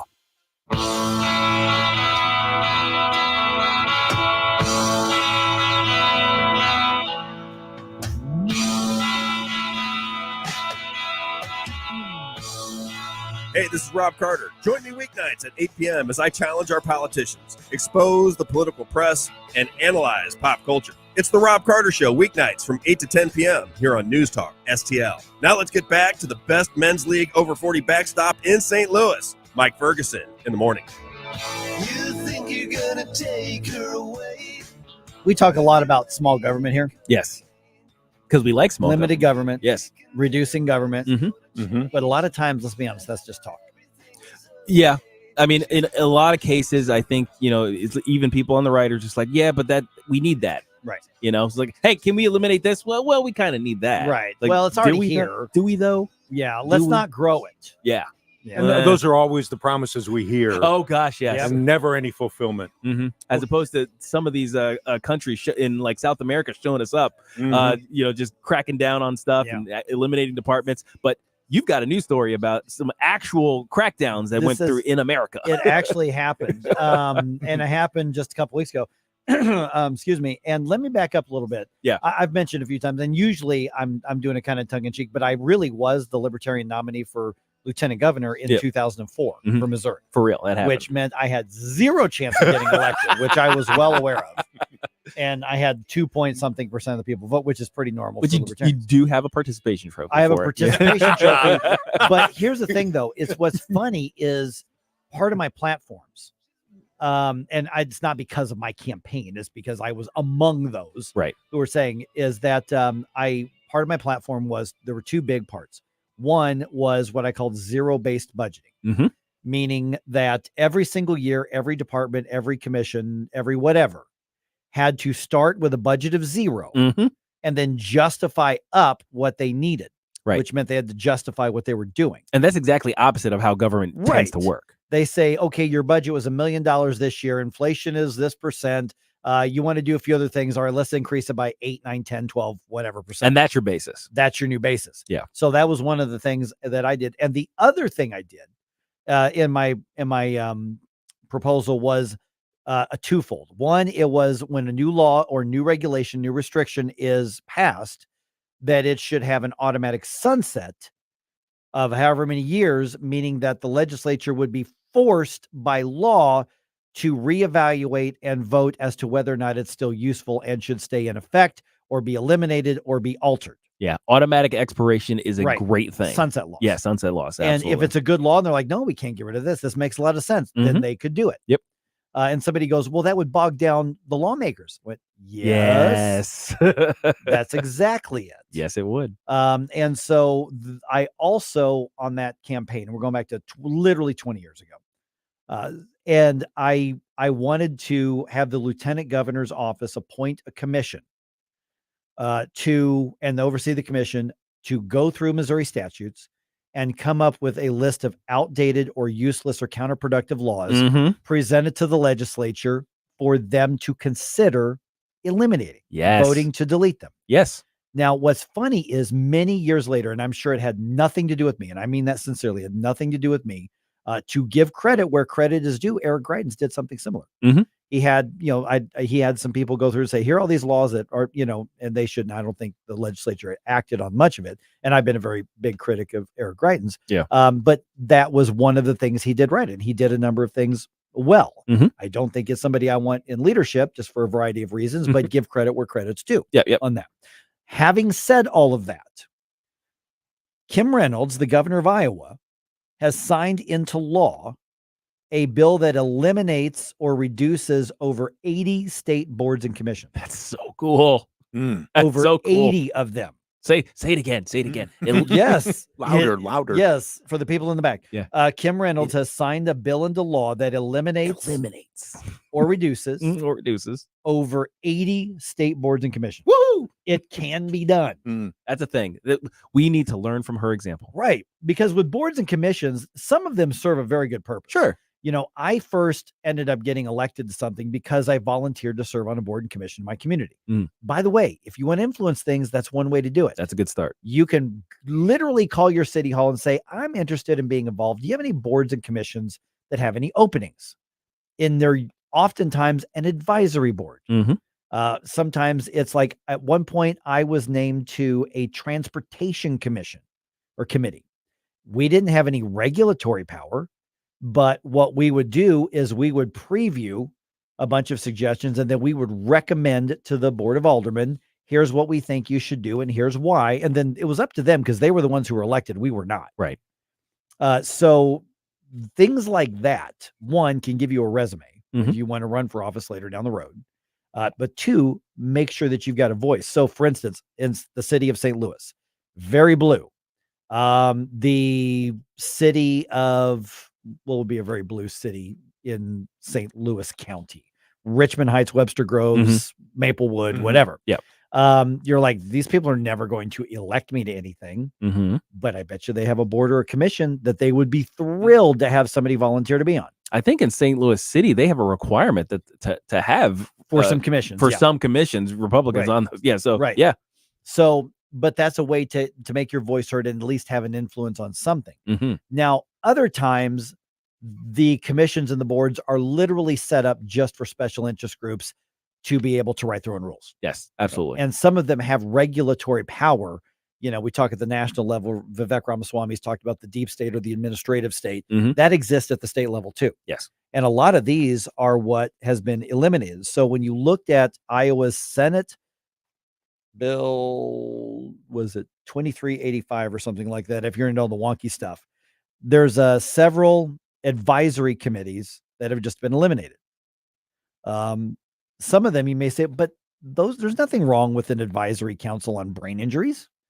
Well, except you can call the doctor. Yeah, it's like, what do we need a government agency for that? Costs money to meet and costs money to maintain, and is subject to all these different things. Okay, so a lot of there's a board of hearing aid specialists, a board of pharmacy alternates, child care advisory committee. These are all government agencies. Government things. Commission on Latino Affairs. These are all things that were eliminated. Mm-hmm. Commission on Latino Affairs. Commission on Native American Affairs. Commission on Community Action Agencies. Commission on Educator Leadership and Compensation. Commission on Status of African Americans. Commission on Status of Asian and Pacific Islanders. Commission on Status of Persons with Disabilities. Commission on Status of Women. Iowa has a female governor. And she was like, nah, bruv. Women are doing fine. Go back to that Asian one. Asian and Pacific Commission Islanders. on Status of Asian and Pacific Islanders. Like you just said, it's Iowa. It's Iowa. Good golly. What are they doing with that? Called it. I was actually thinking of the same thing with the African American. I was thinking the same thing. Wow. Like it's like that commission was like, has anybody checked on Ted? Is he doing okay? It's the status of it. Okay. I think he's in Des Moines. I'm not sure. Okay, so story about that, which I never thought I would tell on the air. Okay. I think it was my first TV job in like 1991 or something like that. I'm working at a little TV station called KMIZ in Columbia, Missouri, which is still there. I was just on the production crew. I wasn't even on the air. I wasn't even doing cameras, nothing. I'm just like the guy who rolls the tape and adjusts the sound level and does the teleprompter and all that. That's all I'm doing. We had a director, the guy who's like camera one, this, camera two, that, all that kind of stuff. Yeah. Very, very talented. He happens to be black, which is important to the story. Okay. I don't know where he is today. I haven't talked to him in 25 years. Very talented guy. Mm-hmm. We knew we were not going to keep him Okay. at that small city level. Right. He was on his way up. No question. And he ended up getting a job. I think it was Des Moines. It was Des Moines or one of those cities in Iowa. What's the other big city? There's Des Moines, and then there's I don't know the other where the other college is. Yeah. And so somewhere across the corn. He was back in 6 months. Really? Yeah. We're like, he showed up and he's like, I'm doing the show tonight. And we're saying, why are you here? You went to a bigger city. And he literally told Cedar Rapids. Cedar Rapids. Yeah. I was going to guess Davenport, but Cedar Rapids is a good one. I think it was Des Moines that he went to. And he's in all seriousness, and this is the first time I'd ever heard anything like this. Okay. He said, there's nothing for me there. Huh. And we're like, the job didn't work. And he goes, no, the job was fine. He said in Iowa, I can't buy hair products made for me. He's like, I can't find Jet magazine. You're right. and he literally said, there's nothing. Now that was 1992 or whatever. Yeah. So maybe things are different now, but he said there was nothing for me there. Now, I don't think I was like that now, but because clearly they have a commission on African Americans. Well, yeah, they were checking on him. It was like, hey, you know what? They actually probably had him, and they were like, you know what? He left because we didn't have hair products. So we need to make sure that we have hair products available for when we get a black person. Yeah, and he wasn't joking. He wasn't joking at all. I mean, it was like, there was real. Nothing. Yeah, there was nothing for me there. Can confirm that happens. Right. And so, it maybe but the thing is with Kim Reynolds signing this into law, what happens is, there's, hundreds of thousands of dollars that are saved, but also some of these things had either pseudo-regulatory or outright regulatory and licensing influence. Because those are the things where the bureaucrats, and it makes government slicker and smoother and more accountable, because the things that have decision-making power, whether it's regulation or licensing or whatever the case is, because oftentimes you have a board of whatever that is made up of the people in that industry. And oftentimes they use that to keep their competition out. Well, let's say, I think one of them you listed was hearing aids, right? So, I imagine those were people who sold hearing aids. Yeah. It's like there's a group who is involved in that. Because why else would you be on in a commission about hearing aids? Right. Except that you sell them. Okay. The screen here is not logged in. Okay. Somebody, who do we got? It is Charles. Hey, Charles, you're on News Talk STL. Good morning, Mike. How are you this morning? Doing Great well, subject sir. to be talking about. Thank you. What do you think? Well, serving on the county council here in Jefferson County, I realize the very importance of these various boards and commissions that we appoint members to. These boards, as you said, give feedback to the elected officials to whether to make decisions or not. So who applies for these boards and what the people that serve on these different various boards background is very important for the elected officials so that they get good information. Yeah. And also a lot of people will say, Charles, I don't know anything about this. I just want to get involved. You don't have to come in with years of experience. You can learn on the job. And sometimes that organic, I'm just a citizen, actually is a great perspective. Well, and some of the boards here in Jefferson County require you to be just an average citizzen. So, there's requirements for everyone. And in Jefferson County, you can apply online through the county executive's office if you'd like to serve. Absolutely. And a lot of times, Charles, people hear that and they're like, you mean I can do something? I don't want to run for office because, there's a lot of reasons people may not be able to run for office, but they can absolutely have their voice heard. And at the local level, I think it's crucial. And I wish more people knew they could do that. Well, you're exactly right. And we're always looking for more members to serve on our boards here in the county. So there's always vacancies for different types of positions on these various boards and commissions that we have. Hey, Charles, thanks for telling us that, because that perspective's absolutely crucial, man. Yeah, thank you. Thank you so much. Guys, have a good day. No.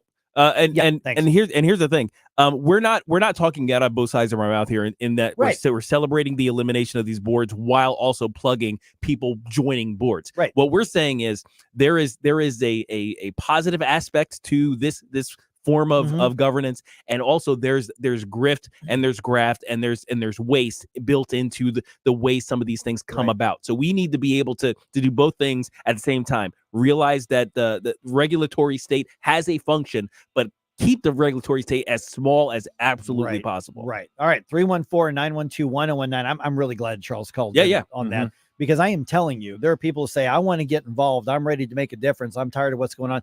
This is a way to do it. Yeah. And you can be in some cases, like he said, you're required to be just a regular Joe. And oftentimes these meet like once a month or once a quarter. Yeah, it's not a huge commitment. It's not a massive commitment. All right, 314-912-1019. This is 1019 94.1 News Talk STL.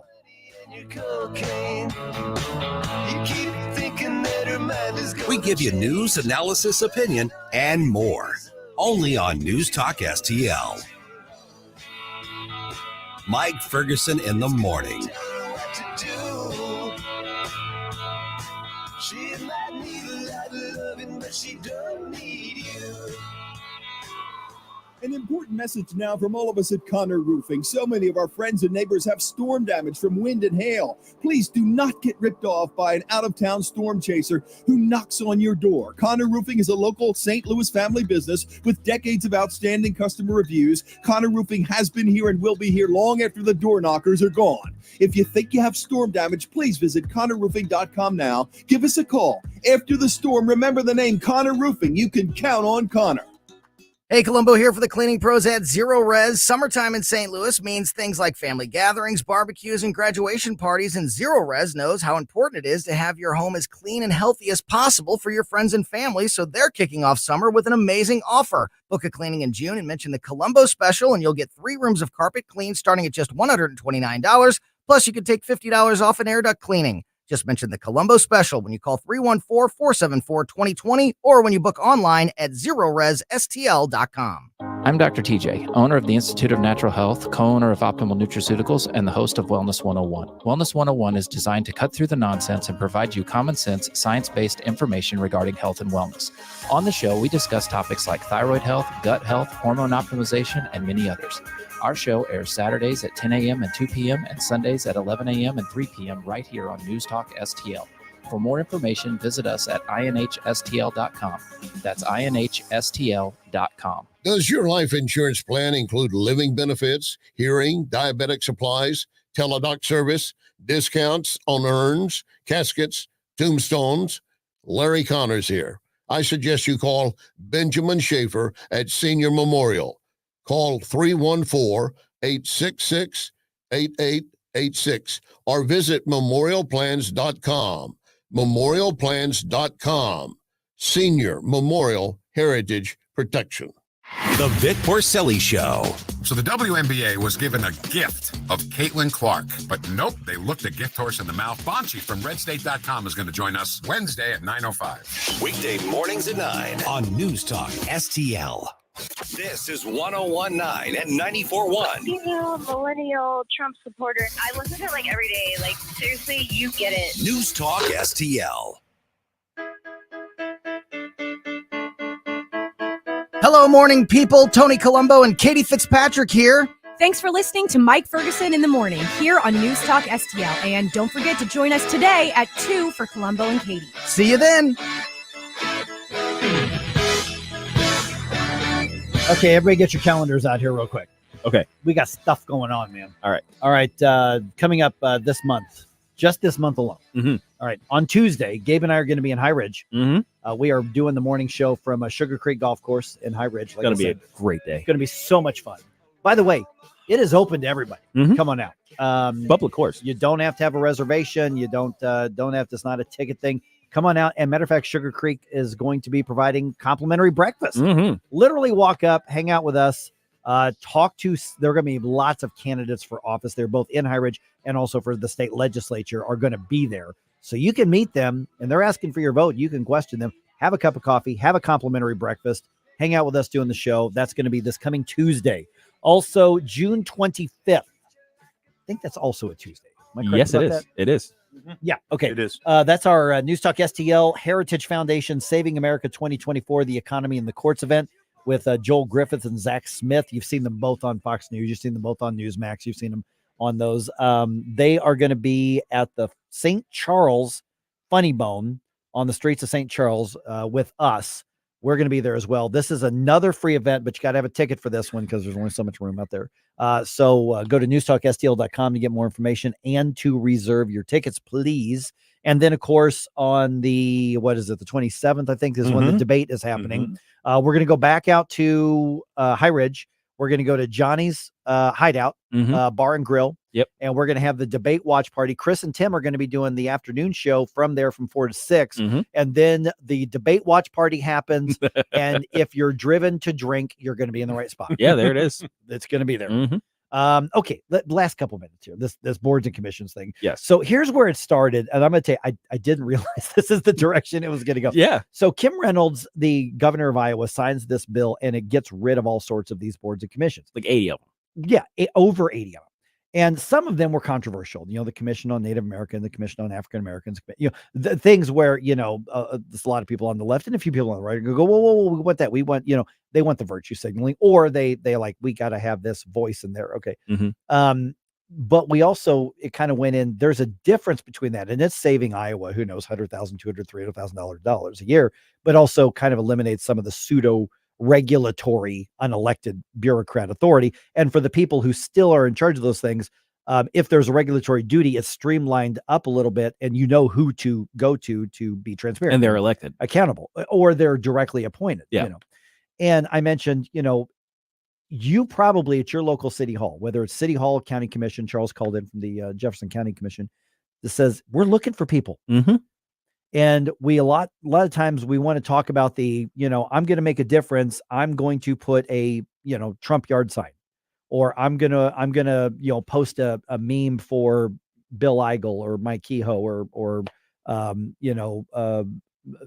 Jay Ashcroft or Andrew Bailey or Will Scharf or what. Okay, well that's not doing nothing. That's something. Sure. But these are the things that say, I don't like the direction my city hall's going, but I work a night shift. I can't do, city hall meetings, or I have, I don't want to deal with. I don't want a big time commitment. Right. But you can still be involved if you call City Hall or call your county commission. I'm telling you, call them today and ask them this. Hey, I'd really like to be more involved. Are there any boards or commissions that have vacancies? Yes. I almost guarantee you. Oh, there's a list. Yeah, the answer is going to be absolutely. And even if you have a lousy city hall, even if you have a left-wing city hall, they want people involved in these things. Mm-hmm. And if you, on the other hand, say, I'd really like to run for city council someday. I'd like to run for whatever. Yeah, if you got some serious ambitions, whatever. It's a good place to start. This is a good way to get your resume started and get a feel for how it actually works and get a feel for the way things get done. So a lot of these boards of commissions, the first one I ever served on, I think we met monthly. We met once a month, 10 months out of the year. We didn't meet in December. Couple hours maybe for a meeting. Oh, an hour. An hour. Yeah. Yeah. They sent you a thing and they said, hey, here's what we're going to talk about. Kind of review this. And it was a really fascinating experience. So I would encourage you to call and find out what's open. You could probably find something that you're really interested in that you will then have a voice with, even if it's a matter of just making the recommendation to City Hall and the mayor. You want grassroots change? This is one way to do it. How to do it. Never paint again. This is Darren, owner of Rhino Shield. Want to eliminate painting your home, business, or church? Call the experts at Rhino Shield. Rhino Shield is a revolutionary ceramic wall coating to regular paint and vinyl. Perfect for aluminum, steel, unpainted brick, block, stucco, EIFS, drive-it, cement board, and wood sidings. Rhino Shield eliminates wasting time and money painting year after year. Our ceramic coating deflects 90% of the sun's UV rays and 100% of the moisture. Our clients want affordable protection with the elimination of maintenance. Rhino Shield protects your biggest investment while maintaining your architectural